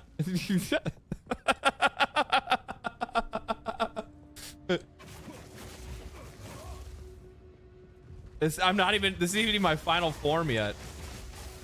I'm still missing dexterity.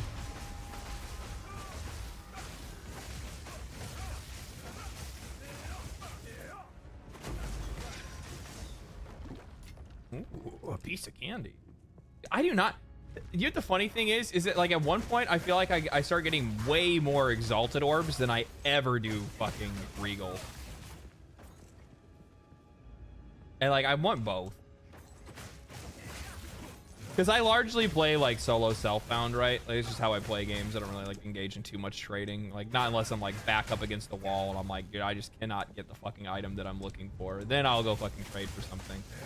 Or I'll trade currencies for other currencies, right? Like I traded a divine for for other stuff or something like that. You could do, you know, that kind of thing. Like if I get a divine, it's immediately gonna be turned into fucking exalted, right?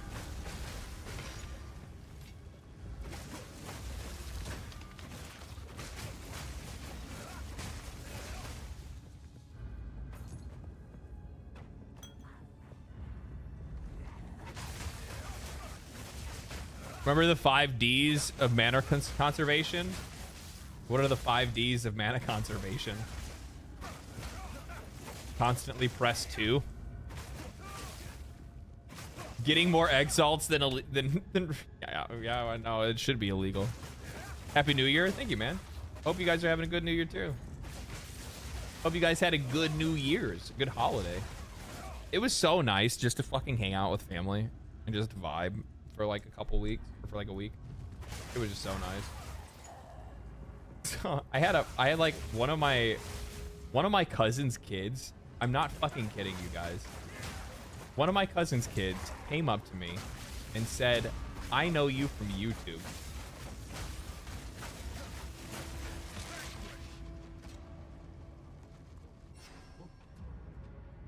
And I'm like, bro, you know me because we're related. We are related. I've been around you your entire existence. What do you mean you know me from YouTube?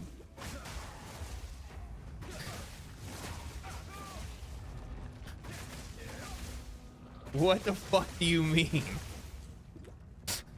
Kid's gonna be all right. Yeah, base taste. He's got good taste, right? Yeah, he's got good taste. That's pretty cool though. Yeah.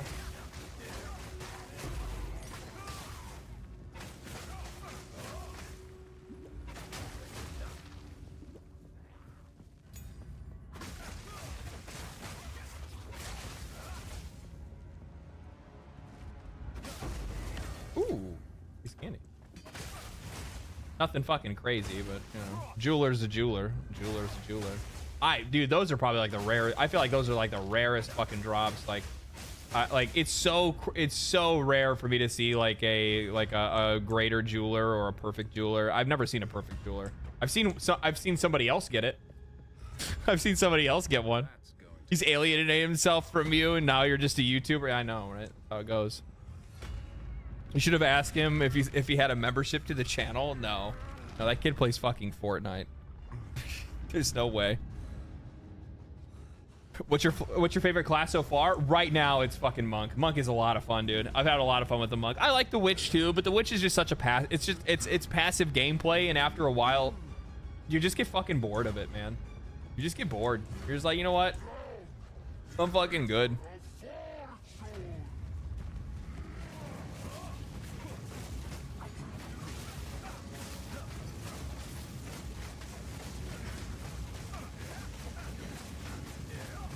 I wish I would have been able to get like my fucking juice up before I got in here, but it is what it is. I don't have any way to get like, oh, I should put my bell down.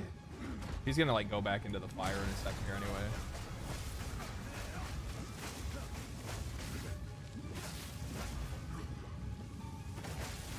I'm gonna save my orbs because he's gonna do this thing, right?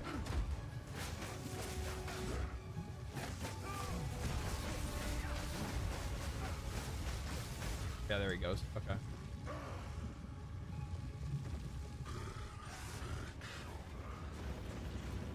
Nine, 8, 7, 6, 5, 4, 3, 2. All right, here we go. Go ahead, jump, bitch.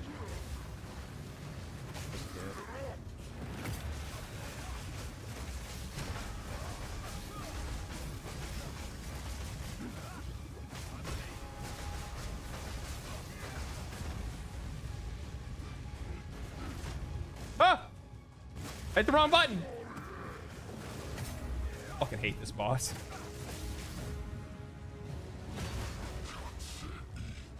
I'm out of it. Yeah, I hate this. I hate this fight on melee. He always stands in the fucking fire for too long, and I just get my feet, my toes get burnt. My little toesies get burnt. This boss stresses me the fuck out. Yeah, I know. Why am I like going on? Okay, there we go. But okay, there it goes. Just like trying to load the fight, I think.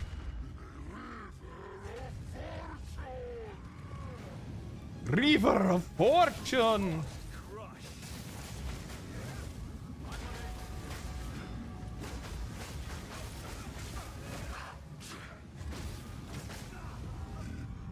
Fucking lava, dude. I'm so stupid.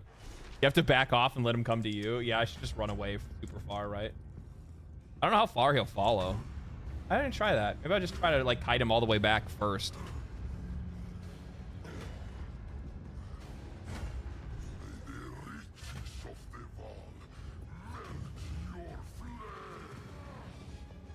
Try to bring him like back here. Come on, bitch. Come on, bitch. There we go. He's like tired. I didn't know he... Fat ass. Oh, what are you fucking fat ass?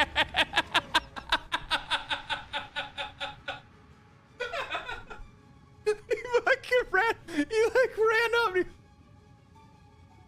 He fucking immediately drops down. What the fuck?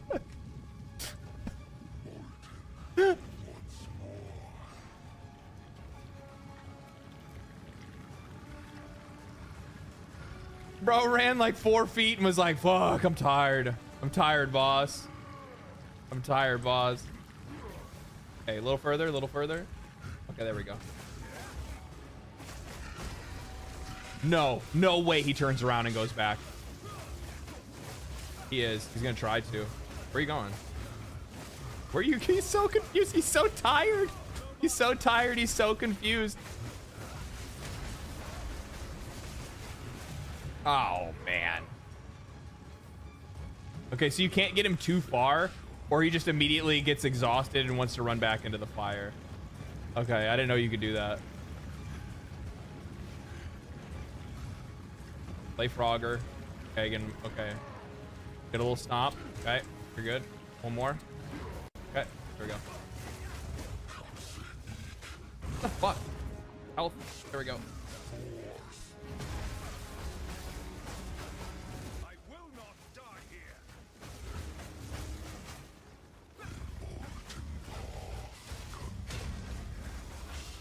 Fuck. God damn it, he goes in.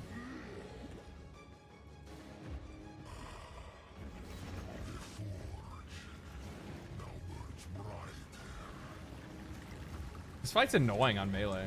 And I'm not like one-shotting right now because I don't really have a very good weapon, to be honest. I need a better weapon. Oop, I jumped right into that. A little closer, bud. Right over here. What are you doing?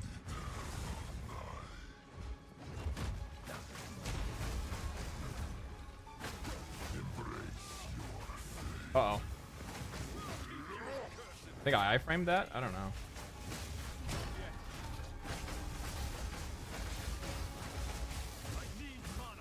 I'm out of mana. Fuck. Actually, fuck. I have to survive.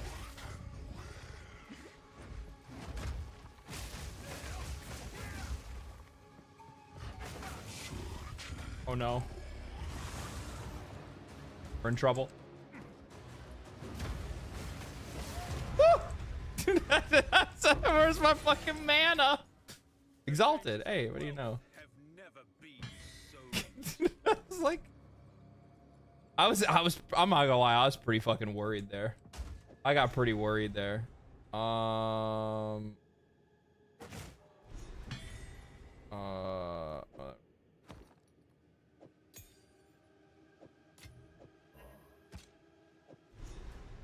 has it gotta be 3 fucking stars?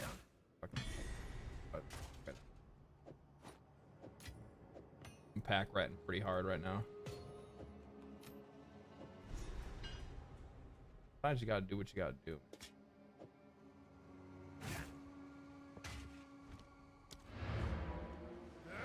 Shoot 'em up mini game, yeah, bro, that was intense, so sick. Yeah, I really like the boss fights in the game.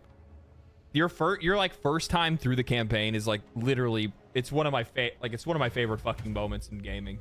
Like, it's gonna be so good when they do like new seasons, and especially when they add in like the rest of the when they end up adding in like the rest of the campaign. It's gonna be so fucking peak. Oh god, it's gonna be so good. You were cutting that fight close? Hey man. I'm really fucking bad when it comes to like overusing my potions. I'm so bad at it. It's not even funny.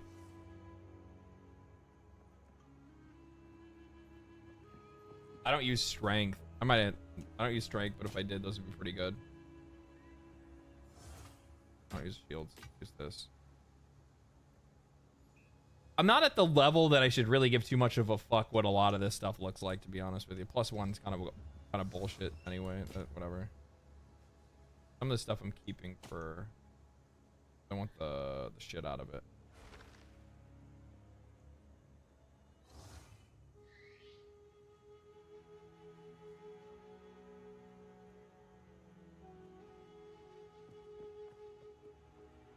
WASD is so essential for ARPGs now, dude. It's unreal. You know, I saw somebody else that said that.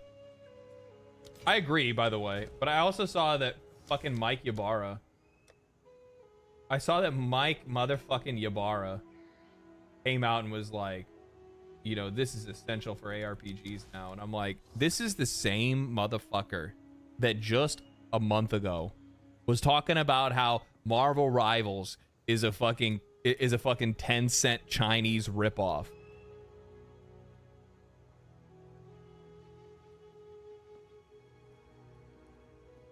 Talk about fucking Dr. Inconsistent. Like, what the fuck? So you're gonna say that about Marvel Rivals, but you're not gonna be talking shit about fucking Path of Exile? The dude said yeah, I know. He said Black Widow was a ripoff of Widowmaker. That was fucking that shit was way too good. I was like, holy shit. Fucking cinema. Fucking cinema. Yes.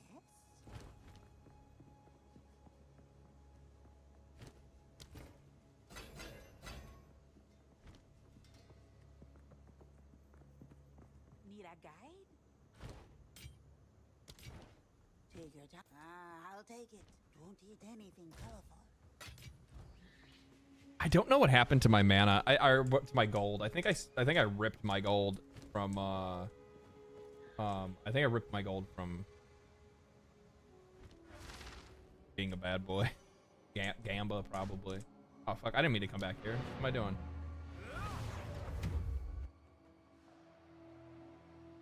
Black Widow, a character from the 1950s. Copycat. God. I didn't know I didn't know Marvel were fucking time travelers. Well, some odds and ends we found. Oh, I do want that. Don't eat anything colorful.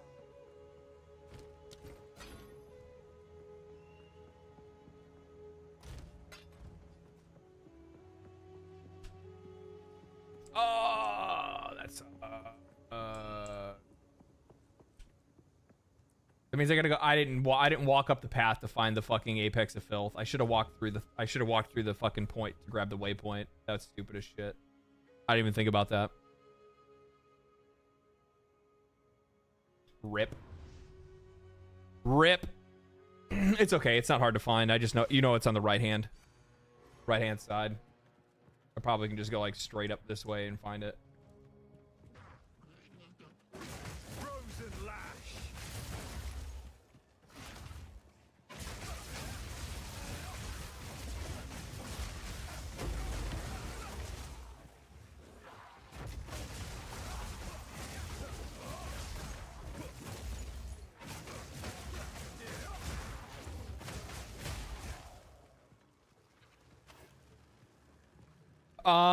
If a new RPG comes along out in 2025, it doesn't have WASD instantly dated. Well, yeah.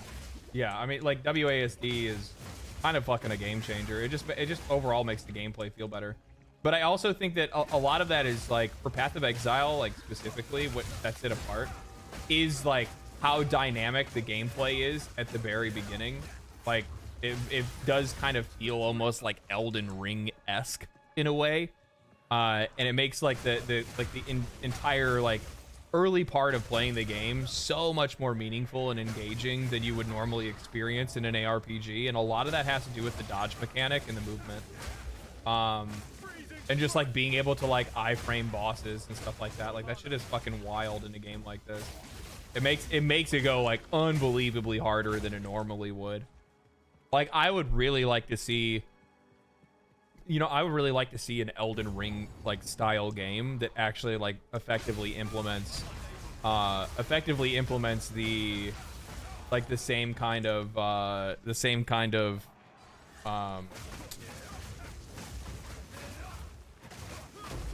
we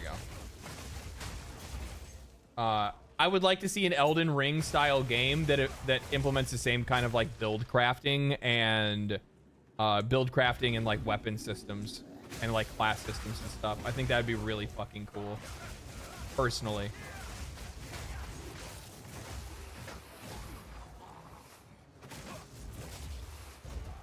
There is a game that's trying to do that, like No Rest for the Wicked. I think is like trying to lean in that direction, but they're still using the like isometric ARPG like camera view. Personally, I'd like something that's a little bit more like third-person action game.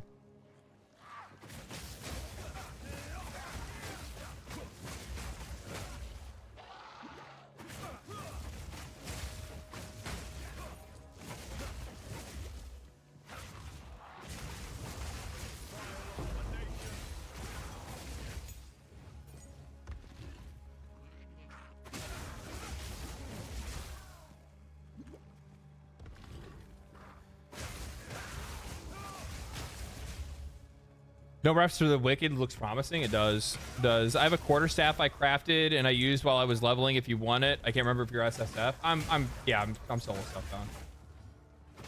I appreciate it though. Thank you for saying.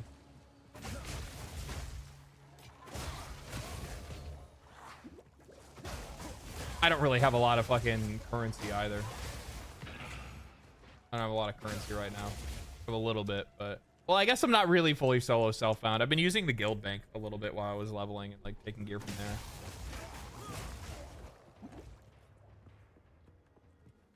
What level is the staff? I'm probably just gonna craft one soon here anyway, or at least try to find one. Get lucky.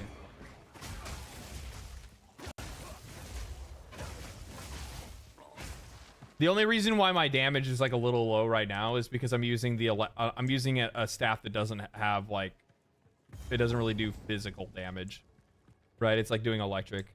I need something that actually has like full physical. Do you get stupid powerful weapons from gambling? Yeah, yeah, you can. Yeah, like I mean, like the staff isn't terrible. It's not like for my level, it's not bad.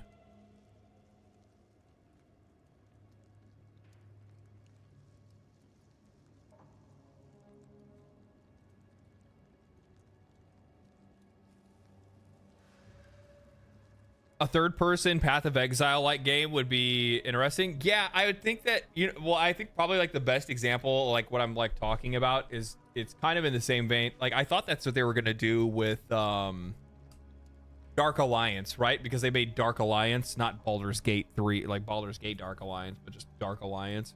Fucking absolute garbage game. A full physical would be better regardless. Yeah, I know. That's the problem. Damn, those are the correct mods. But the staff would last you into maps. Yeah. Yeah.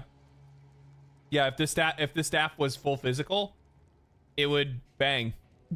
It would fucking bang.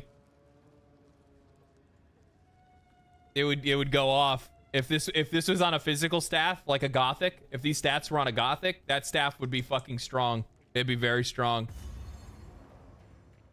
Kingdom of Amalur, I keep hearing about that game and I still haven't played it yet. I need to go try that out.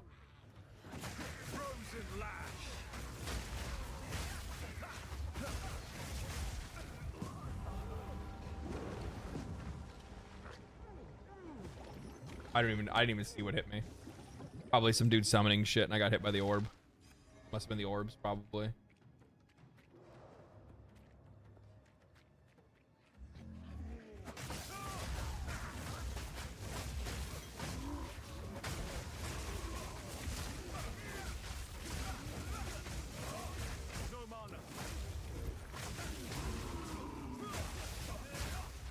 Mushrooms.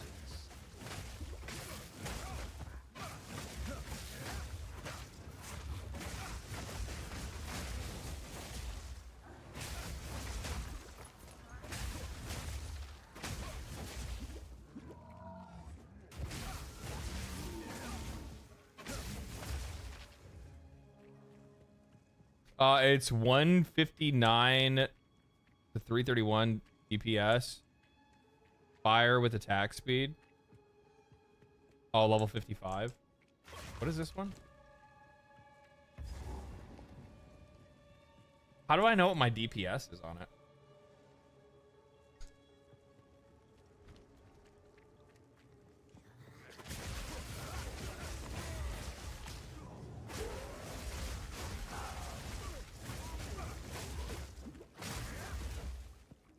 Like, I know how to check, like, my, like, this, right?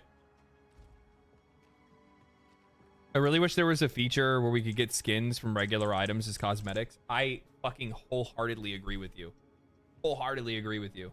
Like, I really like this. Like, I like this hood, and I like a few of the hoods from, like, some of the uniques. I wish that they would allow us to do that, but I think that they won't because it undermines their cosmetic system. So I don't think that they would ever put something like that into the game, personally. As sad as that is to say, but it's part of their monetization strategy, and it kind of works against it for them to do that. But at the same time, they also gave everybody their cosmetics in PoE 1, so fuck, I don't know, man.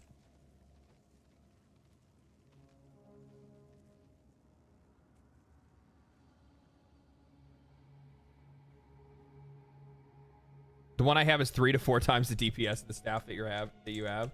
Okay. All right. Yeah, I'll take it. I need a better staff regardless anyway, because otherwise I have to try to craft on one, and I don't really feel like trying to craft something on lower level. I just want something that's going to get me into early maps and do pretty fine for a little bit.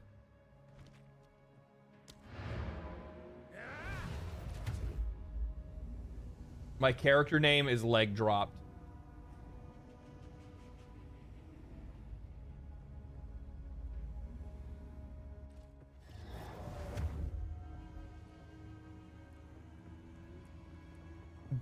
That physical on it, yeah, I know it does. I know it does. Don't fucking tell me.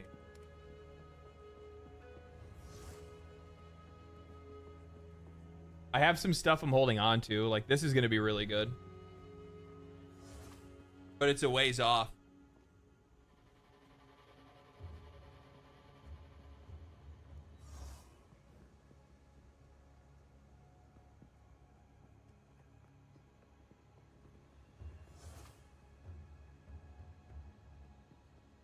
This is gonna be really nice too.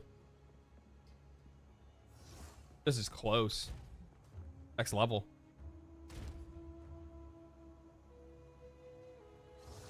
I added you, I think.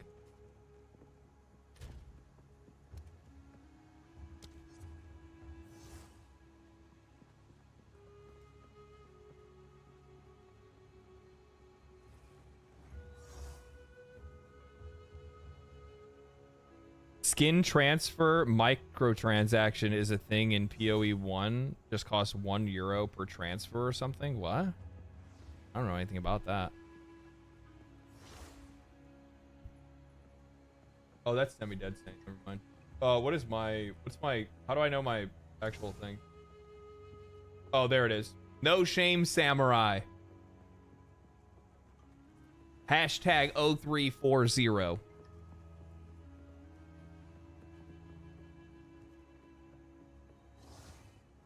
There should be lots of free transmog. Oh, okay. I can actually do this.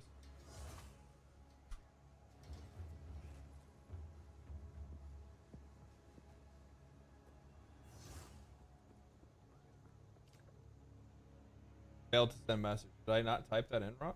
Yeah, I did. I thought I did.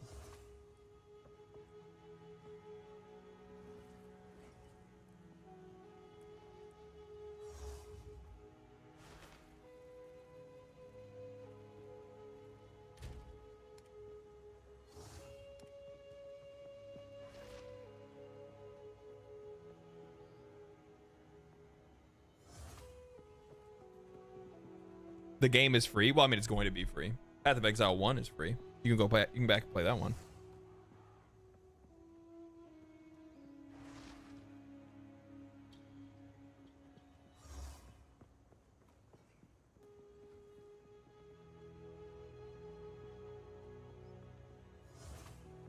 We need more looter shooters, I think. I think it'd be really nice to have an actual like looter shooter, like a looter shooter that has like a good looter shooter live service game that isn't because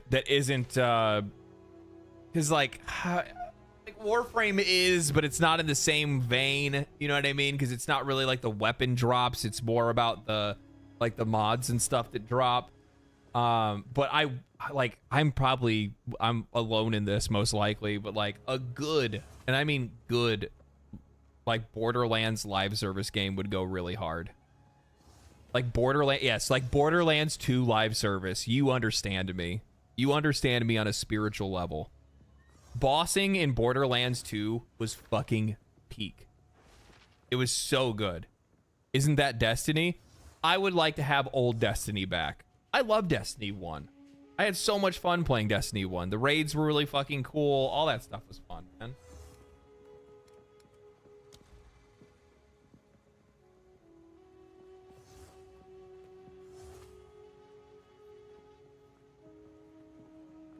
I'll try to whisper again. Whisper Jack SAUCY #2930.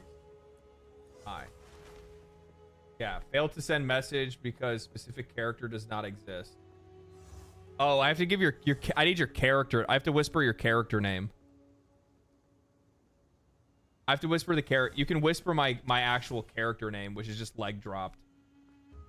That's why. Borderlands 2 is perfection, both solo and co-op. Fuck, who are you telling? It was so good. It was so good. I just, like, there was something so satisfying about, like, one-tapping Terramorphous with a fucking infinity pistol.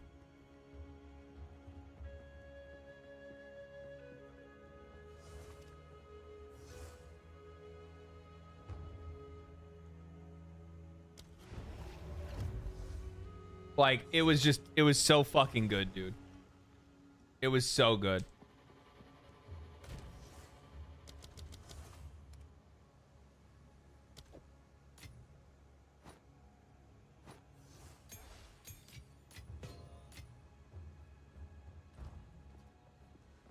Still alive. Actually, I need to identify.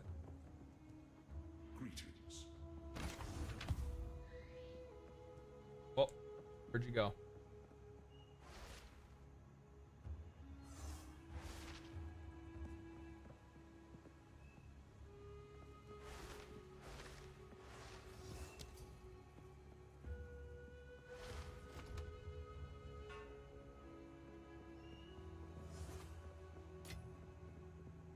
Thank you, man.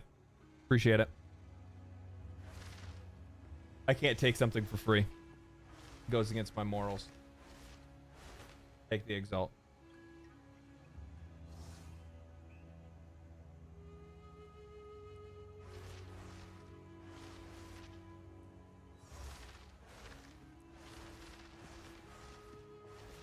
You have to hover over the Exalt. Oh, gotta cancel, free up. Oh my god. My bad. I didn't realize my inventory was full. Hold on.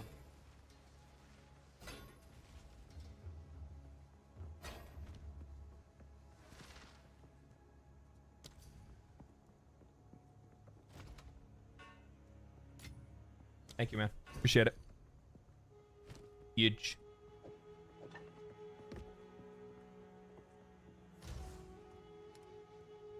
I'll keep it in my once I replace it, I will I'll keep it in the inventory and let you know, and you can take it back if you want to keep it for leveling another character in the future or something like that.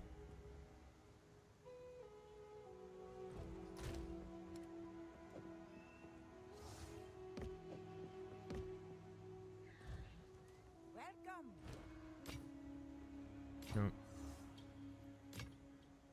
Take care. No worries, enjoy. Thanks, man.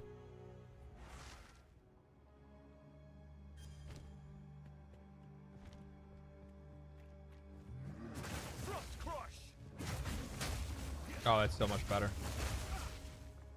Oh, it's so much better.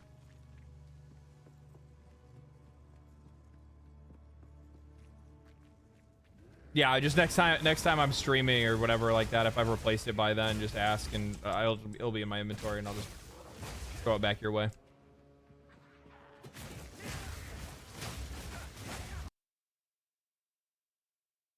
My game crashed. That's the first time that's ever happened. Over 100 and some odd hours. It's the first time my game's ever crashed.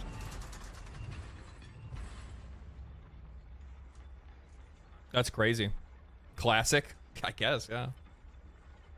That held me over till past 70. Sick. I have another one that's at like I just passed like around 74, 75. That'll be really good.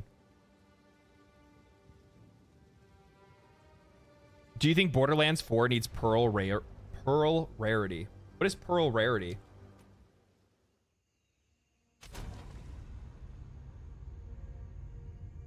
Weapon was too strong, maybe. Yeah. Watch them just hand me a weapon that like every time I kill like 5 enemies, the game crashes. Oh, pearlescent. Didn't they have pearlescent in 3?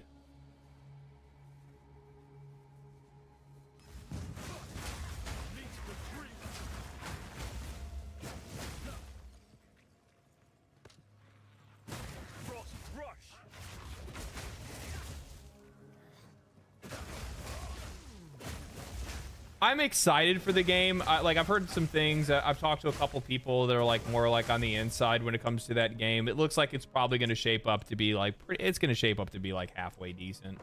I don't know like how it's actually really going to play out or anything like that. Gearbox is a weird fucking company.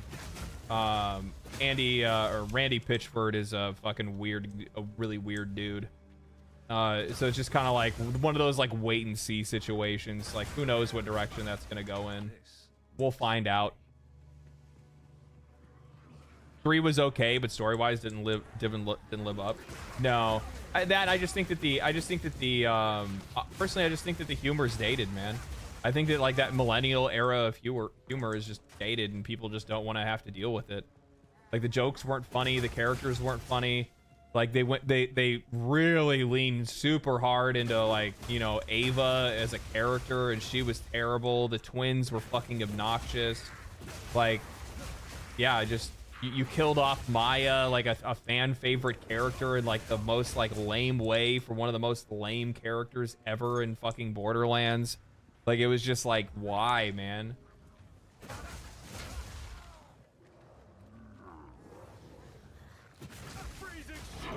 You know, the thing is that like I think Borderlands 3 was actually my like, and because Borderlands 3 came out like well before I ever started making YouTube videos. And Borderlands 3 was the first game that I had played where I was like, bro, what the fuck is going on in video games?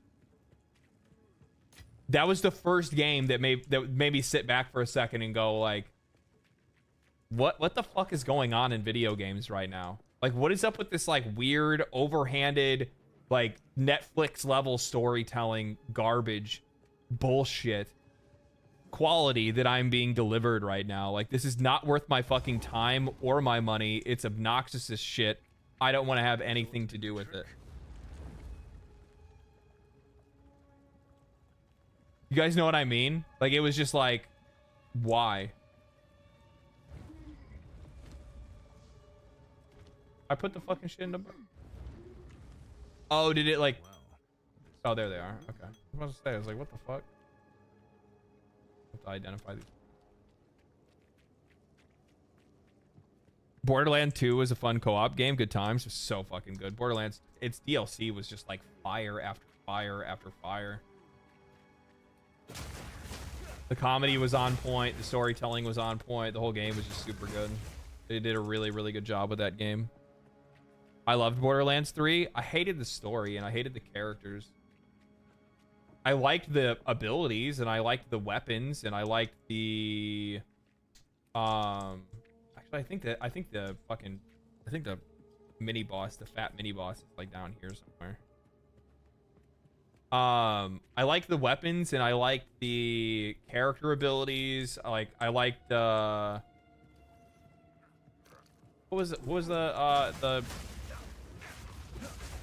was the siren? Abara? I can't remember what her name was.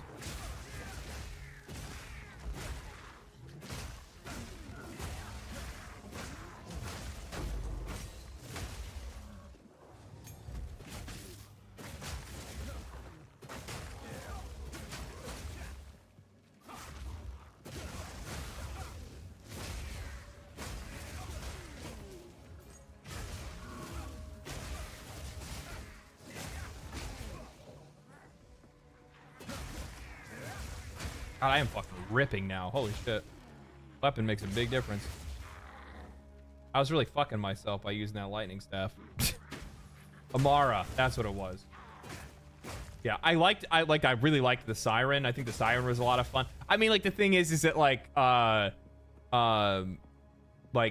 she played like Maya, basically, or at least my favorite version of Maya, because I always really liked using the fuck, what is that ability called? It's been so long since I played. The fucking chaos grip or whatever. Frost crush.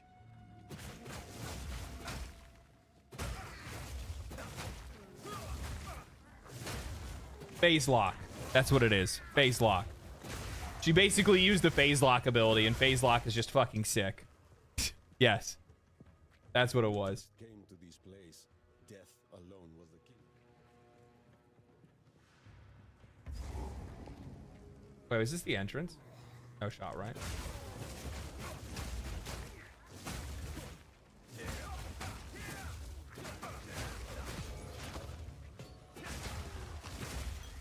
Doesn't the fucking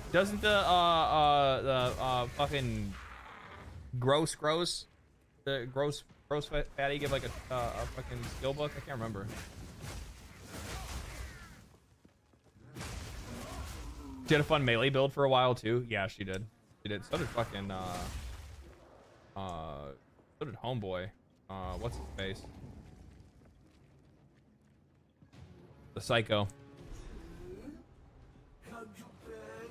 Just started with Zane, and I'm surprised how fun he turned out to be. Zane was really good too. Like, I think across the board, all of the, like, I don't think there was a single bad like class in Borderlands 3. I think all of them were really good.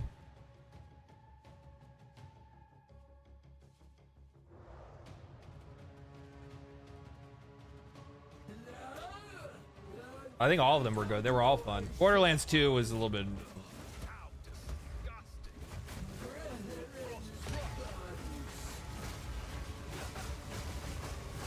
That's what we'd like to see.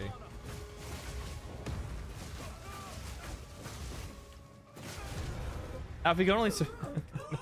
Now, the next thing is going to be trying to solve the mana problem, right? This looks like it will fit the ziggurat store. Ziggurat. It was all about Salvador and Krieg. Yeah. Yes, it was. Literally, the meta for that game boiled down to like Salvador and Krieg, and if you did not run them, then you were selling, and you were basically not playing the game as you should. Not at least not efficiently. I didn't really care about efficiency, so I played Maya. I played Maya. I didn't give a fuck. My one buddy played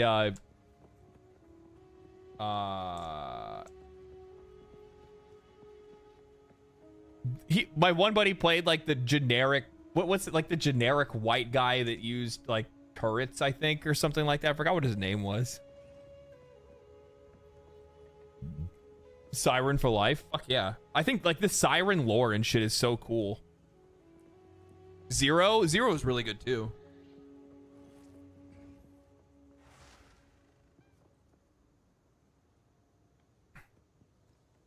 Oh, wait a minute. That would have been if it was Borderlands 2. Axton. That's who it was. Axton. Boring as fuck. Forgettable ass character. Maya was extremely strong for mobs, just struggled to solo enemies. But she had pseudo boar though. True. Yeah. True. She was so good for enemies. Dude, you fucking phase lock, all those enemies get drawn in. I take that one where it like draws in all the enemies and then explodes and like hits them all with fucking slag. Oh my god. Oh god, it was so filthy. It was so filthy. So many monks. Monks fun, man. Oh yeah, just a bunch of monks hanging out here. Look at all these monks. This is probably, I guess this is telling. It's kind of telling about the state of the game right now, huh?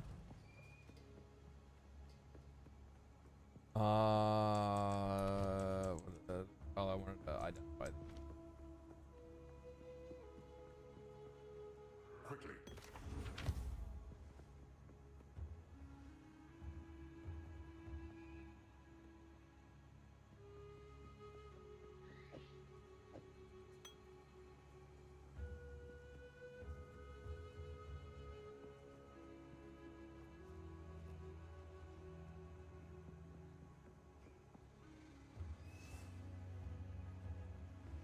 That was good. Still alive. Take your time. I'll take it. Take care. Yes?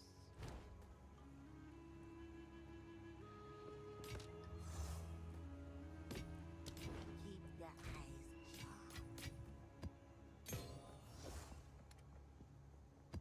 Don't have to worry about having tier 1s. Want to know how much fun Monk is? I'm playing one, and I've played almost exclusively minion builds for the past five plus years. Holy shit, dude, that's a long time playing minions.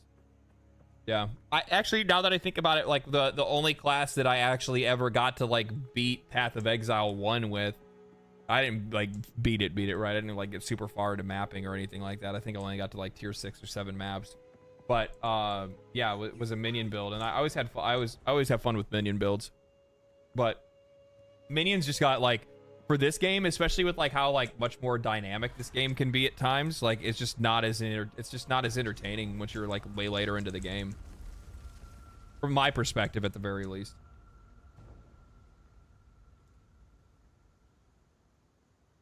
The B shield almost felt essential to a certain point. B shield was the fucking shit, dude. B shield was the fucking shit. B shield, infinity pistols. Prepare to pop off.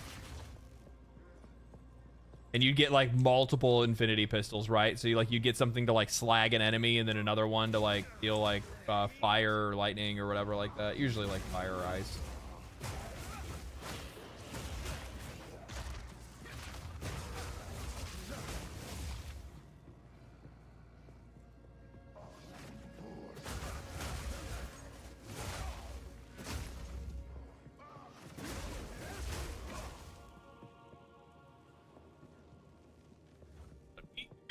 Guess it's not over here.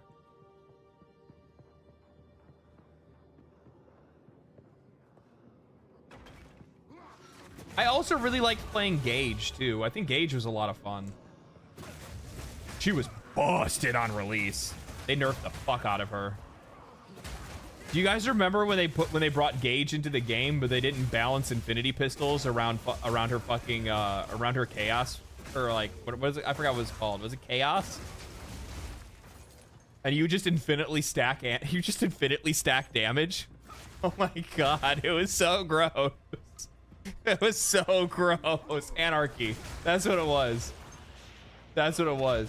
Didn't they have I think their idea to nerf it was like basically they just got rid of her ability to use the infinity pistol. Like if you like it just wouldn't like it wouldn't build anarchy if you used an infinity pistol.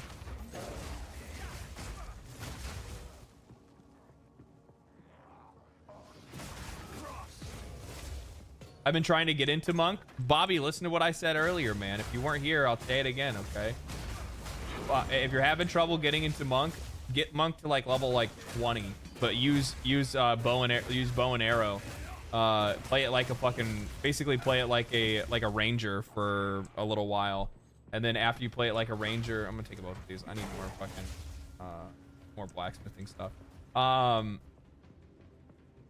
Play it like a ranger for a while, and then you'll be good. Okay, so it is in that corner. How the fuck did I not get in there then? Bruh. Bruh.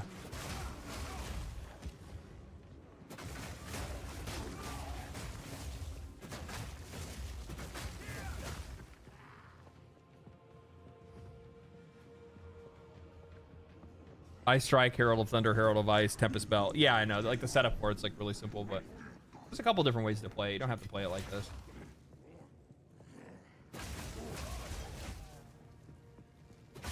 Can you technically do like a fire build for him as well? I remember I never checked. Cold, lightning. At least not yet. I can't believe there's going to be even more ascendancies as well. Isn't there technically going to be 3 ascendancies per character as well? Jesus Christ, dude. 6 more characters and then 3 more and then 2 more or 1 more ascendancy per character.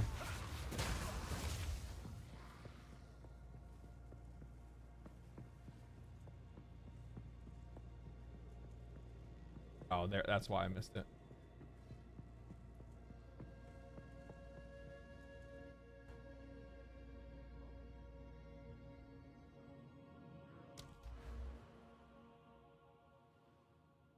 Oh, where am I going now?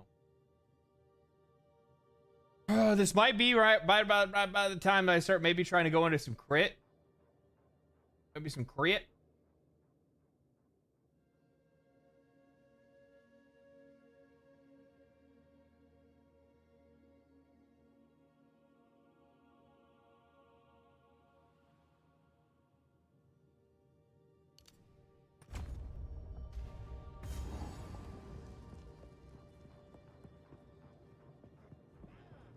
I've taken most of the defensives that I want.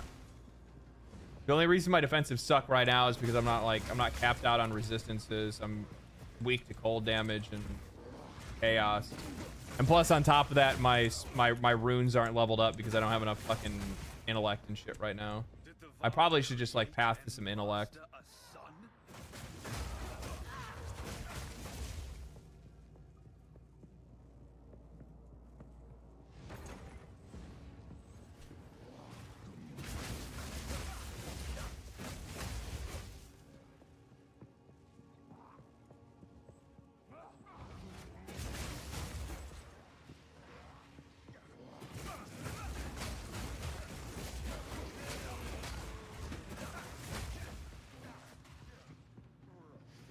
Though I do really enjoy like Monk's gameplay of like, who gives a fuck about being tanky? If it dies before it hits me, then I'm basically invincible.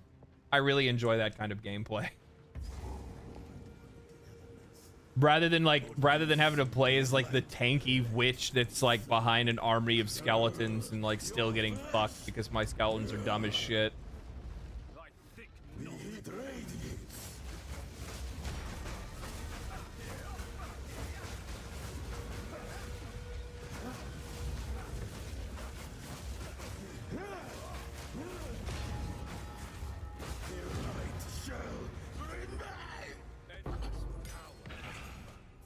shit. Vile ingenuity never ceases to amaze me. Glass cannon, unless the witch is killing fast as well. Yeah. I wonder what this does.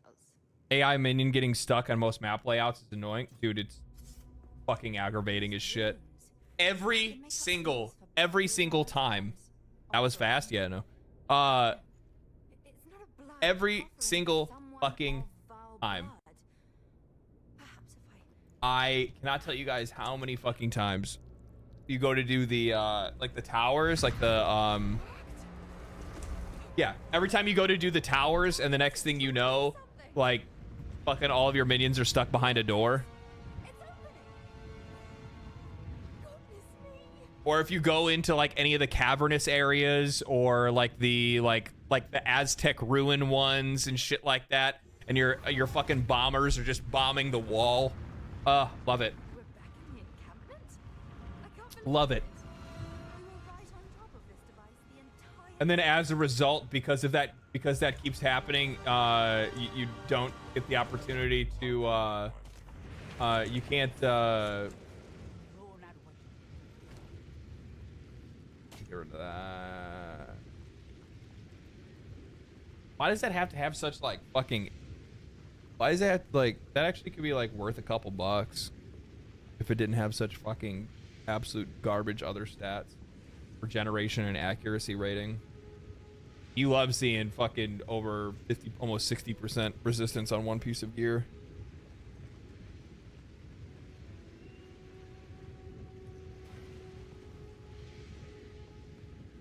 Later on, you can go full energy shield and get like 4K energy shield. More than double with Grim Feast and meditate. Or hybrid evasion energy shield. You get 75% evasion on top of 75%-ish estimated physical damage reduction.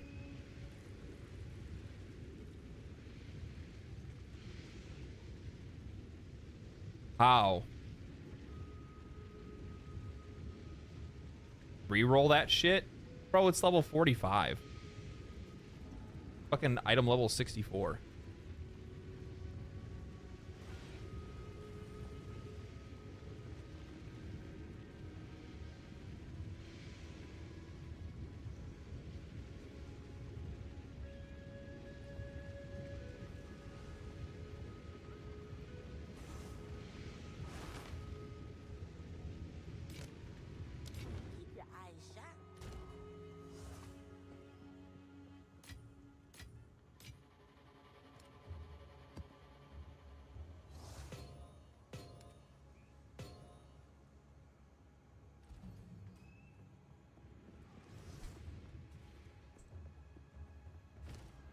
Can't tell what level you are right now. Well, I mean, I'm still in the cruel campaign. I'm almost done though. We're almost done. We're going into the past. We're close. What's up, Fonz? Trade it all, make that money. I do need to start trading shit. I fucking break shit down way too often. I don't have any, currently don't have anything. Like I have like nothing.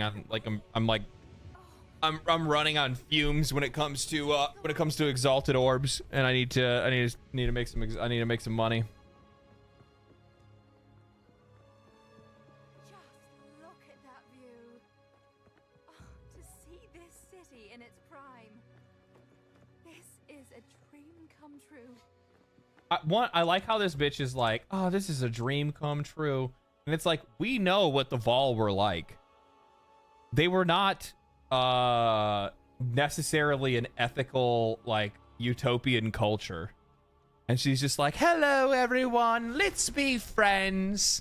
It's like, bitch, what are you doing? There they are. Like, these motherfuckers are going to sacrifice your ass. We mean no harm. Oh, I was hoping to avoid conflict. Imagine PoE has romance. GGG would never.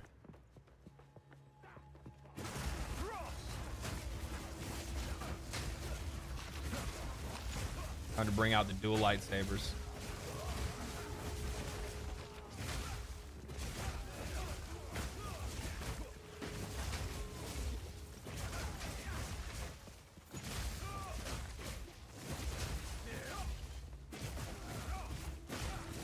If I'm not mistaken, I find the sacrificial heart should be on this floor. That's gonna be really delicious.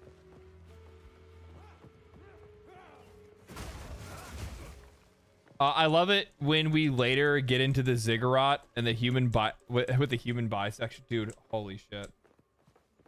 The fucking Black Temple is just so fucking sick. It is literally the coolest fucking, it is the coolest zone I've ever played in any video game ever.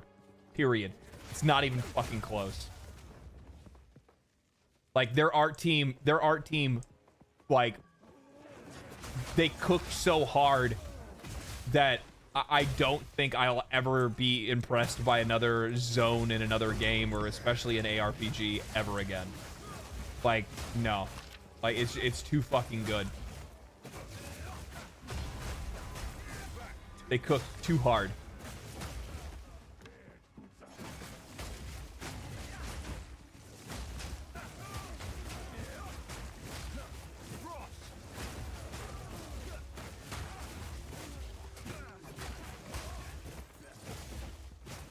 I also love the fact that, like, for whatever reason, and whatever reason, we know the reason, but I can't fucking believe that they like they did Aztec better than Blizzard. Didn't Blizzard basically do the same thing? Like they did like the Spirit Warrior or whatever, which is like essentially the same sort of like zone and shit like that. I need that as a hideout yesterday. Fuck, who you telling? They want to know. You want to make some fucking money. That's the place to make some money.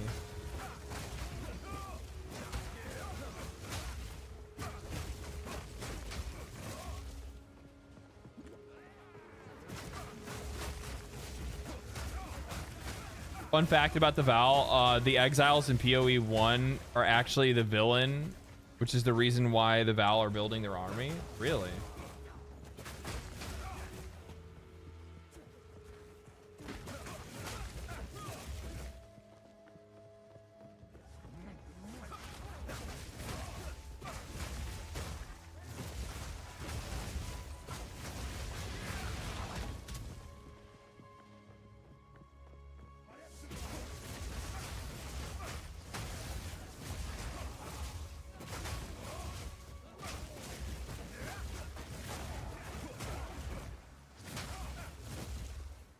Popping off right now.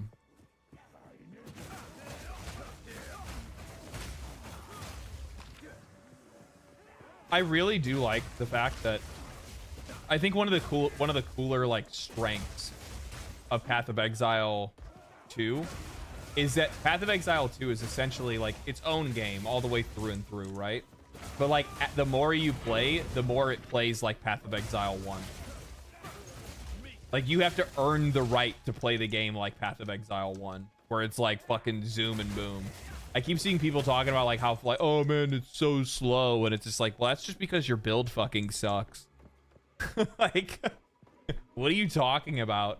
You start ripping through this game at one point, and if you really wanted to, you could go ahead and get Blink and shit like that, right? Like, there's nothing stopping you from getting movement abilities if you really wanted them. You need the spirit to be able to handle it, but yeah. Ends here. Don't worry. I can solve this.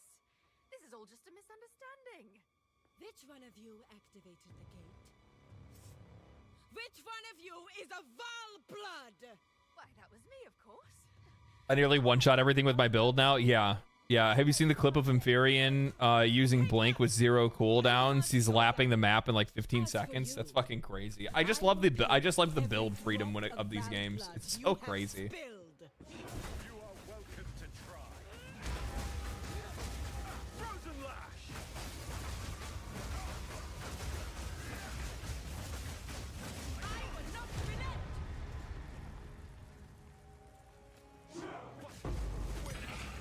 I'm actually surprised these guys even attacked. Like, if I was standing there and I witnessed that, I'd been like, yeah, I'm fucking good, man. I'm fucking good, dude. I'm just gonna fucking leave. I got somewhere else to be.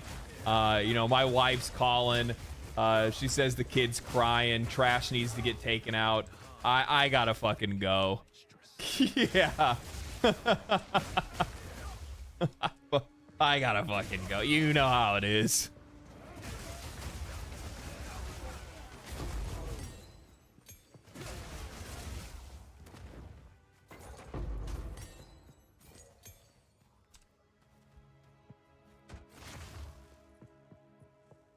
The new weapon skill synergies with greatsword, flails, spears, axes, and daggers are gonna be sick, dude. I'm so fun.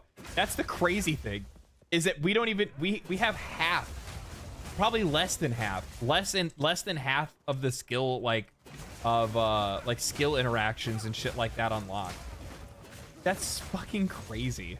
That there's like we don't even know what monk in 6 months or a year is gonna look like, or what kind of crazy builds that you're gonna be able to pull off with like the vast fucking library of skills that are gonna be added to this game when it actually goes to full release.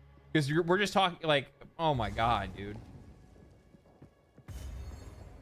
Because we're just talking about the weapon skills. You're not even talking at that point. You're not even talking about the class specific ones either, which is fucking crazy.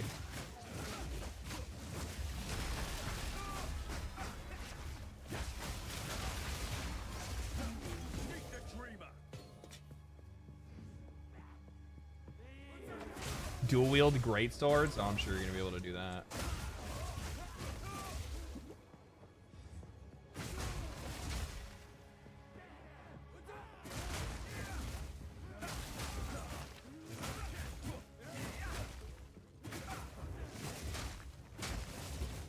Is the unique ring, that like shatter ring, is that even really like necessary on like because I've seen a couple people using it on this build, or like builds similar to this one, but I don't know if it's even fucking necessary, to be honest with you. Like, I guess I can see how it could, because like chilled enemies, it just means enemies die even faster, right?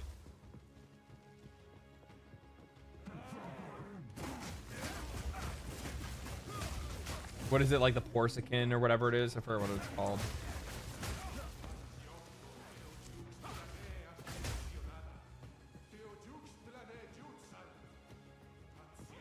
Yeah, the Porsa ring, yeah. Porsican or something like that. I forgot what the name of it was.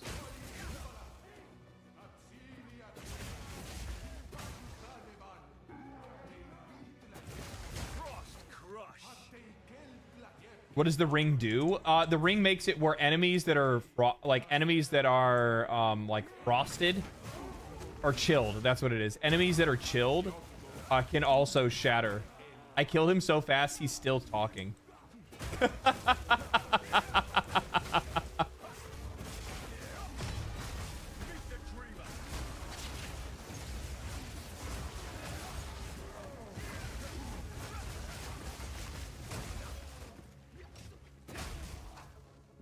He was still talking. Dude, I'm sorry. Like, this place is just so fucking cool. This is so fucking cool. Like, this is the shit that fucking gets me. Is that, like, this is a half-finished game. And, like, just the pure fucking brutality and the, like, mask off of the Val is so sick. Where, like, you walk into this place and it's, like, super chill, and there's, like, rivers flowing, and there's flowers everywhere, and there's fruit stands that are hanging out. And then you get up, like, to the next stage of, like, this place up here, and you're like, you know, okay, like, everything's kind of chill, but also at the same time you're starting to see, like, rivers of blood, and you're like, well, that's maybe it's paint, right? Maybe it's paint, right? We see the dyes on the side, like, that's probably not blood, you know? Like, yeah, it's just, and here these guys are fucking worshiping their fucking god, and then you walk in and you're like, oh,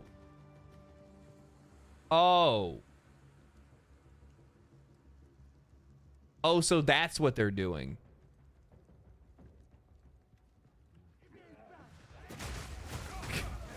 So that's what's going on here.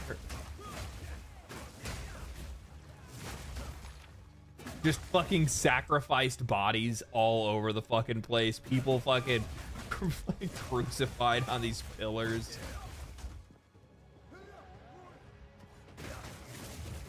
bodies stapled to fucking walls of buildings and shit. Just piles and piles of fucking, dude, so fucking brutal.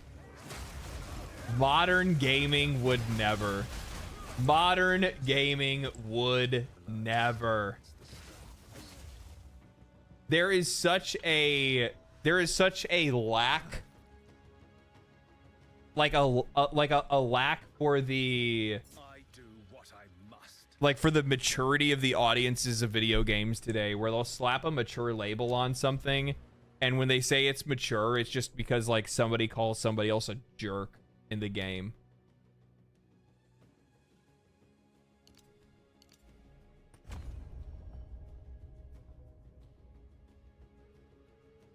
Body slicer in the Black Temple, dude. That's what I'm talking about. Like, it's fucking crazy to me how far things have gotten and how out of control things have gotten.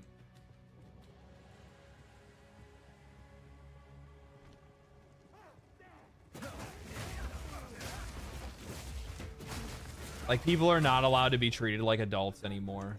And I think it's just because of like the just general immaturity of like game developers and like the leadership in game developing companies. I think that's really what it comes down to. Like I think that they're just games that are made by immature people.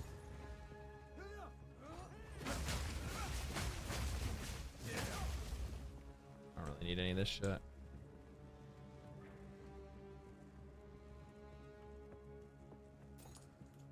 But gambling, that's 12 plus. 12 plus? What are you talking about?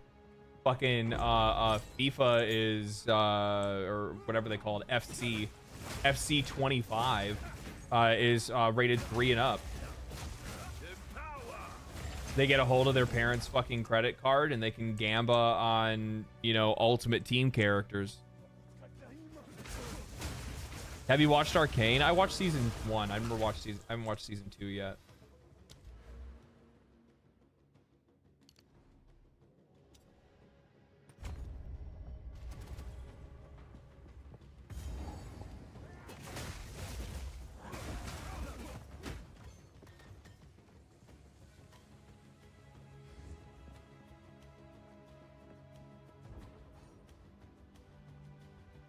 Three plus gambling, Sag. I know.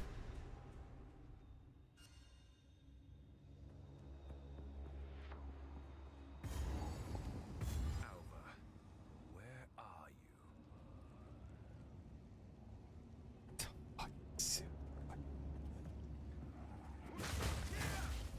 Like, when you actually like take the time to zoom in and you look at like the details, like they're having their entrails rolled up. I must make haste.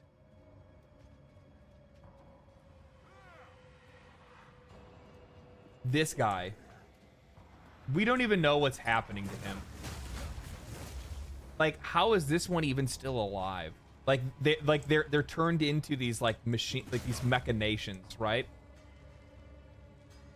Or machinations of like of dark technology. We will find our way to immortality. We will harness the power of the dark god. This motherfucker is like a battery or something like that. And then like also like how like the successful experiments of like how these people are like turned into weapons.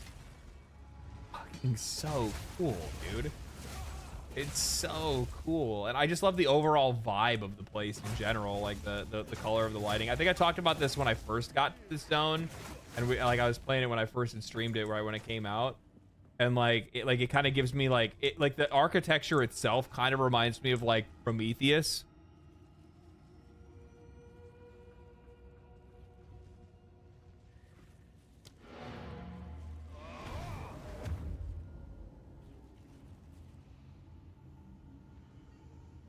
Porcelain Ring is a 1 div item for a 12 div item build. It works, but not as good as the premium build. Yeah, like which I'm gonna focus on just like getting drops and trying to get the premium build myself. They need to fix this. I don't like having to do this. This is annoying as shit. I hate that like I teleport back and I'm like, I need to go see the vendors, and like I need to go back into the portal and do all this bullshit.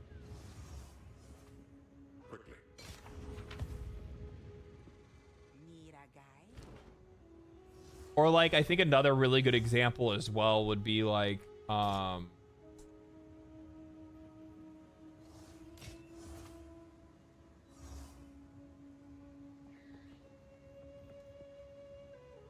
should probably sell that.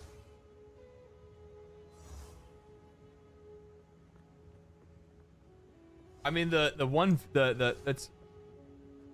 the tier 1 roll sucks, but like the +3 to all projectile skills,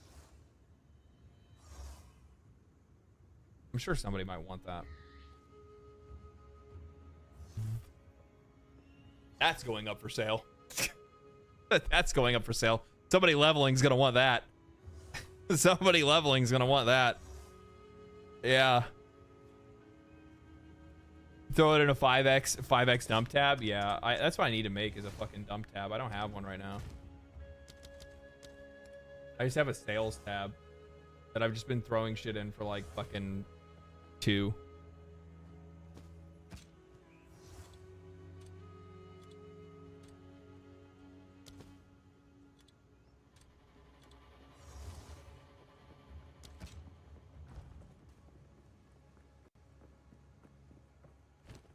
I should probably drop the price on that other one though. Yeah, the robe is really nice. For leveling, that robe is like super fucking nice. You could use that for a while, especially if you especially if you wanted to like throw a couple exalts on it just to like throw away money. Like, yeah. Yeah. Somebody will buy that. Somebody will buy that.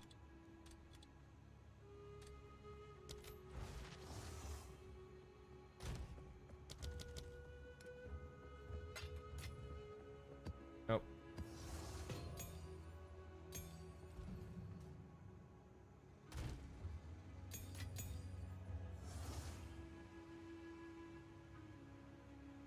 Seven. Does 7 give me my 3? My 3rd ascension? I think 7 does give 3rd ascension, doesn't it? Or is it 10? Is it numbers of trials 10? These are fucking useless. I don't need these anymore. Here to help. Keep your eyes sharp.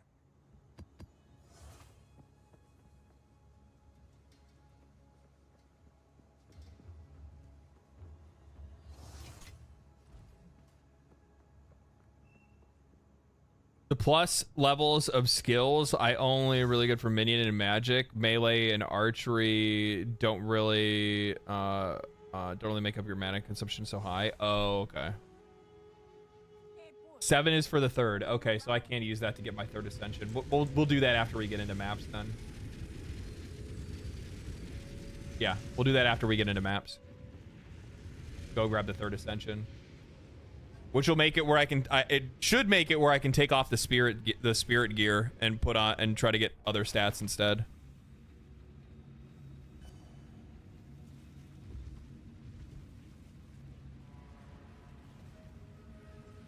It says on the item. Oh, I didn't read it.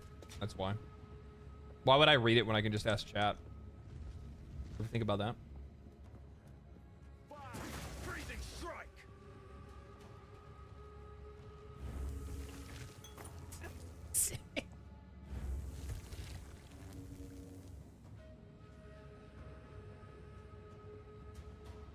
So good, dude.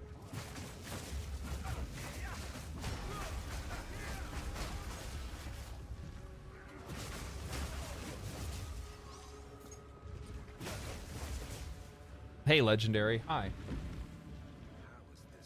One slice of premium sacrifice, please. Yeah. Let me get a slice. Cease your assault. Dude, I think Doriani's fucking sick. I think he's cool as fuck. I think he's cool as fuck. I love his voice actor, and I like how he just comes like fucking flying around. Fucking Chad.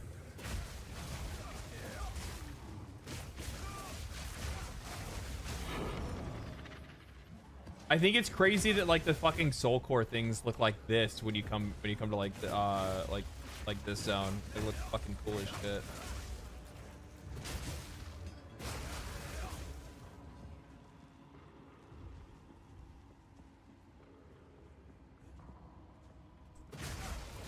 So future tech laser gun. Man, it would be really cool if they had like a Vol class, like their own unique class that they added to the game.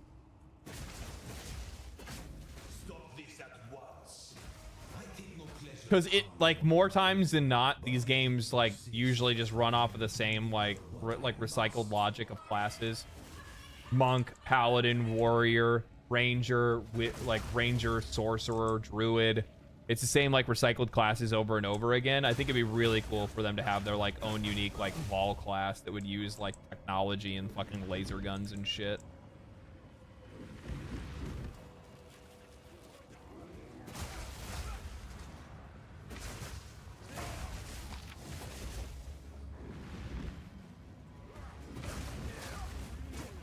Crossbow, yeah, crossbow's a good yeah. I mean, yeah, mercenary is a new class. They made their twin stick shooter class. I think this is really cool. I still don't understand why they kept saying it's like, oh, it's like playing an FPS. It has like FPS mechanics, and I'm like, hey, you guys are kind of a little overselling. You're a little overselling on that. It's not like that. When I played it, it was like, it reminded me of like twin stick shooter because that's kind of how it plays. I mean, it does have a reload mechanic, I guess. So there's that, but want to play Rizlord? How does the Rizlord play? Come on, bitch. At the eve of the end, the demon of Valzoar. He just comes down like a fucking G.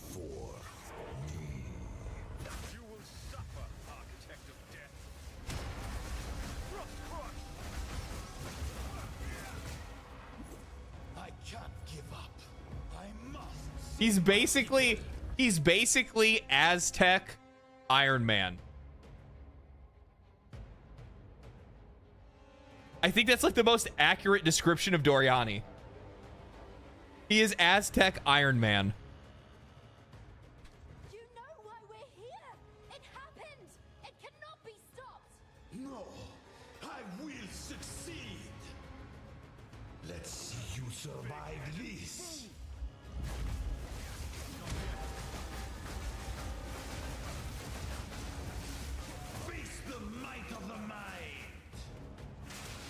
I'm really looking forward to getting the my Starforged PC that's gonna be coming soon. So then I get to play this game at like the ultra mega super quality settings. How could this happen? All I've done, all that I sacrificed. Your people cannot be saved. History is already written. You can stay here and die, or come with us and help save the future. The legacy of the Val must be protected. I do know of a way to contain the beast. Best you start talking then. My friend here isn't exactly the peacemaking type. It took me out the first time I completed this. I completed it on my Witch, and he doesn't become like a non-enemy until like right that second. So the entire time he's sitting there talking to you, he still technically has like the enemy outline. So like my fucking bombers were still like bombing the shit out of him. It wasn't doing anything. It was just like they were just constantly like. If only I had more time. There is an ancient weapon. What's your opinion on cheese? Like what kind of cheese? Civilization lost to the ages. I have one piece of it. 3 others were scattered. I've been searching for them, but the Karui. Did LD get sponsored by Starforged? Yeah, it's coming. It just hasn't happened yet, but it's coming. I suppose I must. It is too late for us here. This era is over. I pleaded with Aziri for her patience, but she would not abide me. She will attempt her communion with the beast, and utter devastation will ravage our people. But the fact that you are here, a living descendant of our people, it gives me some hope for our future. I will come to your era. Perhaps there is still time. It's settled then. Let's hurry back to the time portal.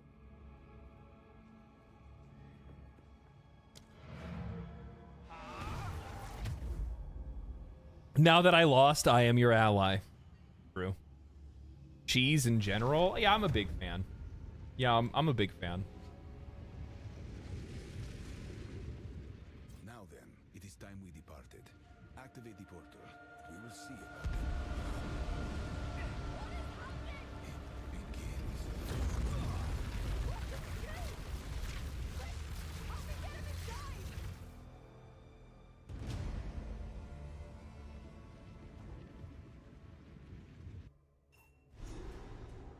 I'm curious. This is, dude, I think the story for this is really good. I think they did a really good delivering the story on this one.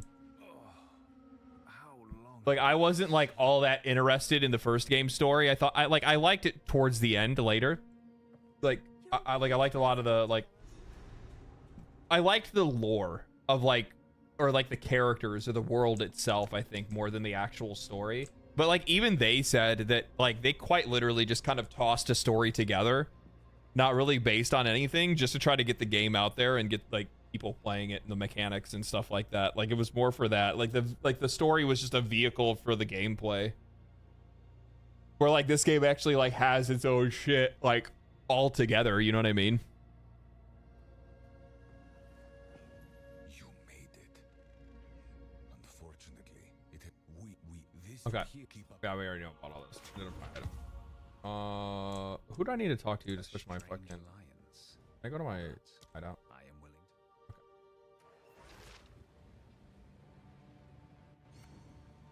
Go back to my slave-driven ship.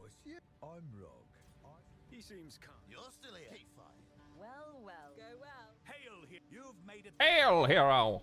His arrogance belies a great. Yes. Nope. Nope. On with the work.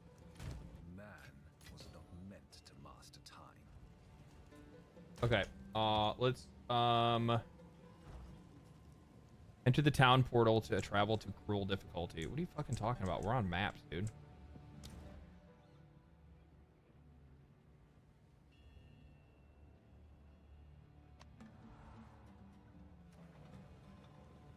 What?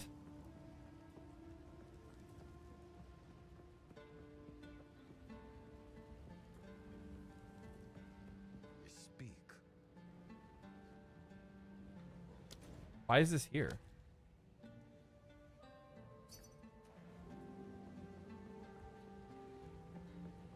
Huh.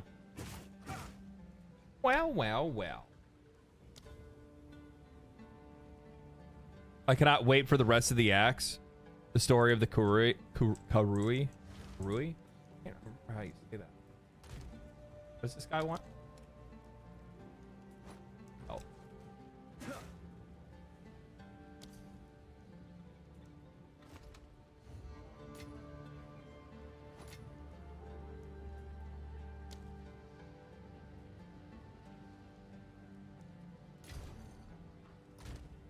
Domo arigato gozaimasu. You can just ignore that quest. Yeah, I know, but I don't understand why it's there. It's pissing me off. It's like triggering the fuck out of me right now. I'm gonna go.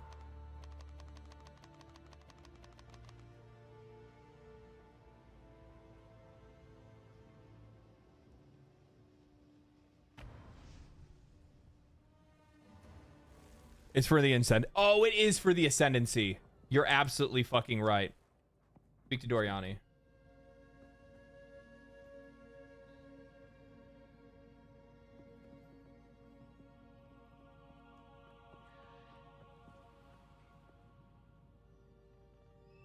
Of course. Go on. You must be. As I predict, you must. I should that price. I believe these ideas out in the corrupt. They will. I have invested one. Just bugged out. All right, let's do our shit. Where's Oh, we need a 7. Right, 7 will work.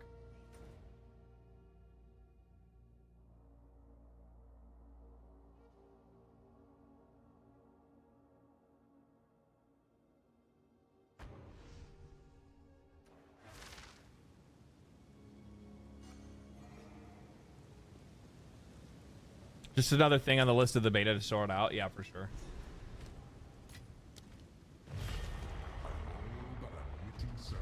Give me the money. Give me the money.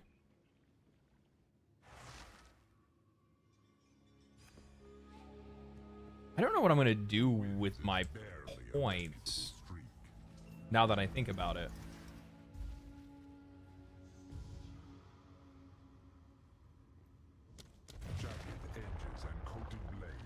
I don't know what I'm going to do with my ascendancy points.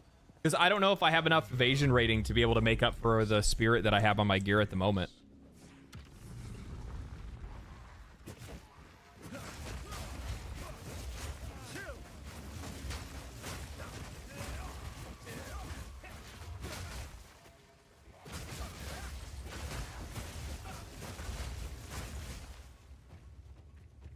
I'll have to think about that a little bit more. Contemplate on that.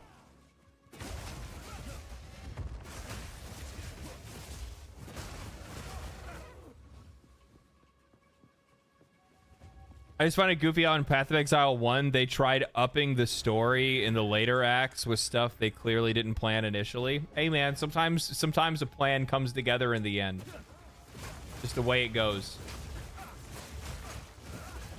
I mean, you have to keep in mind that the developers essentially just wanted to make, essentially wanted to make a Diablo 2 with, like, a more, like, defined end game. Right? Like, that was their main thing. They just wanted to make a Diablo 2 with a more defined end game because, evasion rating, that's what it is. How much evasion rating do you have?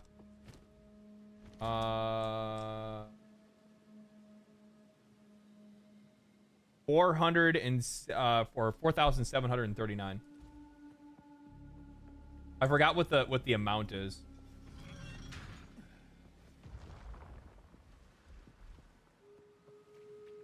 I guess I could just look, right? Rather than like acting like a moron.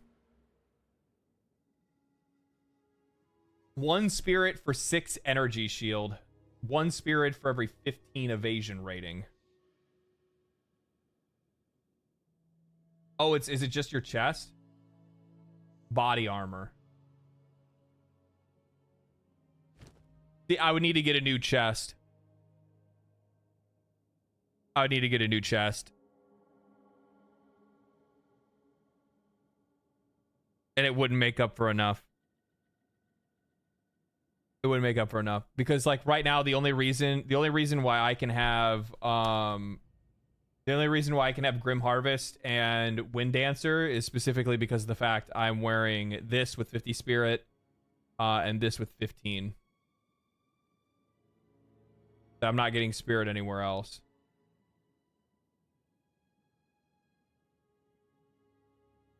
And I have 15 left over. So technically, I would need... The 15 right here is completely useless.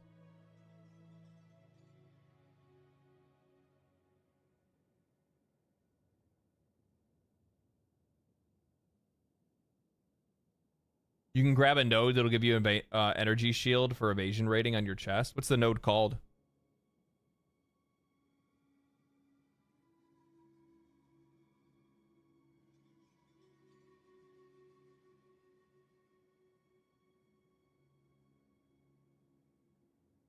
So essentially, I would need it to make up for... I would need to make up 40. But 15 for 1 on this is just not enough. I would need to get something with high evasion rating. Bestial skin.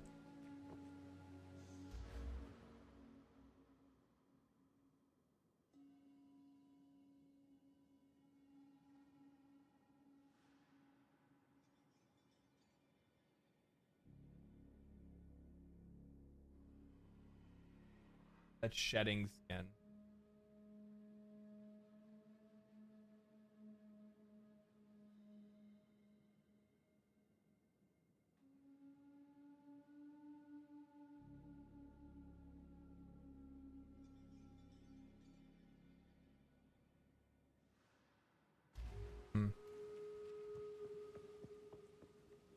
Or you wanted to stay EVES? What's your plan in the long term?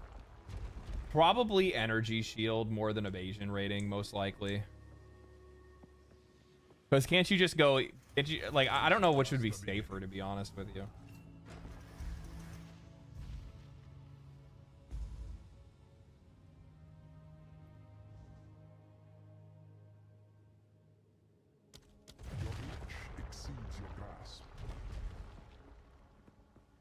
You already took it. Oh.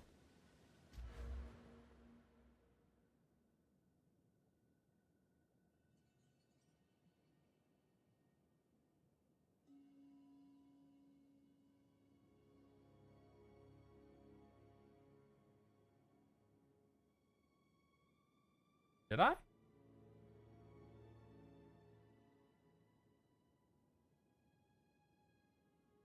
I took like Spectral Ward.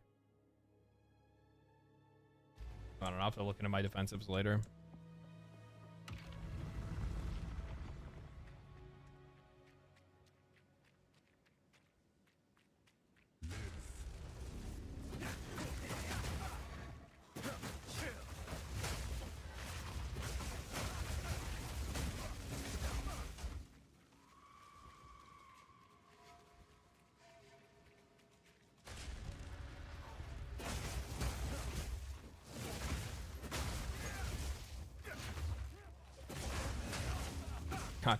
Every time I do the Trial of Chaos, like it just reminds me of like how ass the Trial of Secamus is.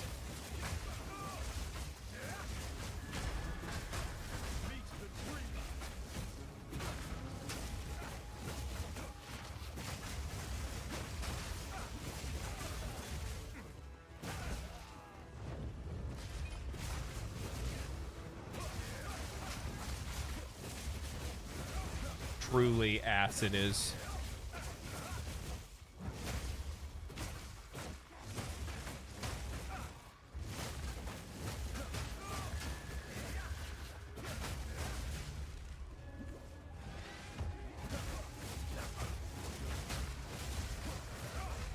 Don't get me wrong, like this definitely can get like spicy as shit, right? Like this can get spicy, but like at least it doesn't have the same kind of bullshit Trial Secamus has. That shit is just garbage.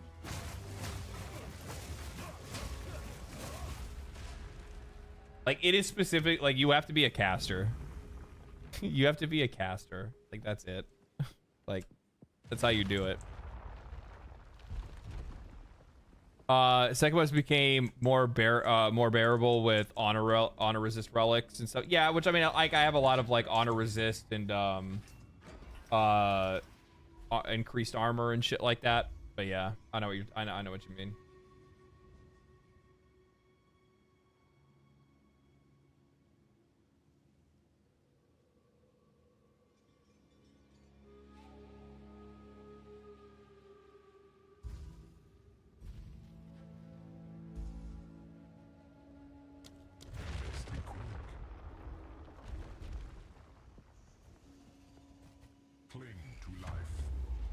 It isn't that bad once you have a decent amount of honor resistance and it's a cakewalk. Yeah, I mean, it's not bad later, but like early on when like everybody is first starting, when you're doing your first character, it's fucking garbage. And there's like so much like jank and bullshit that you'll run into.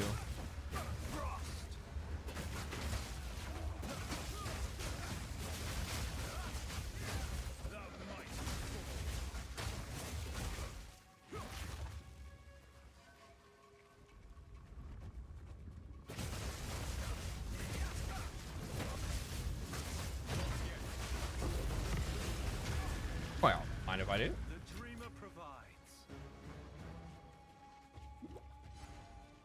League starter is always janky, yeah.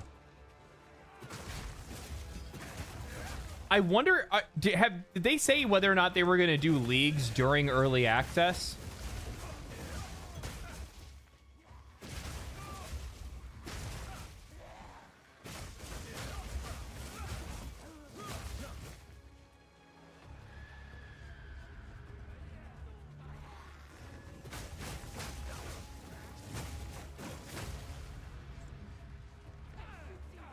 That's why you gotta save up 20C for the 20C. Yeah, but there's no fucking...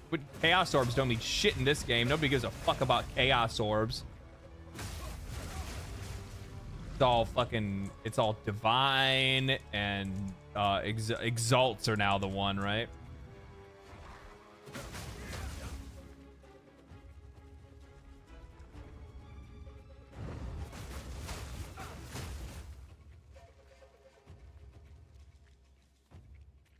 Those patches will also most likely be economy resets. Yeah, I can see that. Coincidence, of course. I have so many eye strike builds. I've seen so many eye strike builds. Every time I see somebody clears a mob with 5 eye strikes, the rhythm of the attack seems to similar to the Terminator theme. Yeah. Likely introducing the 3rd trial and more classes. Maybe. Maybe. This is just the beginning.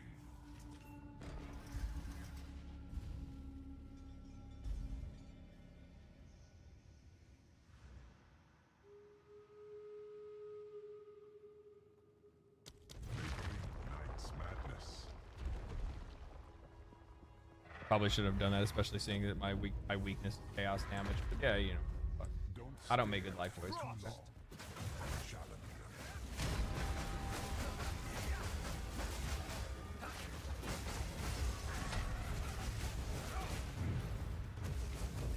You want to know the dumbest thing I've ever done was that, like, my brain turned off. My brain fucking turned off. Oh, fuck. Okay, well, there goes my trial. I hate, like, fuck. That was embarrassing. Oh, well. It is what it is. Literally, it was one of those moments where, like, I thought of something and then I stopped paying attention to the game for like a quarter of a second, and I went into like just tapping the button and like looked over at chat, and then I just died like that. Fucking stupid. What is this?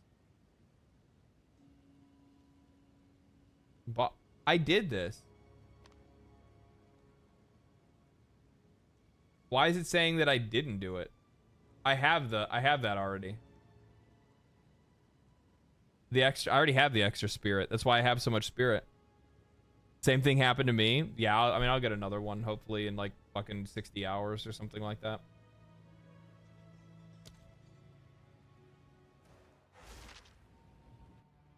It's a UI bug. Done that shit to me. Yeah, it's star.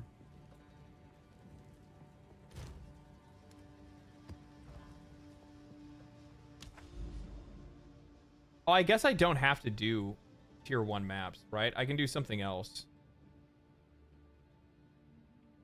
I don't know what tier I should start on. I think I'm gonna start going in this direction, honestly.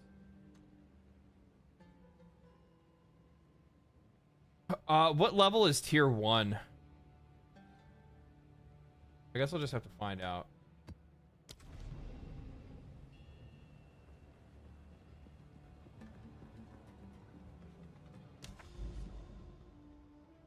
What happened?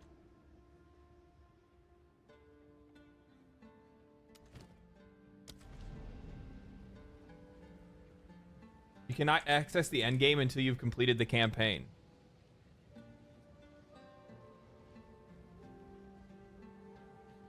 What?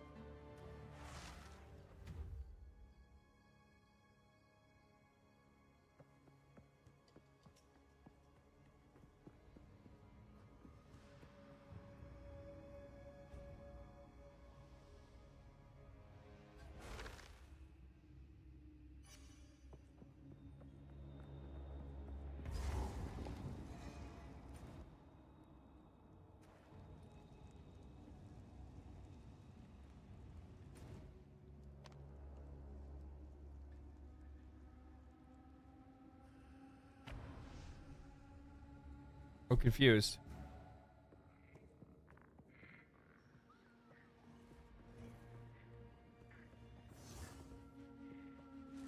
Speak to Doriani.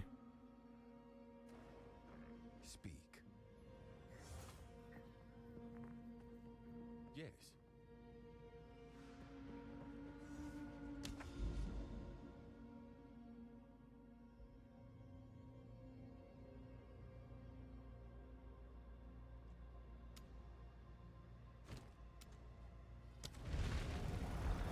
Oh, you must have to use this device first before using your own, maybe.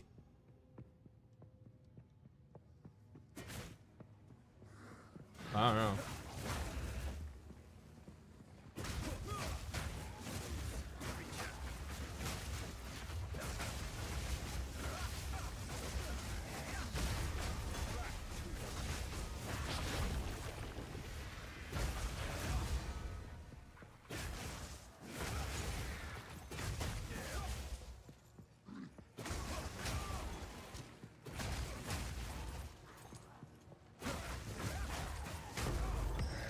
There we go. God, I remember on my witch, I mean, it probably took like 30 some odd hours or more for me to get another ultimatum, or even like the Sekimus trial or whatever it's called. I think I'm saying that right. I hope I am.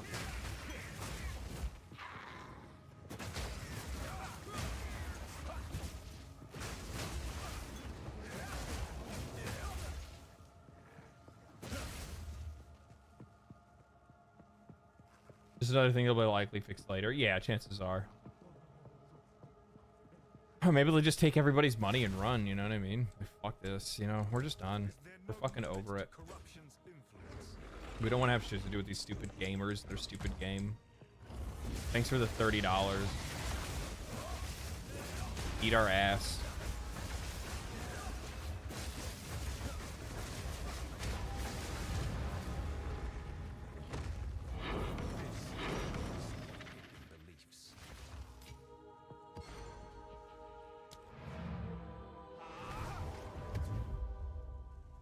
I just got one, so I can go back and do it and pay attention this time. Go back, you know, keep my eyes on the fucking prize for once. You know what I mean? You know what? This is so fucking weird. This is actually like I'm gonna tell you, like, this is just like a weird analytic thing that I notice. So on YouTube, so when I stream, right, on YouTube, I have more viewers when I'm just bullshitting about stuff, right? And I'm like just talking about like articles, or I'm watching videos or reacting to things or whatever, you know what I mean? And then I have less viewers when I play a video game. It's the opposite on Twitch. Twitch viewership goes up when I play a video game, and then it goes down when I'm talking when I don't. It's so weird. Fucking Twitch is gamers. Twitch is just a bunch of fucking gamers. YouTube is for talking heads, Twitch is for gaming. Bro, the most popular category on Twitch is just chatting.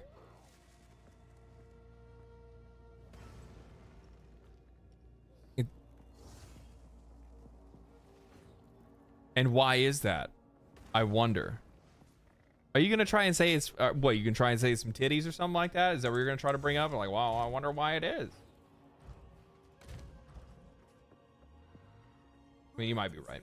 I've never seen such. Yes. Maybe. What is it? Does she stream? Where do you stream?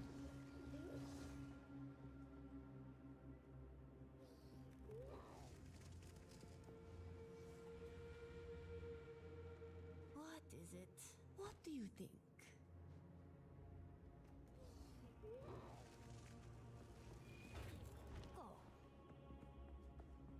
What can I do for you? Time is not on our side.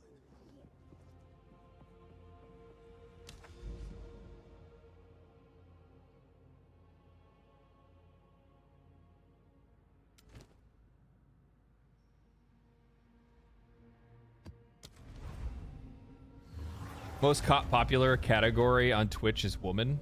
Based. True and real. You got it all figured out. We'll get into a hot tub. It's together and bring your boys together. Oh man.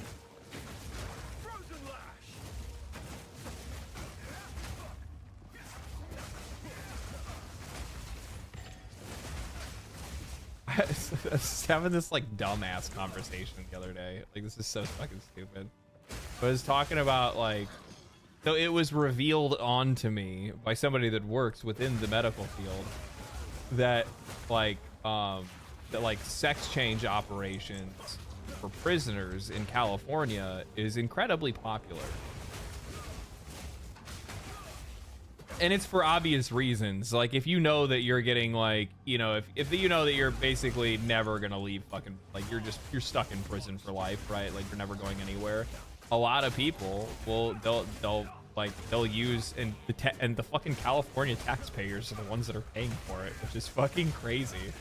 But these fucking prisoners will get this operation done, and they do it specifically because they just want to get put in a woman's prison because they know it's going to be a much easier, like a much easier like life experience, because it's, you know, it's going to be safer. It's not going to, you know, like a multitude of reasons as to like why it would be better for them in the future, especially if you know like you're never leaving, right? You're always going to be in there, and that's fucking crazy.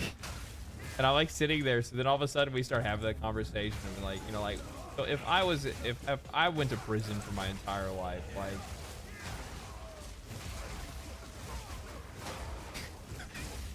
like, would that be the way? Is that the way? Is that the choice that I would make?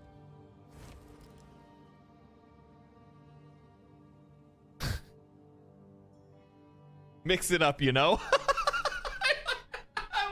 I love how casual it is. Yeah, you know what? I just thought about fucking switching it up, you know what I mean? Switching it up. There's less females that would kill you over a pudding cup. Probably, yeah. Yeah. Yeah.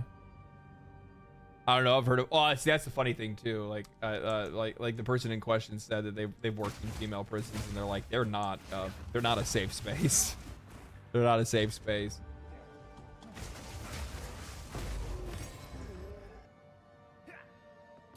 Like they're just as likely to do the same fucking thing.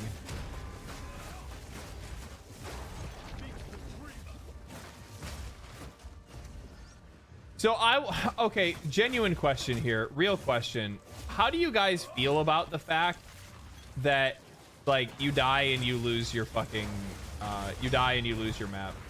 Like what's the take on that? I don't like it.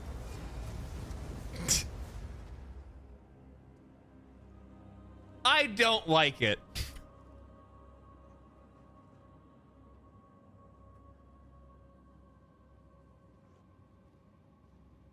The take is it's to incentivize stacking defense.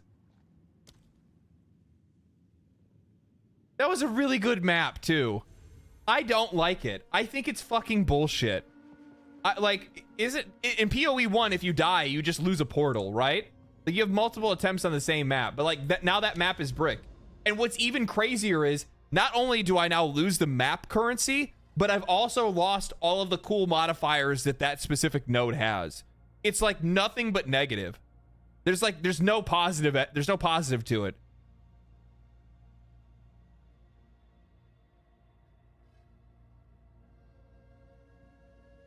It's non-negotiable. If they don't remove it, then I won't play Path of Exile 2. I don't blame you. I'm gonna be real. I don't fucking blame you. I think it's garbage. I think it's the dumbest decision that they made in this. I'm hoping that for whatever reason it wasn't on purpose, but I feel like it was. And yeah, it's just, no, I'm not here for it. Same thing goes with like drops disappearing when you die. That is also bullshit. Like I had killed a boss and the boss had dropped some good shit. And I thought I was chill. So I'm like, fuck man, that was cool. I killed the boss. So I walked away to use the bathroom, and then I came back and I had died because some random mob that was outside of the boss arena just ran up after the boss fight and started hitting me until I died when I walked away. How do you feel about XP penalty? The EXP penalty is not a big deal to me because at least that's not something that you're going to deal with until higher levels. Like XP penalty doesn't kick in until like into the 70s, right? Like that's fine. it's okay to have like an XP penalty, especially because you're not losing levels. You'll just lose like your progress to your next level. The map, like losing map currency and also losing all of the map modifiers on a map is just a kick in the fucking dick and telling you to go fuck yourself. Like there's nothing like nothing feels good about it at all. It doesn't make me feel challenged. It just feels, because especially in a game that has so many ways for you to just die to bullshit, like random ground effects that are like layered on top of each other, all the times of your abilities firing off all over the place, and you can't tell that somebody put an explosive spore underneath your fucking asshole. Like, there's too much bullshit in a game like this for you to just completely like lose everything like that. On death effects need to go as well. Well, they have to make a choice. If you're gonna have on death effects, especially with how fucking mean on death effects are in this game, then you can't make it where like if I die, like the penalties are like killing all of my progression. Because imagine, like, and here's the thing, many of people have gotten into this position. Say I now don't have let's pretend like that was my last map.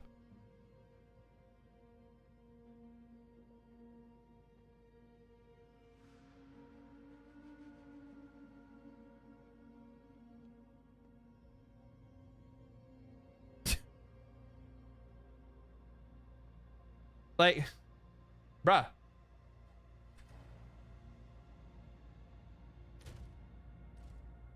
What are we doing?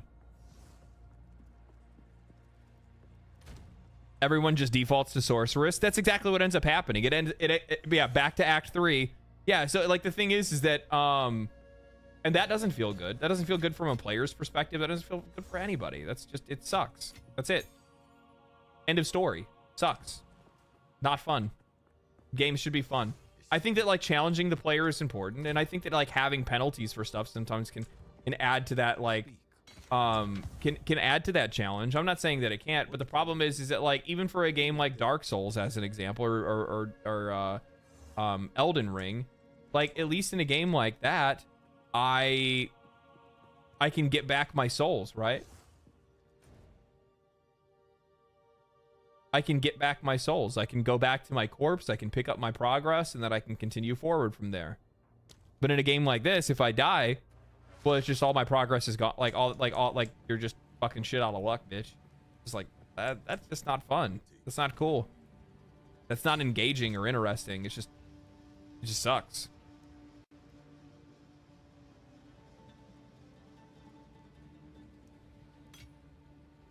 It just sucks. I don't like it. Don't like it. Be better defenses? Well, I mean, no shit. Of course I do. I just started maps. I know that.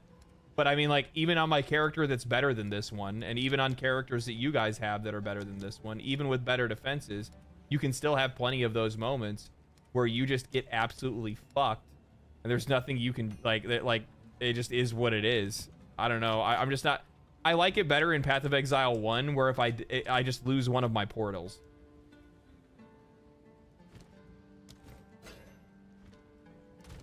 I feel like this is a super cold take, by the way. I feel like there's plenty of people that agree with this take.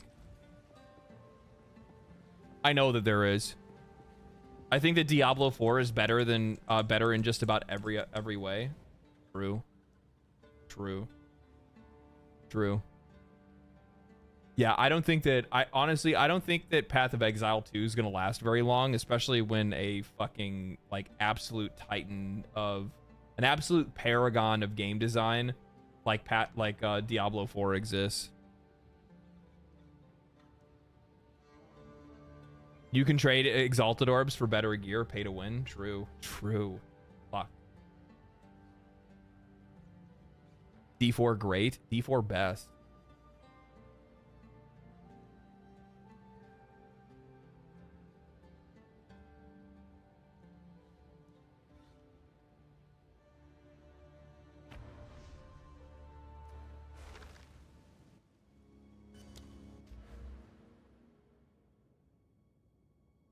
Oh, was there some other like stat that I was supposed to grab that we were talking about?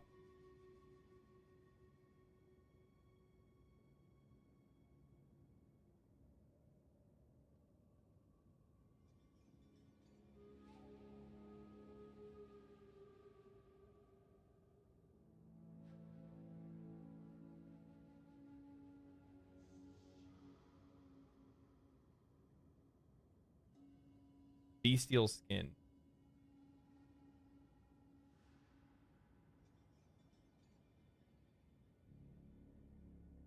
I don't see this fucking skill.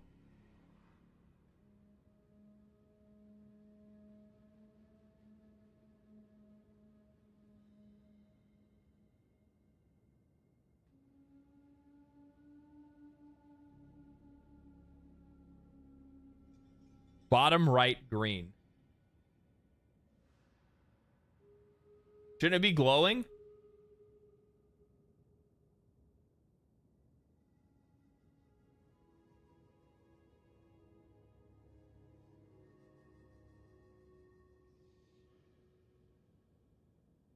Oh, I already have it. I already picked it up? How do I not remember it? Oh. I picked it up. I put this in today. I forgot. I don't remember. I just read the thing and I'm like, oh, okay, 100% increased evasion. Sounds good. Bye. Sounds good. Bye.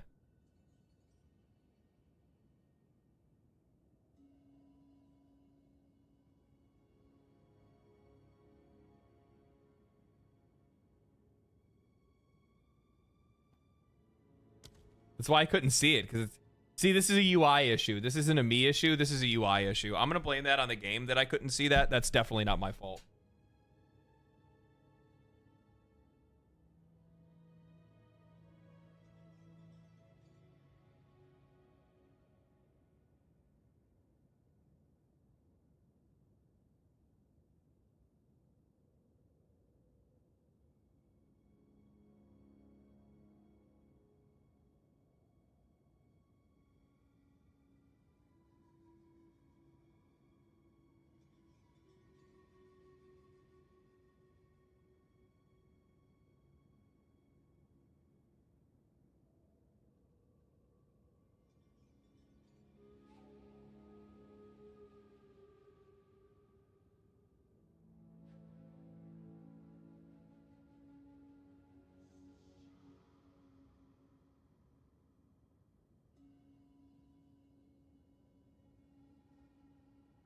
Also, how I navigate the tree, I totally navigate by text. I searched and I'm like, dexterity, critical, damage,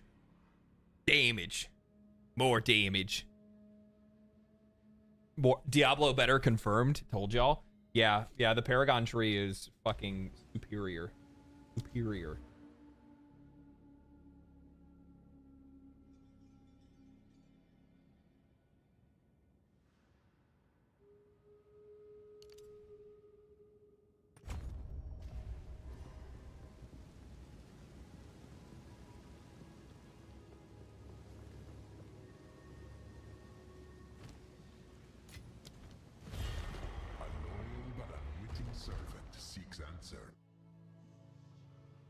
Damage. No, I just say words, dude. I'm so bad, dude. I don't watch any of the, there's not like a single, I don't watch Warframe content. I don't know why. I just, I've never watched build guides. I've never watched any of the, lore stuff or anything like that. I talked to a couple of the streamers, about as far as it goes.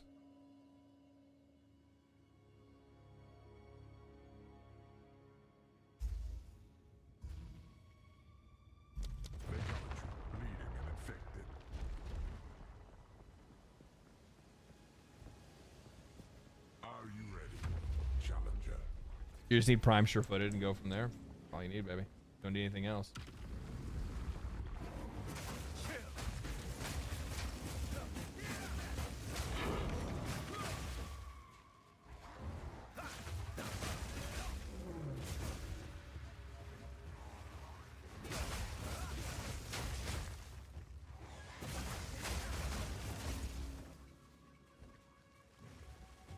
What? Oh, down here.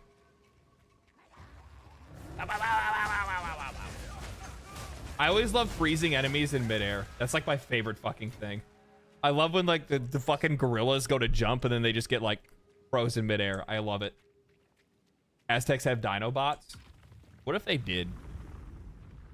What if they did?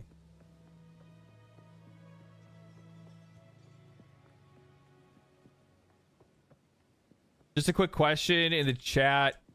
Did the chat tell you about the Warframe fighter game that you can play with a decoration from Cephalon Samaris? And the story behind it? I don't know the story behind it, but I know of Frame Fighter. And I know that you get it from Cephalon Samaris. Hunter. I'll wipe that smile off your face. Oh. Why are you so aggressive?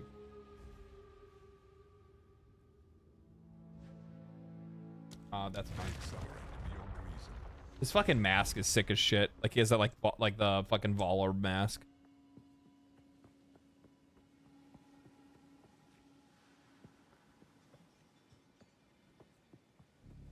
I don't know what personal space means, Samaris. Yes, no shit.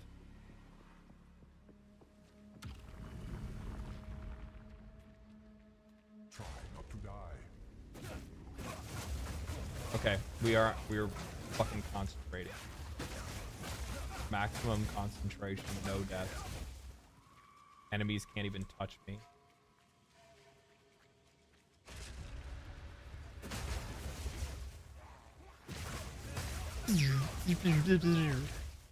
I almost wish it made lightsaber sounds. Can I mod the game and put in lightsaber sounds? And then every time I activate charge staff, my character says I have the high ground.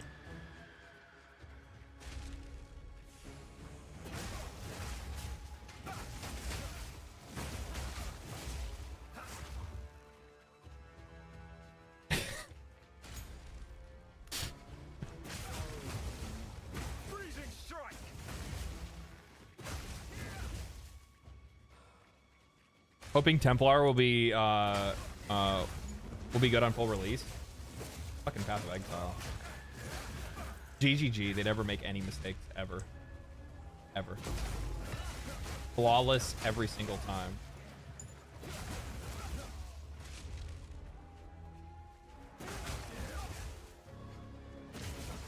I'm just happy that they fucking remember the class. Like, I still cannot fucking believe that, like...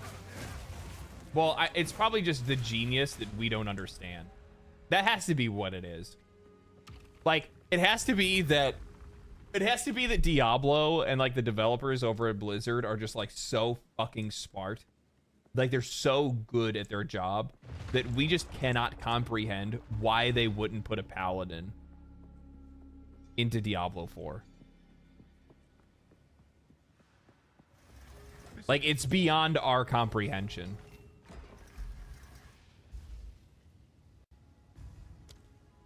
That makes a lot of sense. Galaxy Brain Dev? Yeah. Yeah, that's what I'm thinking. Powering the monument requires souls.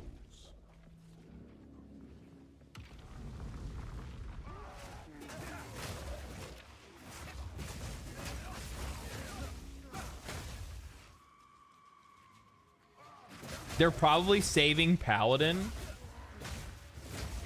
What if they're just like this entire time? They've just been stringing people along. All right, hear me out. What if this entire time they've just been stringing people along, right? Like we're going to piss them off and then we're going to have this like sick redemption story with like the 4th DLC when we bring in Diablo. And then it's also going to have the and not only is it going to bring Diablo, but it's also going to bring the Paladin, and it's going to be so fucking strong and cool looking, and everybody's just going to lose their collective mind. Society is going to quite literally implode upon itself. You know, Rod Ferguson is going to be named Video Game Developer of the Year, and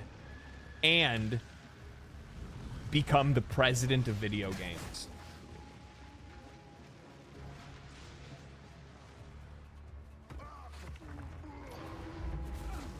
And Megan Fox will ask to hook up with him.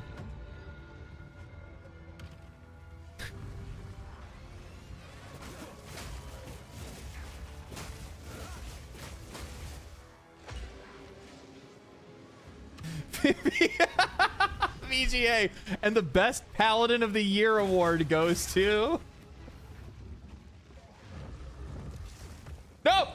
No! Oh my god, oh my god, oh my god, oh my god. That was almost some bullshit. That was almost some bullshit. That was pretty fucking close.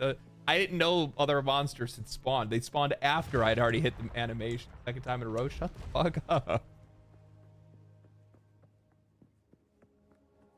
Everyone seems to like Monk. The class doesn't vibe for me. I never liked bows.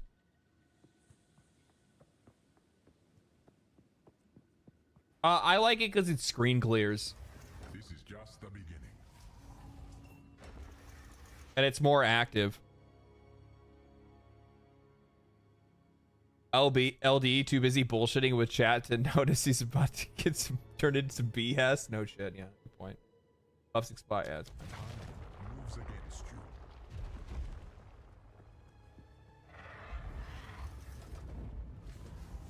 Who's that Pokemon? It's Pidgeot.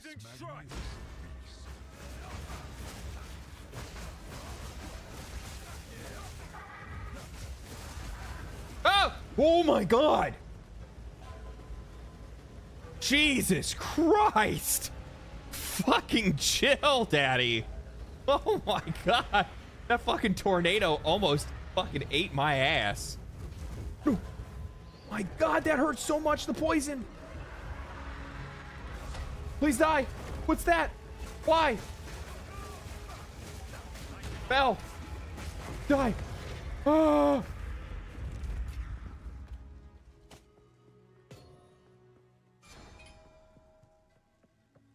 This boss is bullshit. What are you fucking, who are you telling? What the fuck was that? The tornado almost one-shot me. One of the kicks almost one-shot me. I almost had a fucking heart attack. The trial yet continues. Your damage is insane, but the damage you take is also insane. That's called living the life. What's up, DM? What are you doing, dude?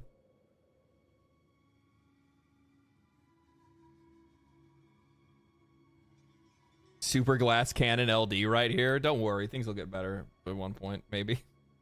I don't fucking know. I chunked all my fucking points into damage. I said, let's figure out everything else later. I died to this boss more times than any pinnacle. Didn't you just one-shot all the pinnacles? Bosses deal more? No, we're not gonna do that. Challenge area contains turrets that will fire projectiles. Okay. Area of effect and projectile speed. That's what it's out.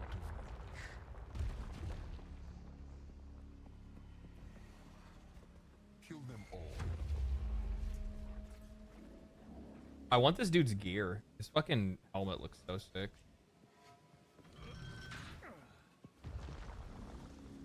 Two words, Arctic armor.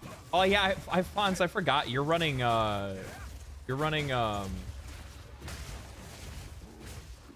fucking ice shield on your monk.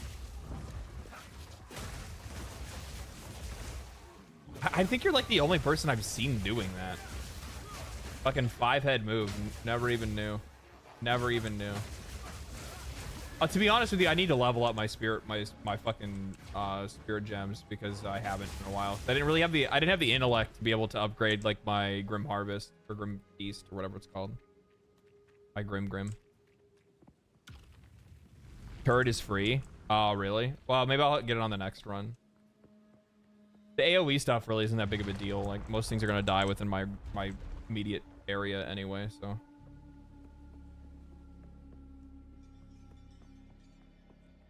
I honestly never really did. On my witch, I did the trial of Secumus the whole way through. So this is my first time using this instead for my level ups.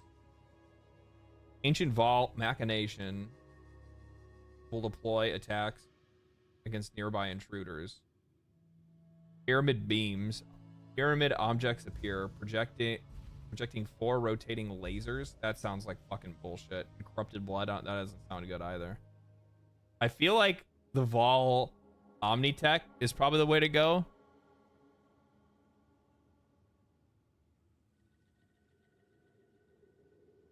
The shock and burn ones and Stormcaller runes are all free.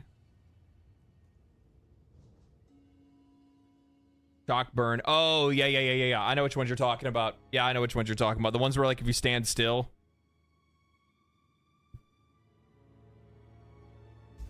Beams are rip. Yeah, I'm not gonna fuck with that. Beams look like fucking ass. Do this one.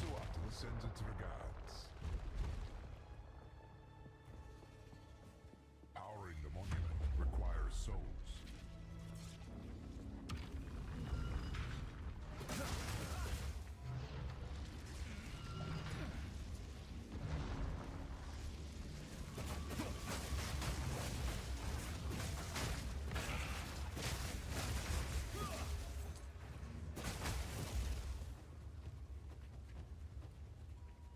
They're not a soul core over here?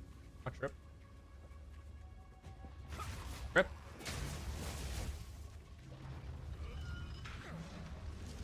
Oh, that's the bridge. That's why. That's why I need to put that up. Put a bridge.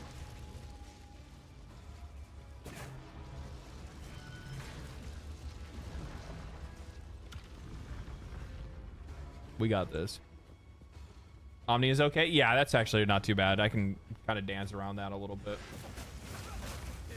You streamed today, Mr. fucking DM? So there was a soul core down there. What the fuck?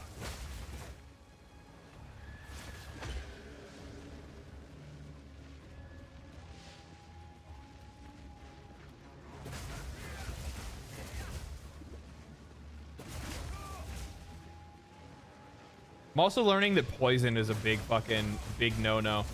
Oh my god, is fucking my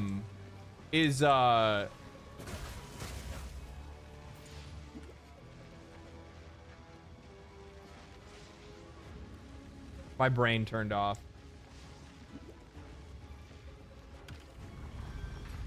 Poison is chaos, isn't it? Oh fuck.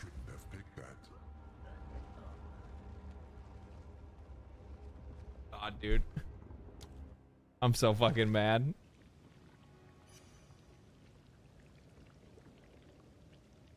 Yeah, normal day. Well, fucking rip. I don't think I have any more. The rest of these are too high level, I think, too. What level am I? 67. Yeah, they're too high level. I'm not gonna fuck around with that. Bud, why are you sitting in front of the screen? Kitty cat. There's a lot of room here. I just want to let you know. There's like a whole ass table here you could sit on. But sitting directly in front of the game, is definitely not the way. Poison is poison, but it can build from chaos. Oh, okay.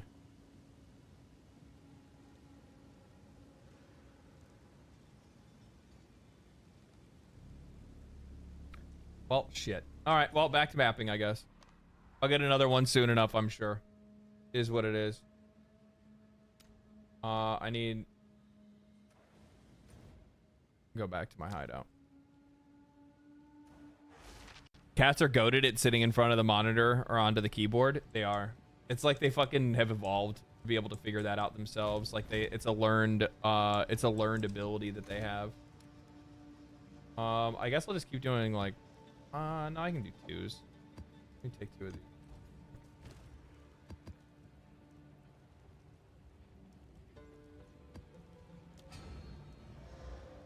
Cats do what they want, man. They do what the fucking what. They do whatever the fuck they want. They don't give a shit.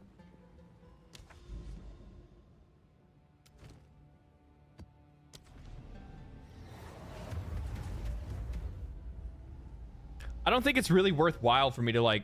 I guess I could probably use like augments. I don't know why I didn't. I should have did that.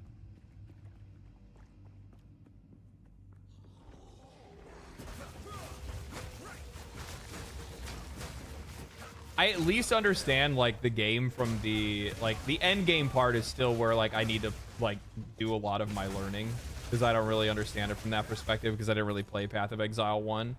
It's a little bit more it's a little bit more easier to understand than PoE 1. That's like I think even just like the map like by itself is just much easier to understand. But like using the map system instead of like the like Atlas map that they had from PoE 1. Like that was just like confusing as shit to me.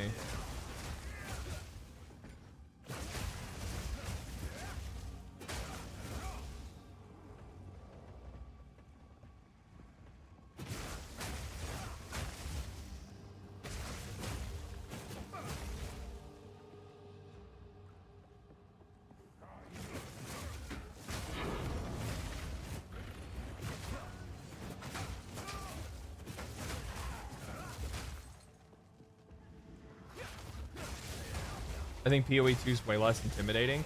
I think that's probably true for a lot of people. Though I'd imagine, like, at least for me, like the whole reason why like why I find Path of Exile 2 less intimidating is actually more of like an ego thing, where like it's like ego, and then it's also like just information overload, where like there's been so much to happen with Path of Exile 1 over the years, so many updates that it's had, so many things that have changed and been added, and so much content that's on service just like from the day one when you go to play it, that like I just couldn't get myself to play the game, man. I just couldn't bring myself to give it a shot. Like I mean I did. I played it a few times, right? But like even when I finally beat the campaign for the first time without using a, you know, or I used a build guide when I did it, but even when I built that was the thing that bothered the fuck out of me, right? Like I had to use a build guide to fucking beat the campaign of the game.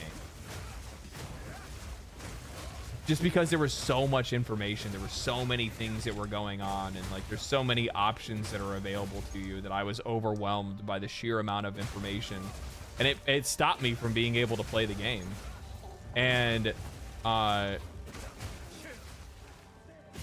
yeah, this game I didn't have that fucking problem. I think it's just because I started at the same time as everybody else maybe, and there was like so little information on it that you're not like drawn to try to go learn it somewhere else. And there's also a lot less content on service. Like there's a lot less content on service, right? So I don't know, for me it was just much easier to wrap my mind around this game. I was much more patient with it. I built my own character my own way without using a build guide or following anybody else. Like maybe every once in a while I'd go see like what other people are doing, like maybe some other cool skills that I overlooked in my build or something like that. But yeah, and like because of that, now I just have an overall better understanding of the game and at least how characters work and stats that you're looking for on gear and things like that, you know. Shit that I wouldn't have, shit that I like, it takes you a while to be able to learn in general. Like I think a really good example of that is like just learning about like certain stats on items as an example. Like when you find a I don't know, you find a pair of boots and you're like, oh man, these boots look fucking pog. These boots look fucking poggers. And then you're like, oh, now I look at a pair of boots and I'm like, oh, that's fucking garbage. Pass by. Oh, it's garbage. Pass it by.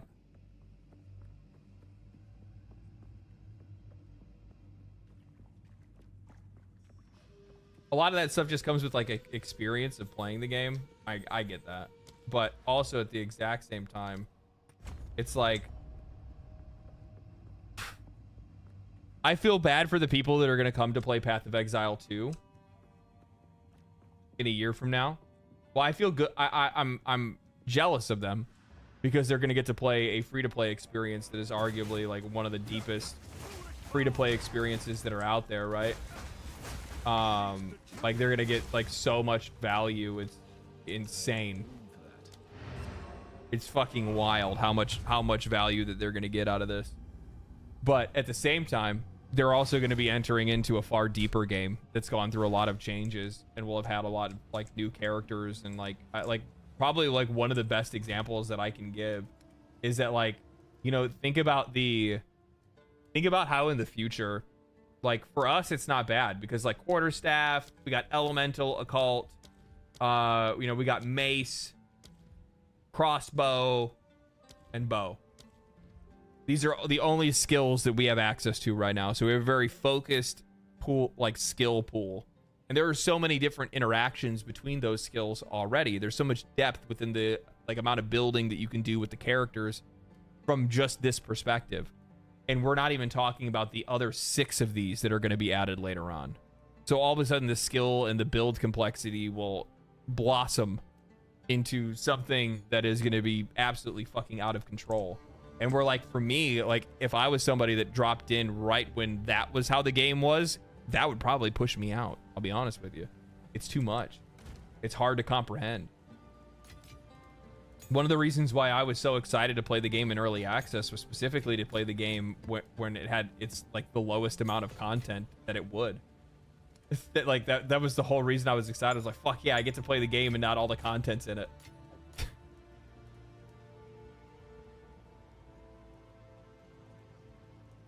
Daggers I'm hyped for. I'm super stoked. Is it a rogue? Is that what the class is? I forgot what the other classes that they're going to be adding are.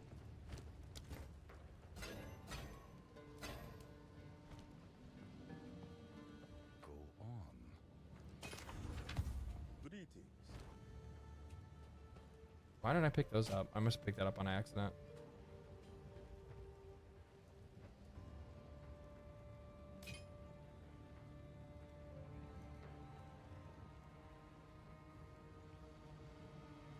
Shadow? What is Shadow? I would imagine it's a rogue. You guys just hit me with some fucking words. What's going on here?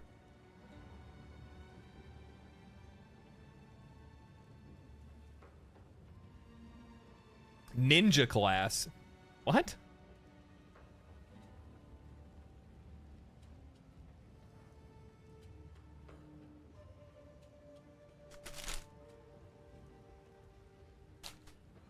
So it's gonna play more like a ninja than a rogue?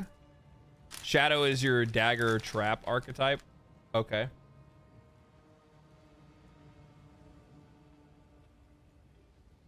Hmm.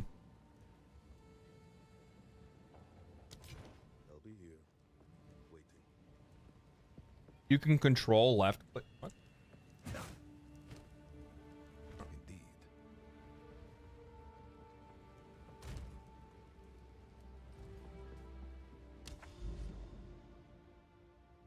It's trickster, trapster. Oh, okay. Okay. I get what you're laying down. I get what you're laying down.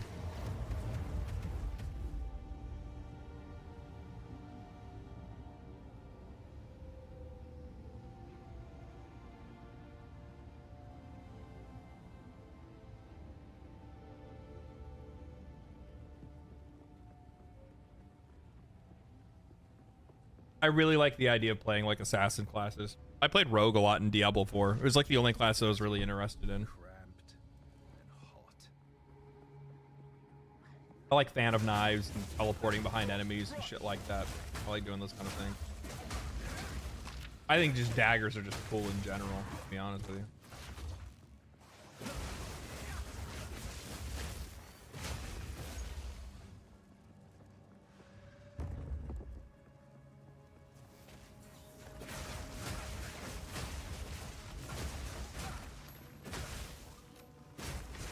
Aren't solars a really good base for something? Is it for like a fucking... What is it for? Is it for a unique or what?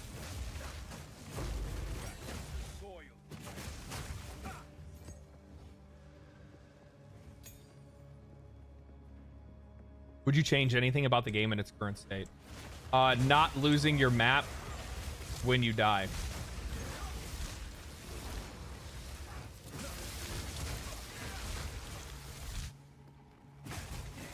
The trial of Secamus not being asked.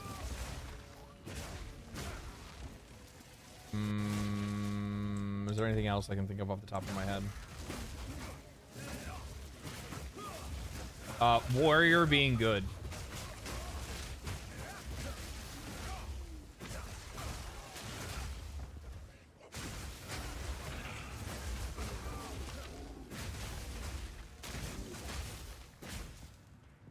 Stellar is the one that you want to chance orb. Oh, okay.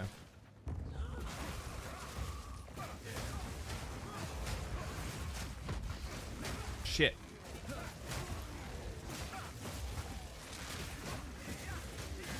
I need to get some survivability, man. I don't know what I gotta do, but I'm gonna be in fucking trouble here.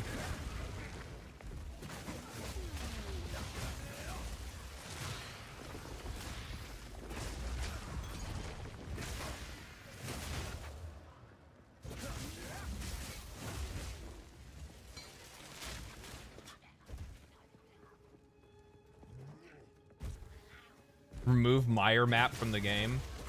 Mire. Is that like the swamp map?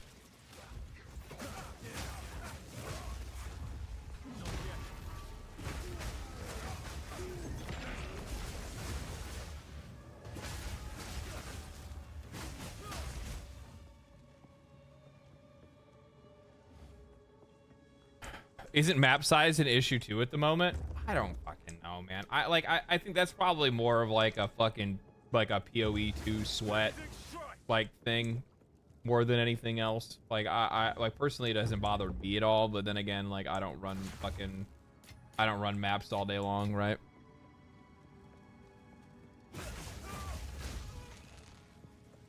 I just enjoy playing the game.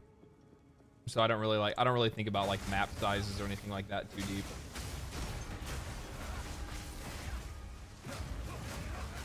Makes sense.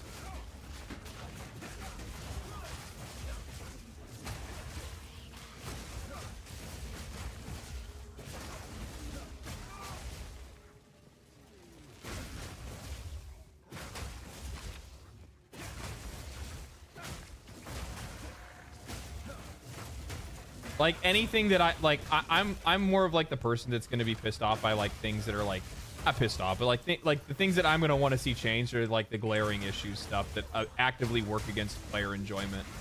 For me specifically, that's like losing your map when you die.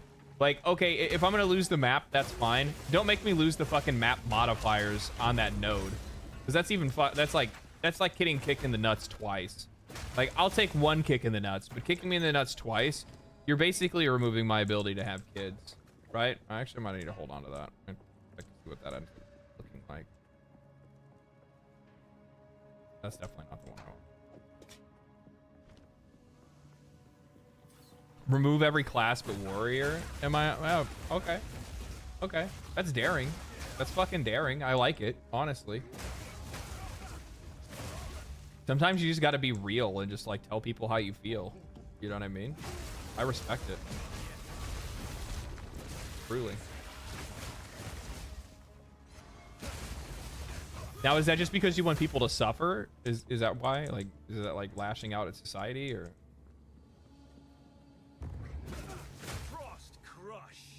Because I played like 15 minutes of Warrior and was like, wow, this is fucking ass.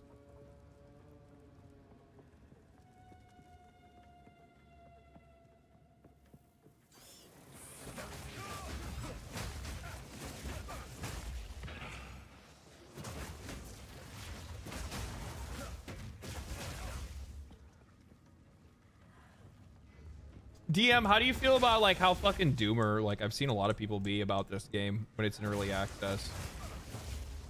Like judgmental in like not the way that you would want people to be judgmental about a game like this. Like I understand like saying that there's things that you want the game to change, but like the way that I wonder if this is just the way that gamers talk. That's probably honestly what it is more than anything else. I think it's just the way that fucking gamers talk. Like how often do you see people that are like absolute fucking doom about the game, like garbage, trash, Path of Exile 1 is like fucking like gonna save the world and world peace, and Path of Exile 2 is quite literally gonna cause the apocalypse, and if we don't do anything about it, actually I'm not gonna do anything about it.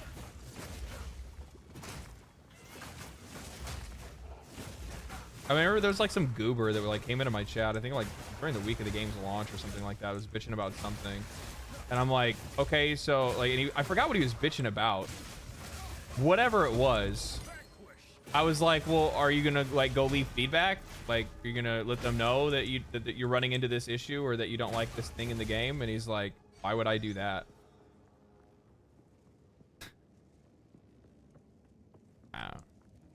I don't know, man. Why would you do that?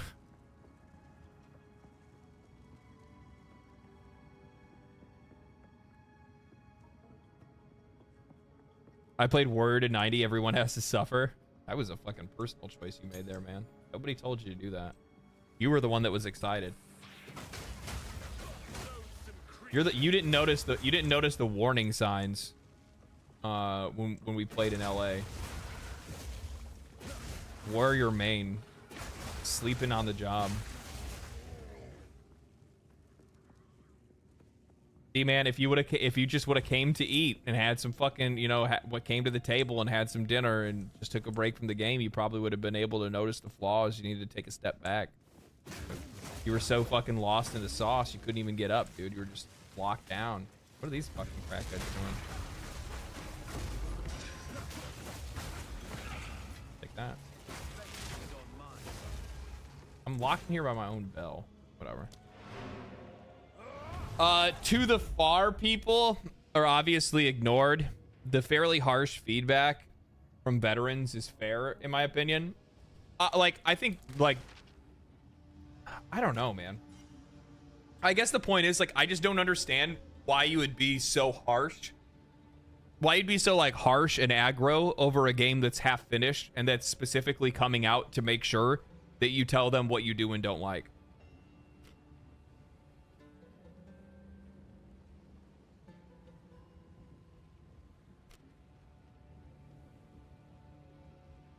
No, man.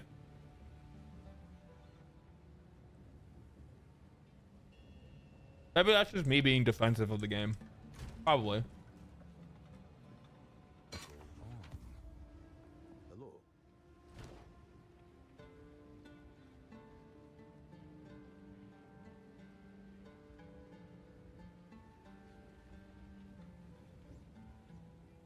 Boo boo. Boo boo. Boo boo. I don't think anybody would want that.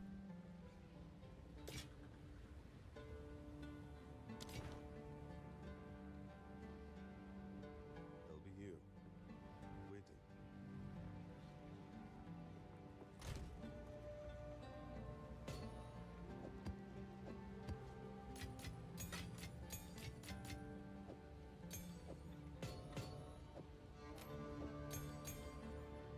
It's the backwards progression of things that were already fixed in PoE 1, basically. Okay.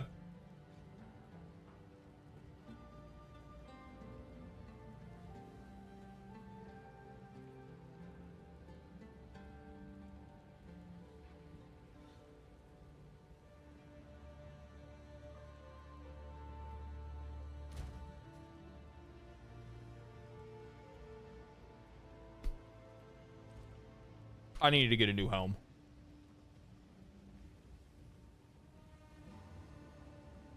I need a new belt. That's what I need. I need a new fucking belt, and I needed maybe a new helm.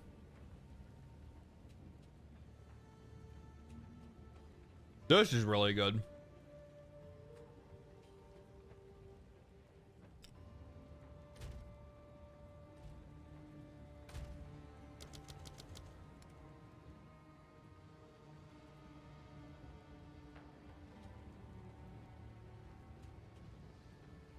Never mind. Forgot about this.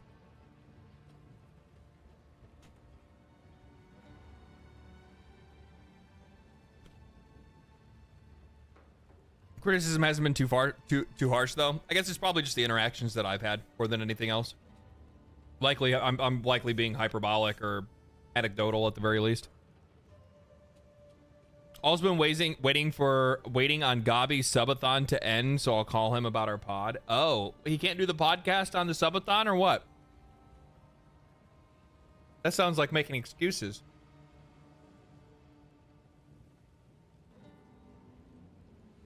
Fast patching kept the player base. Glad they did it quickly. Yeah, and they're probably going to do the same thing once they come back from the holidays. They're going to be ripping and tearing when it comes to patching and fixing stuff. They've already told everybody, and you know as well, they're much better once the game is released. They just need the game out there, and then they can work on it. They're so much better at releasing content for something rather than releasing a full thing. Or at least, I mean, they've only ever done it twice, right? They've only released Path of Exile 1 and now Path of Exile 2. So obviously there's going to be some growing pains.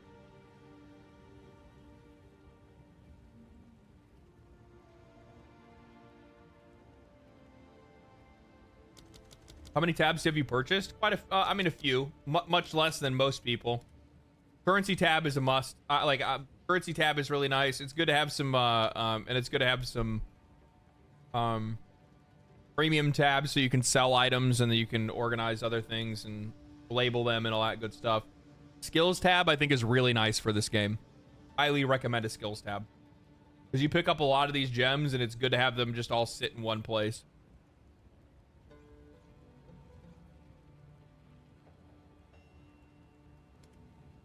Essence tab can be useful too. I like it. Delirium, probably not so much. Uniques tab is kind of cool. I like this one. Just a nice little gallery for the uniques that you collect. You can hold on to them for other characters and stuff. This one is pretty much useless.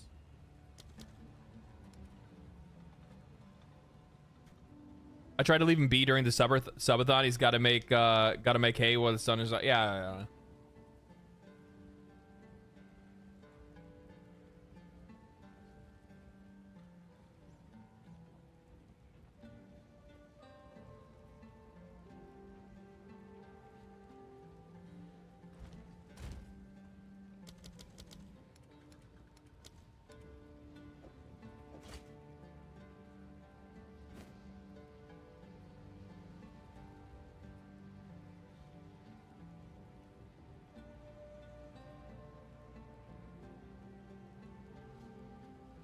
Might put me low on. No, I'm still low on cold, man. I need more cold.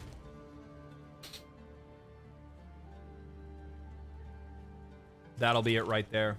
Level 75.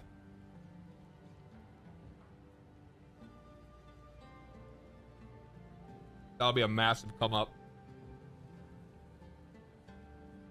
That's a long ways away, though, isn't it? Yeah. I need better boots. I'm gonna get lucky. Get them somewhere. Did I take a map with me? Yeah.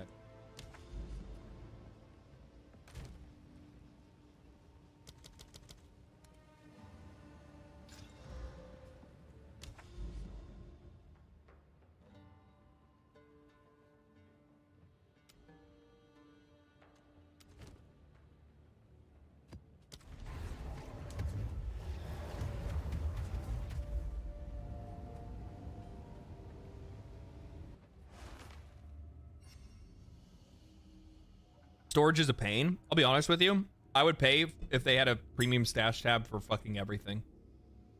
I'm dead serious. I would totally buy like more storage tabs if there were more that were like for like everything.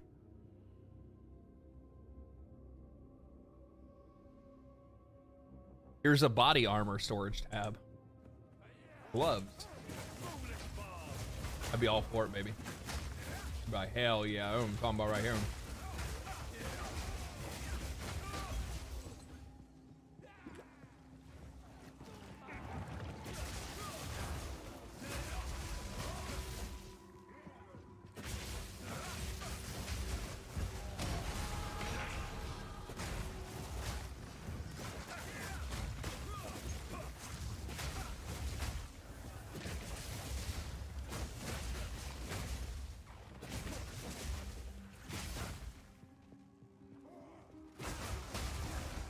It's coming for sure. Oh, I'm sure.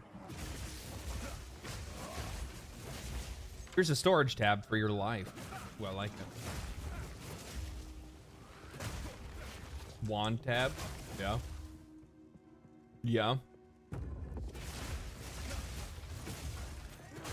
I need to play Kingdom Come Deliverance next week, I think. The only reason I've been going like so hard on Path of Exile 2 this week is because I didn't get to play it at all last week. And I got fucking hooked. Like I got hooked. I was down bad. I'm gonna be real with you guys. Like I had missed playing this game so much that I had completely, like, I fucked off from making videos this week. And I probably could have I easily could have made a video this week. And I mean, I have one. I did. I recorded one. But it's not gonna go up until, it's not gonna go up until next week.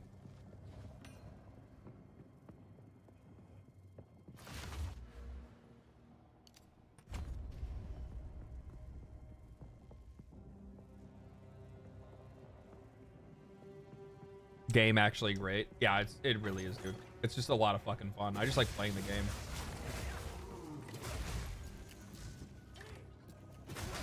I was talking about it earlier, but it's like, it's fucking crazy, like how much more game we have to look forward to. And I'm here for it. I'm here for it. I need to put Flicker Strike on. I keep forgetting to do that.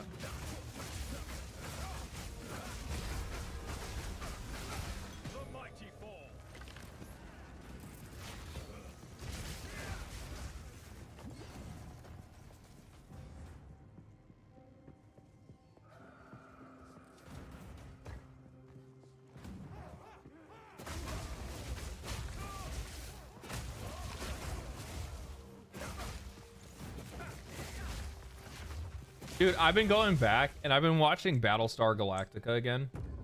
It's been a long time since I've watched Battlestar Galactica. And it's just like, it's fucking crazy like how good television used to be. Maybe I'm fucking just like being biased. For sure I'm being biased because I fucking love the show. But I love having a favorite show that you can take a while from and like completely forget about all of the fucking insane shit that happens, or at least forget about like the like the order of events and stuff like that. Like completely lose track of all of that and then go back to watch it and it feels like a familiar yet different experience. So good. PSG's the best. So fucking good, dude.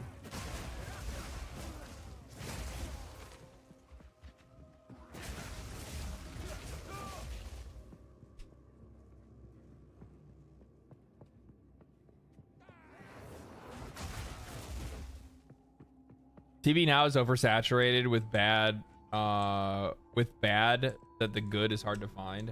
I think that's actually a really good way to put it. I think that there's just like too many examples of shows that are just so fucking painfully mid, but it's too difficult for you to find anything. Like my mom was talking to me about just like, well, how do I? She's like asking me like how I hook like certain things up for her like cable box and stuff. I'm like, I haven't had cable in like I don't even know how fucking long. I'm like honestly, I don't remember. Like I don't think I think I've had cable once. And it was specifically just because I wanted to watch sports, and it's before sport, like any sports, like they were easier to watch. It was easier to watch like hockey on like streaming apps and stuff like that. Imagine having cable for real. Did you watch The Expanse? Yeah, I watched The Expanse. It's good. I enjoyed it. It's not fucking Battlestar Galactica, but it's good. I also checked out Snowpiercer, which was all right, interesting, not too bad.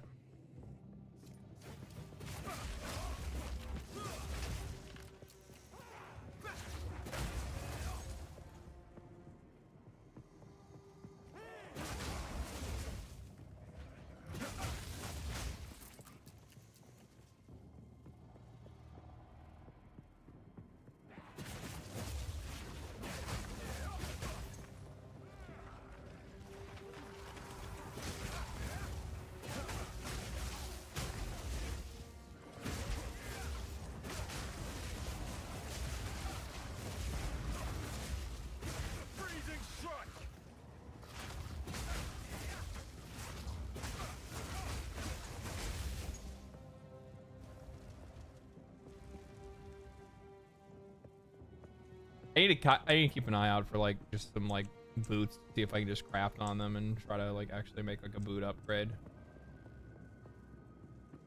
These are like level 68. I need to up the level of the maps.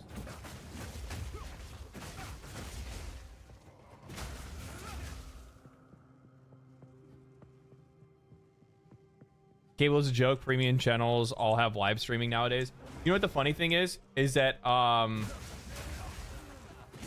like would you really like today, like especially with like how many different streaming services have their own subscription, like is cable a joke anymore? Is it? Because I feel like we're at one point in time we're gonna end up reaching like a critical mass with subscription services that we're gonna be spending more than we would if we just had cable.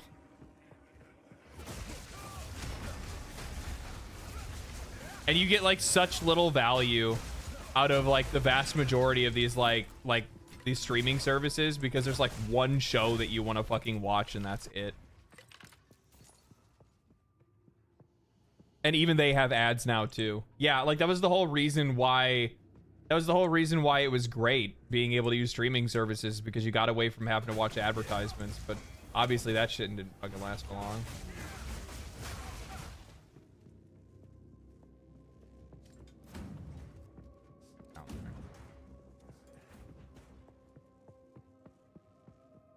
Whoever has the NFL has all the power. Sports ratings have been down over the last couple of years. NBA specifically has been losing a lot of money. I think that just more or less has to do with like the personalities. I think people don't like the characters. As goofy as it is to say it like that, I mean that's essentially what sports are. It's just a group of characters. We all know the plot. We all know the plot. You know what I mean? I mainly watch YouTube. Same. I watch YouTube and Twitch. That's what I watch.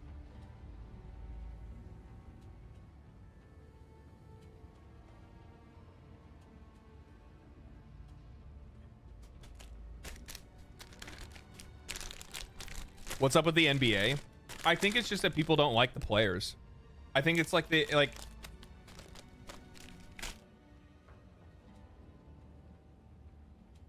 the 2010 plus era basketball in the NBA has like turned more into like virtue signaling and drama, and like people thinking that like other like people basketball players thinking that the world needs to know about like their fucking political opinions and shit like that. Like it's just like really, it's just weird, dude.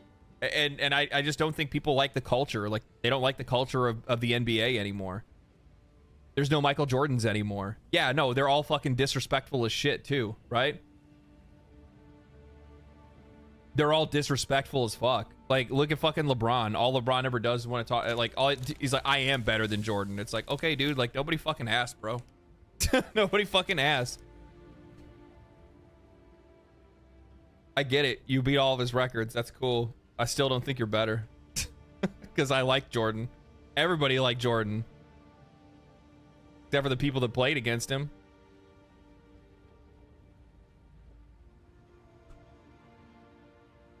Pompous ass hats. Yeah, a lot of that. A lot of that. Like they kind of turn like I don't know, man. I don't know what it is. Like it's just the vibe is off. I think that's probably the best way to say it. I just like if you watch the NBA or you watch the NBA or you used to at one point in time, the vibe is off. And it's been off for a long, long time. My dad cannot stand that that meta world peace guy. Oh, I don't know who that is. Ain't no party like a Puff Daddy party, LeBron James. Man, you really missed with that one, huh? You really missed with that one.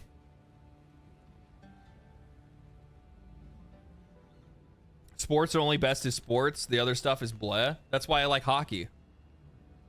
They keep their personal life outside of the fucking sport. They don't talk about like their politics or anything like that.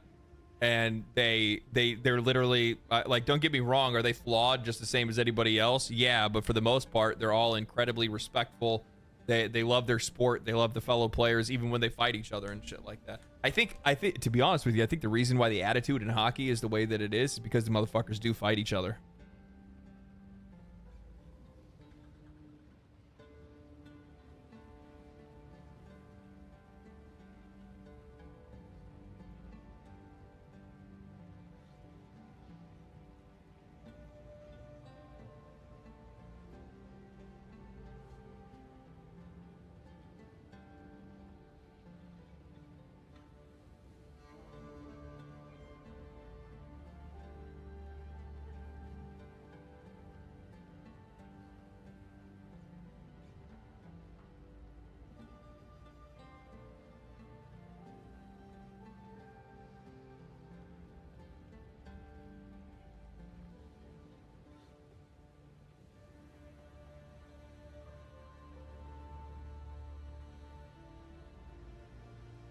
I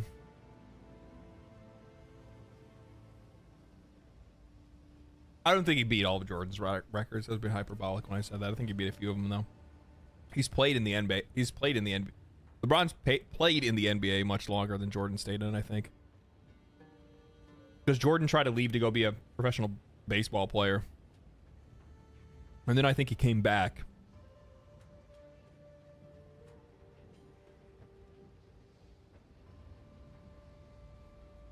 Punch a dude in the face a few times. Go sit out and time out for a few minutes. Yeah. 5 minutes, baby. Grab some pine.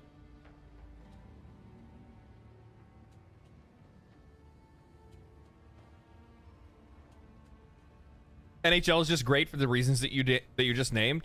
So,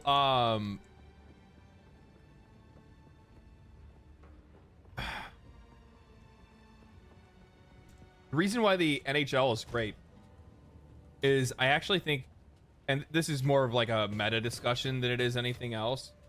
You're welcome to agree or disagree, but like from my perspective, when I look at the life that the kids lead to get into the league in the first place, and what it makes me think of is how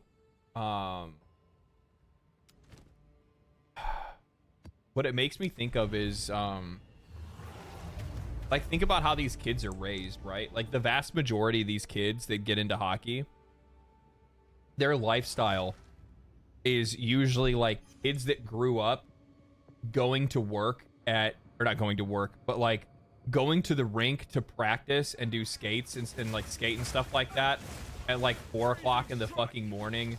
Like the like schools are really strict on them. Their coaches are really strict on them. Like they don't step out of line. They keep their nose clean. They also have to come from, I mean, I hate to say it like this, but they also have to come from pretty rich families too. They have to come from good like not necessarily good, like rich, but like your family has to be like decently, your family has to afford to put you into a hockey program, and hockey programs are not cheap. The equipment is not cheap. Yeah, hockey's the most expensive sport that you could play. And putting kids through a hockey program is incredibly expensive. Which means that the parents are very are keep their kids fucking disciplined, because the last thing that they want is for them to waste the money that they're spending on putting them into a hockey program to begin with. So like there's a lot that goes into that. And I like just the hockey world, for for a multitude of reasons, is like one of the more like respected and like worth and like up. That's one of the reasons why you don't really hear a whole lot of like drama going on in the hockey world. Like sometimes there's some shit that happens, just like in any other sport, but far less frequent than you would ever hear about it in basketball or football. Like it's not even fucking close. The personalities are completely different. The star players and their personalities, like they're very humble. There's not, I can't think of a single star hockey player that isn't like insanely humble.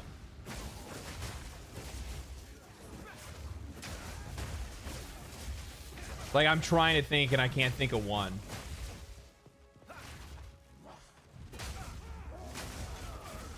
Because there's been plenty of football players and basketball players that think and act and talk like they're fucking God's gift on earth.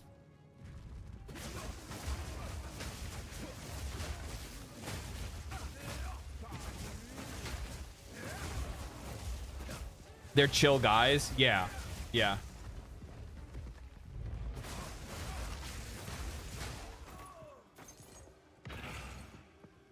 And I think like overall, like the sport just like it promotes a certain mentality that just isn't there in a lot of other sports. Good sportsmanship, yeah. My cousin grew up playing hockey, and it looks like he really enjoyed it, but also had to replace both of his hips in his early 20s.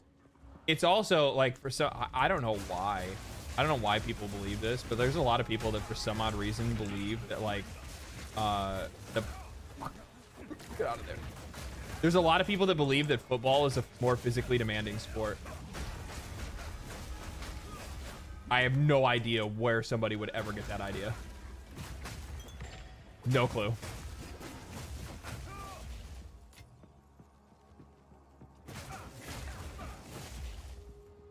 Like I'm not saying, you know, tackling and stuff like that isn't dangerous or you can't get hit doing it. That's obvious. There's plenty of guys get CTE from playing football. But at the exact same time, now put that football player on fucking ice skates, traveling at like, fuck, I don't even know how fast skaters skate.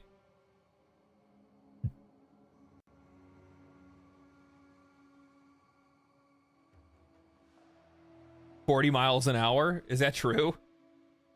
My Canadian family were all into hockey growing up. My brother-in-law as well. He refs now and for the love of the game.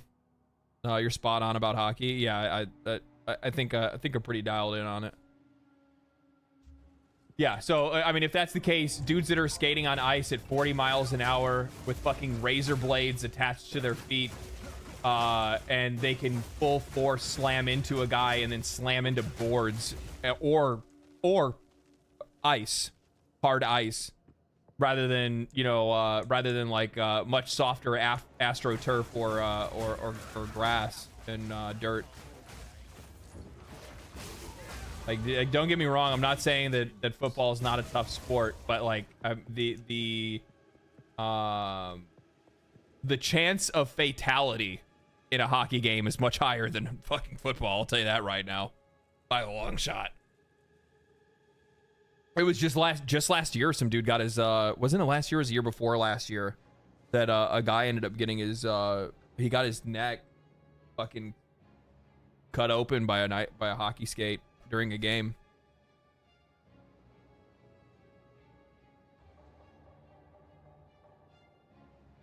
Rugby takes the cake because there's no armor. I mean, hockey players have equipment on. I would probably say that I'd probably say rugby and hockey are probably relatively equal because they're played very similarly. The games are very similar. But I still think that like the speed in which these guys are colliding is just crazy.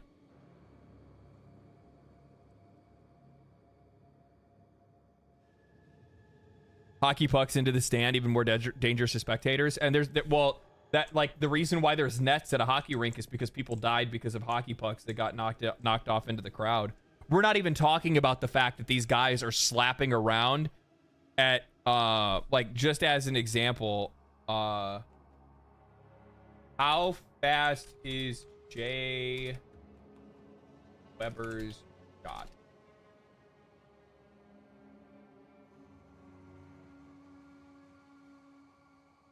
We're not even talking about the fact that these guys are slapping around a frozen piece of galvanized rubber at speeds of 108 miles an hour.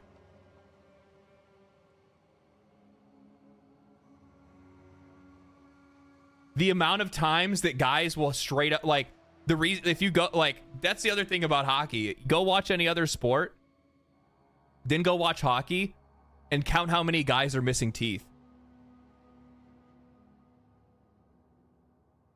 How much does it weigh? I think a hockey puck's like 8 ounces.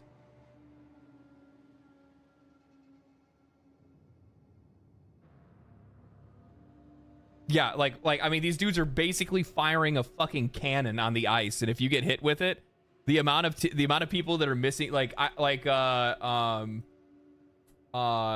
fuck, I remember this.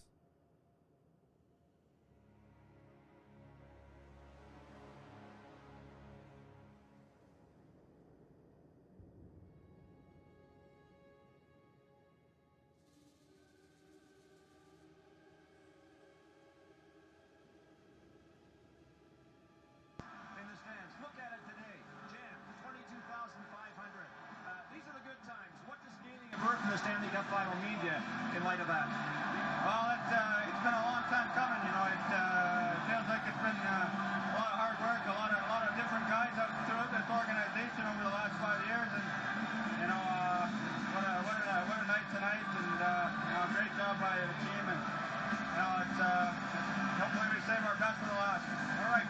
vacation is next, and after that, I guess it's off to the dentist chair for you, is it? Yeah, I'll be there tonight, probably till about 1 in the morning. So hopefully I can get some new teeth. My teeth weren't that good to start with, so hopefully I get some better ones on. All right. So, Duncan Keith in the Stanley Cup final took a puck to his teeth and lost 7 teeth in one shot. He goes back to the locker room. They dry it up and stuff it up the best they can. He goes back out and plays the rest of the fucking game. Chicago wins the playoffs.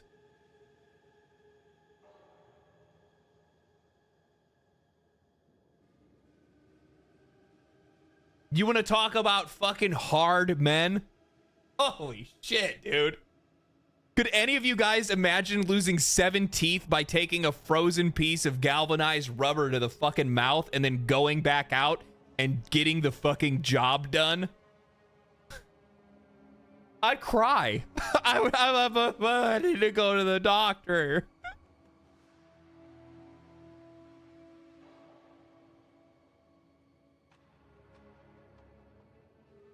I can't imagine losing 1 tooth. That's so fucking crazy. Yeah.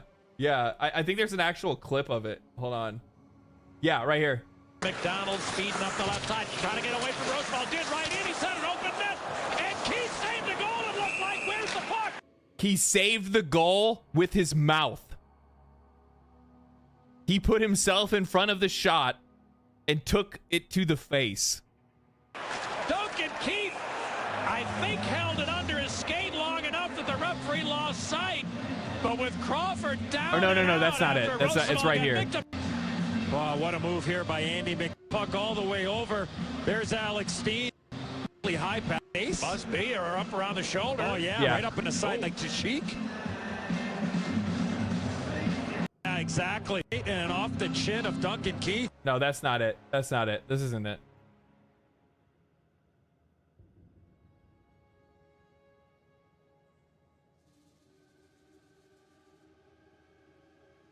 Look at his fucking... I wonder if I can find it, like, Duncan Keith, fuck to the mouth.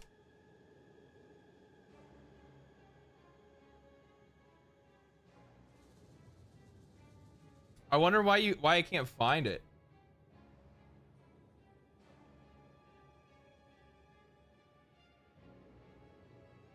Duncan teeth. Maybe they did it right. Maybe it's right here. I sat on the bench and, you know, obviously conscious and yeah, right there. So I looked at Soupy and asked him if it looked at me.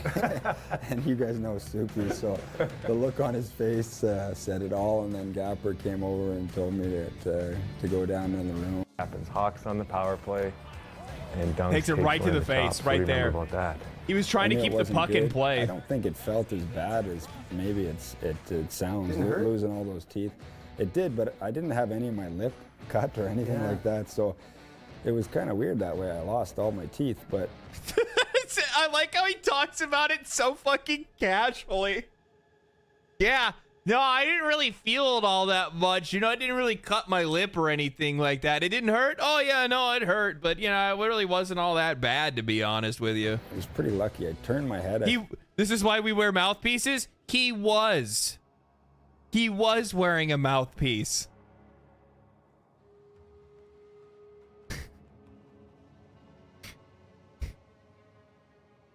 He was. And it just got basically just grazed my teeth and knocked them all out. But, you know, you'd think that I would have had to get a stitch in my Look, because this dude right here goes and slaps the puck directly at his face. Like See that? It was kind of weird that way. I lost all my...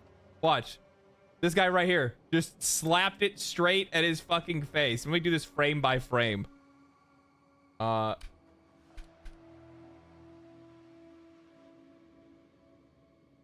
There's the puck. This guy right here comes in and then just fires it full force right at his fucking face. Fucking crazy.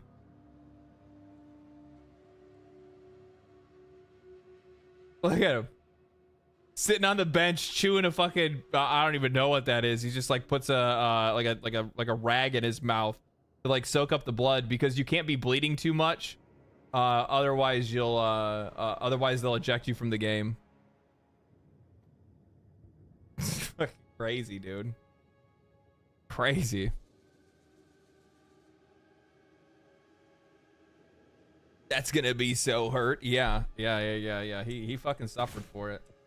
Well, I mean, not really, because as a result, definitely not taking that one, because as a result, what ended up happening is the team ended up winning the finals, and fucking there you go, baby. X-proof.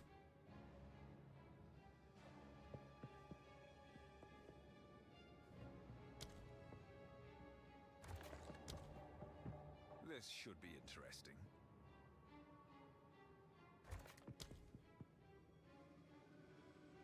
Risky choice.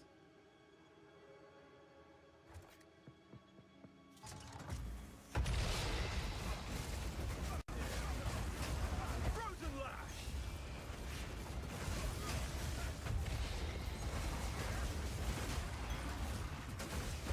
My frame rate.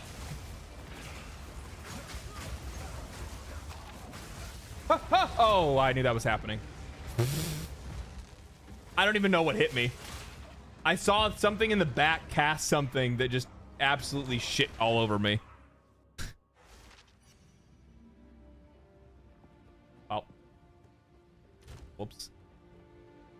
Whoops. You play with fire, sometimes you get burned. Just the way it is.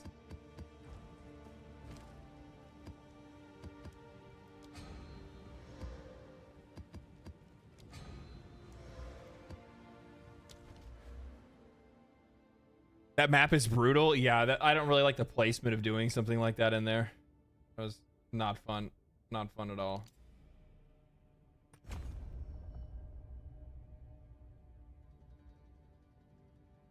I wonder if there's something more defensively that I could do to protect myself a little bit better. Maybe it's because I need to like start paying attention to like what I'm stacking. Like this right here. Like I probably need to get like a chest piece. That's not going to happen until I actually pass my trial either.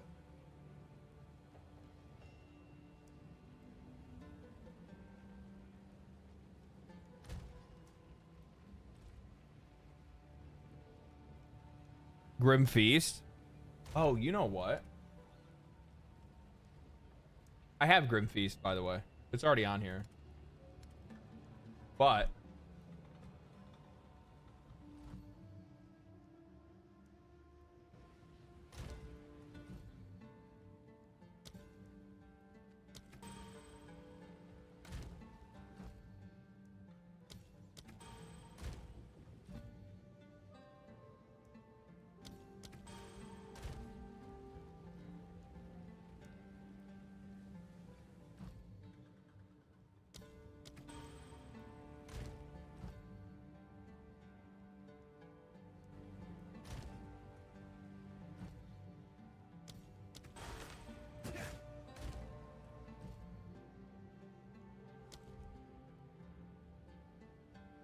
I can't do 16s. Oh, 15.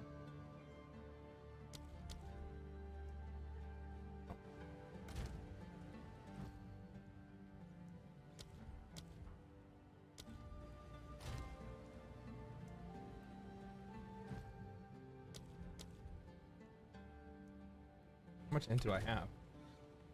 99 int. I got 99 problems, but int is definitely one, actually. These are 9s. 10s I already have. What about 13? No. 12s.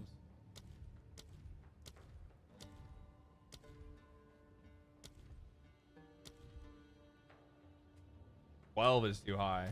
Can I do 11? There, I can go to 11.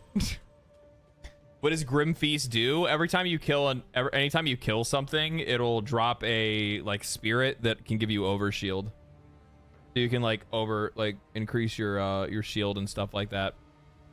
What tier maps do level 15, 16 skill gems drop? Like 10.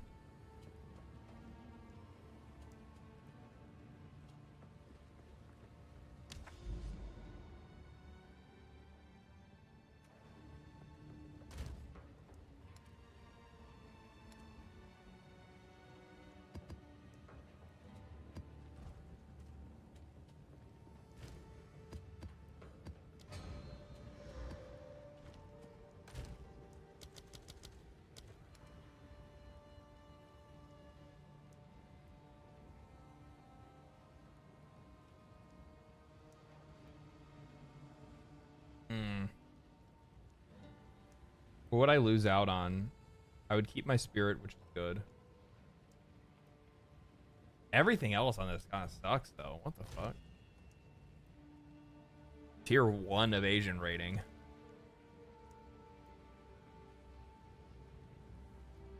The evasion on this is like ass. 283 at 110.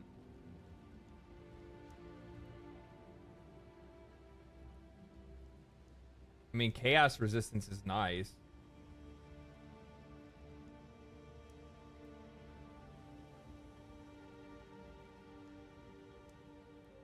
I don't think it's really worth it, to be honest with you.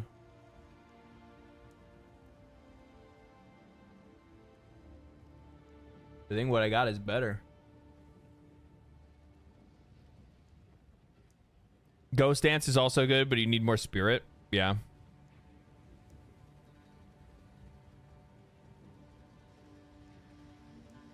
I'm on tier 2. Yeah, you just stack up a bunch of them. It is what it is. Not that big of a deal. Okay.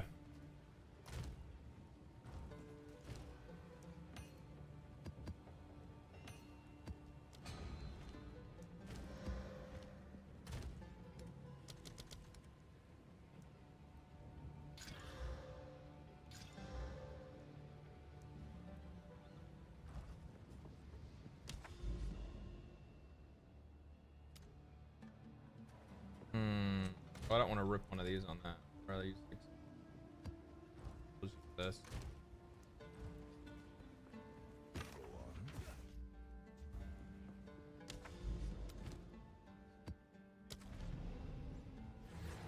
I don't like destroying my fucking I don't like destroying like killing a good map on a fucking replay when I've lost everything on it, you know what I mean? Dash tabs are on sale this weekend. Nice.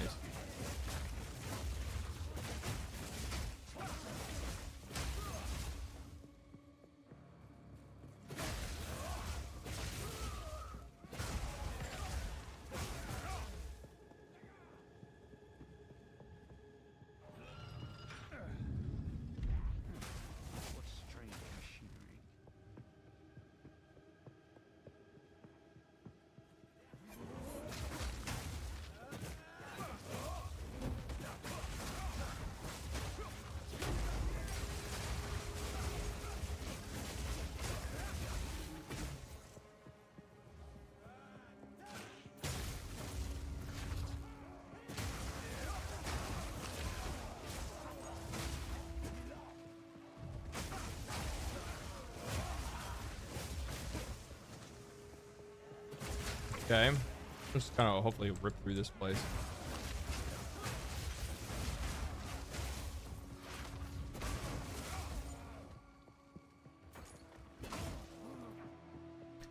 I thought we were doing fine before, but I guess I got a little overzealous on that last one. I didn't think that last, it really wasn't that hard of a map either. I don't know.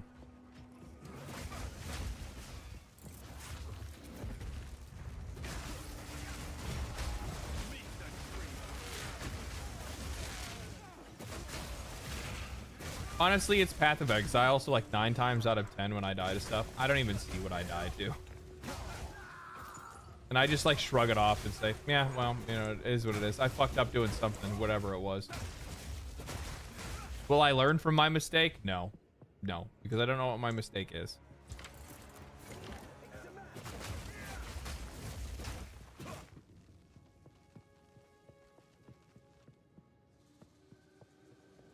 Running Wind Dancer, Ghost, and Arctic Armor over Grim. Oh, okay.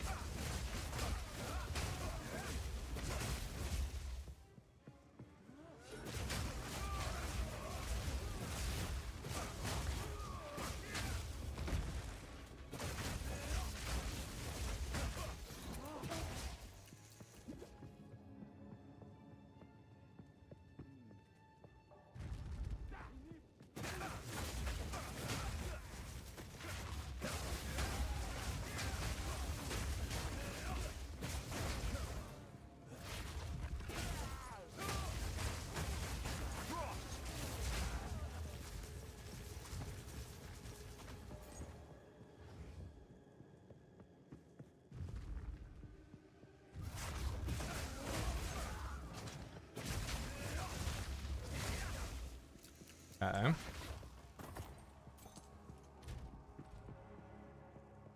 Maybe we'll get lucky. I'll try to craft on some boots or something like that.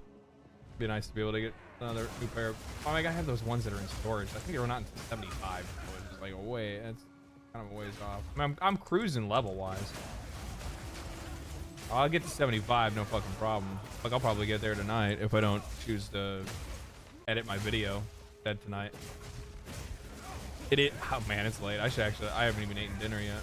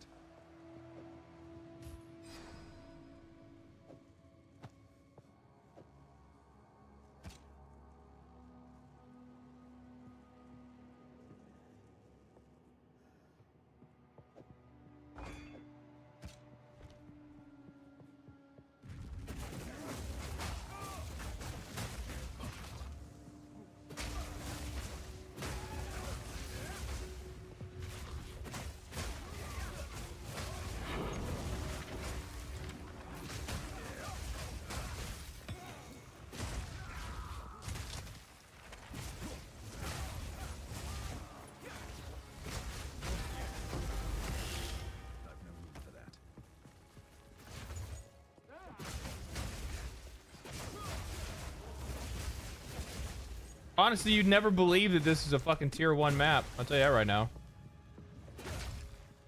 You never thought it.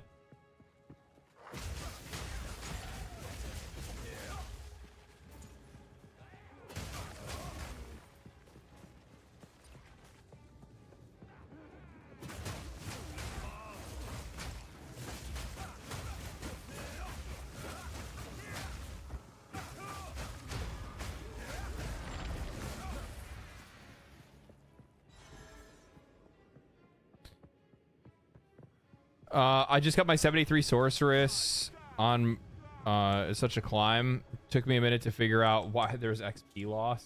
Heck, that sucks. Damn. Damn. Imagine going through that. How do I... Like, why is it taking me so long? I'm dying so much, I know. That must... Maybe it's the dying that's slowing me down.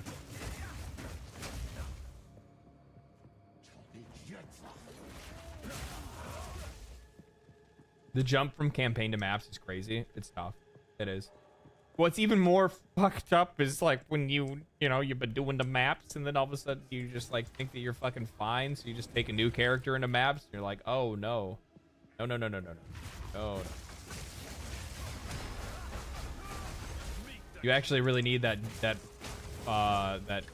slow roll. That slow and steady climb up. Oh, I picked that up on accident.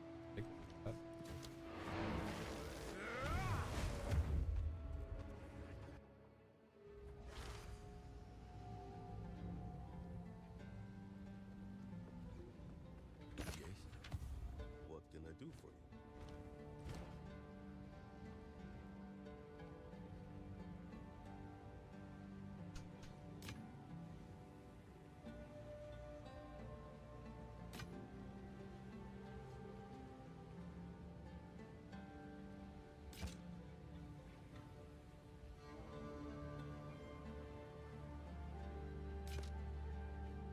I'll be here, waiting.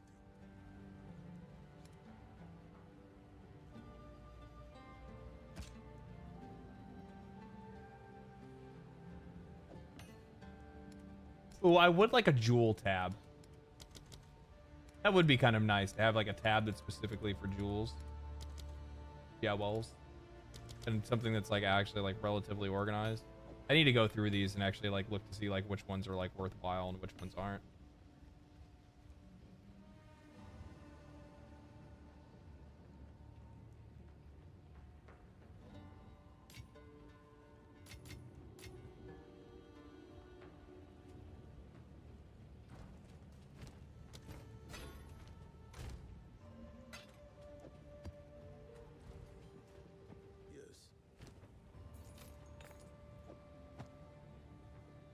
See, these are level 51. They're probably not gonna roll anything fucking crazy. Mid. Yes. I'll be here. Items like jewels won't get their own tab. I know.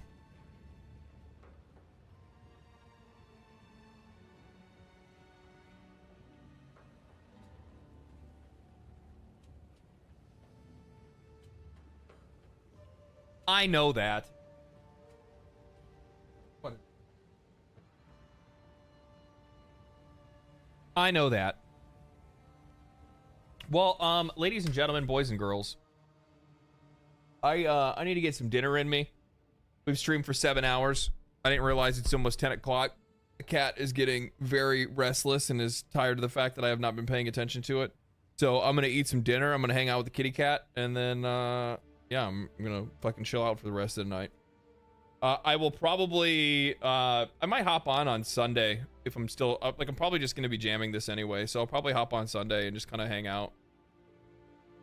If you guys don't see a stream pop up on YouTube, then check it out on Twitch, because chances are I might end up streaming on Twitch instead. Like, on Sundays it's like a chill day, and then I can just jam music and play Path of Exile and just bullshit, and I'd rather do that than have to, like, you know, do the whole YouTube thing, make a thumbnail, all that bullshit. I really don't feel like messing with it. So I think I'll do that. On Sunday, I'll hop on Twitch. I think from now on, what I'm probably going to do is, on Sundays, I'm just going to hop on Twitch and just stream on Twitch. Thursdays, Fridays, you know, we'll do the dual stream YouTube and stuff like that. But yeah, I'll probably just do Twitch on Sundays, just as a chill thing, so I can, like, listen to music and we can jam out and shit. Twitch notifications are sent in the Discord. Yep. If you guys haven't joined the Discord, make sure that you guys do. Link is in the description of the video on YouTube. It's also linked on the Twitch channel as well. Outside of that, my friends, I'm going to get myself some food. Enjoy the rest of your night. Hope you guys have a fantastic weekend. If I don't see you guys until next week, you guys will see a video from me next week anyway. Stay cool, stay righteous, stay safe, my friends. Thank you guys for all the gifted subs and all the generosity. Thank you guys for watching the video. And I hope you guys are having a good new year. Peace, peace, peace, peace. You have to say bye. Say bye.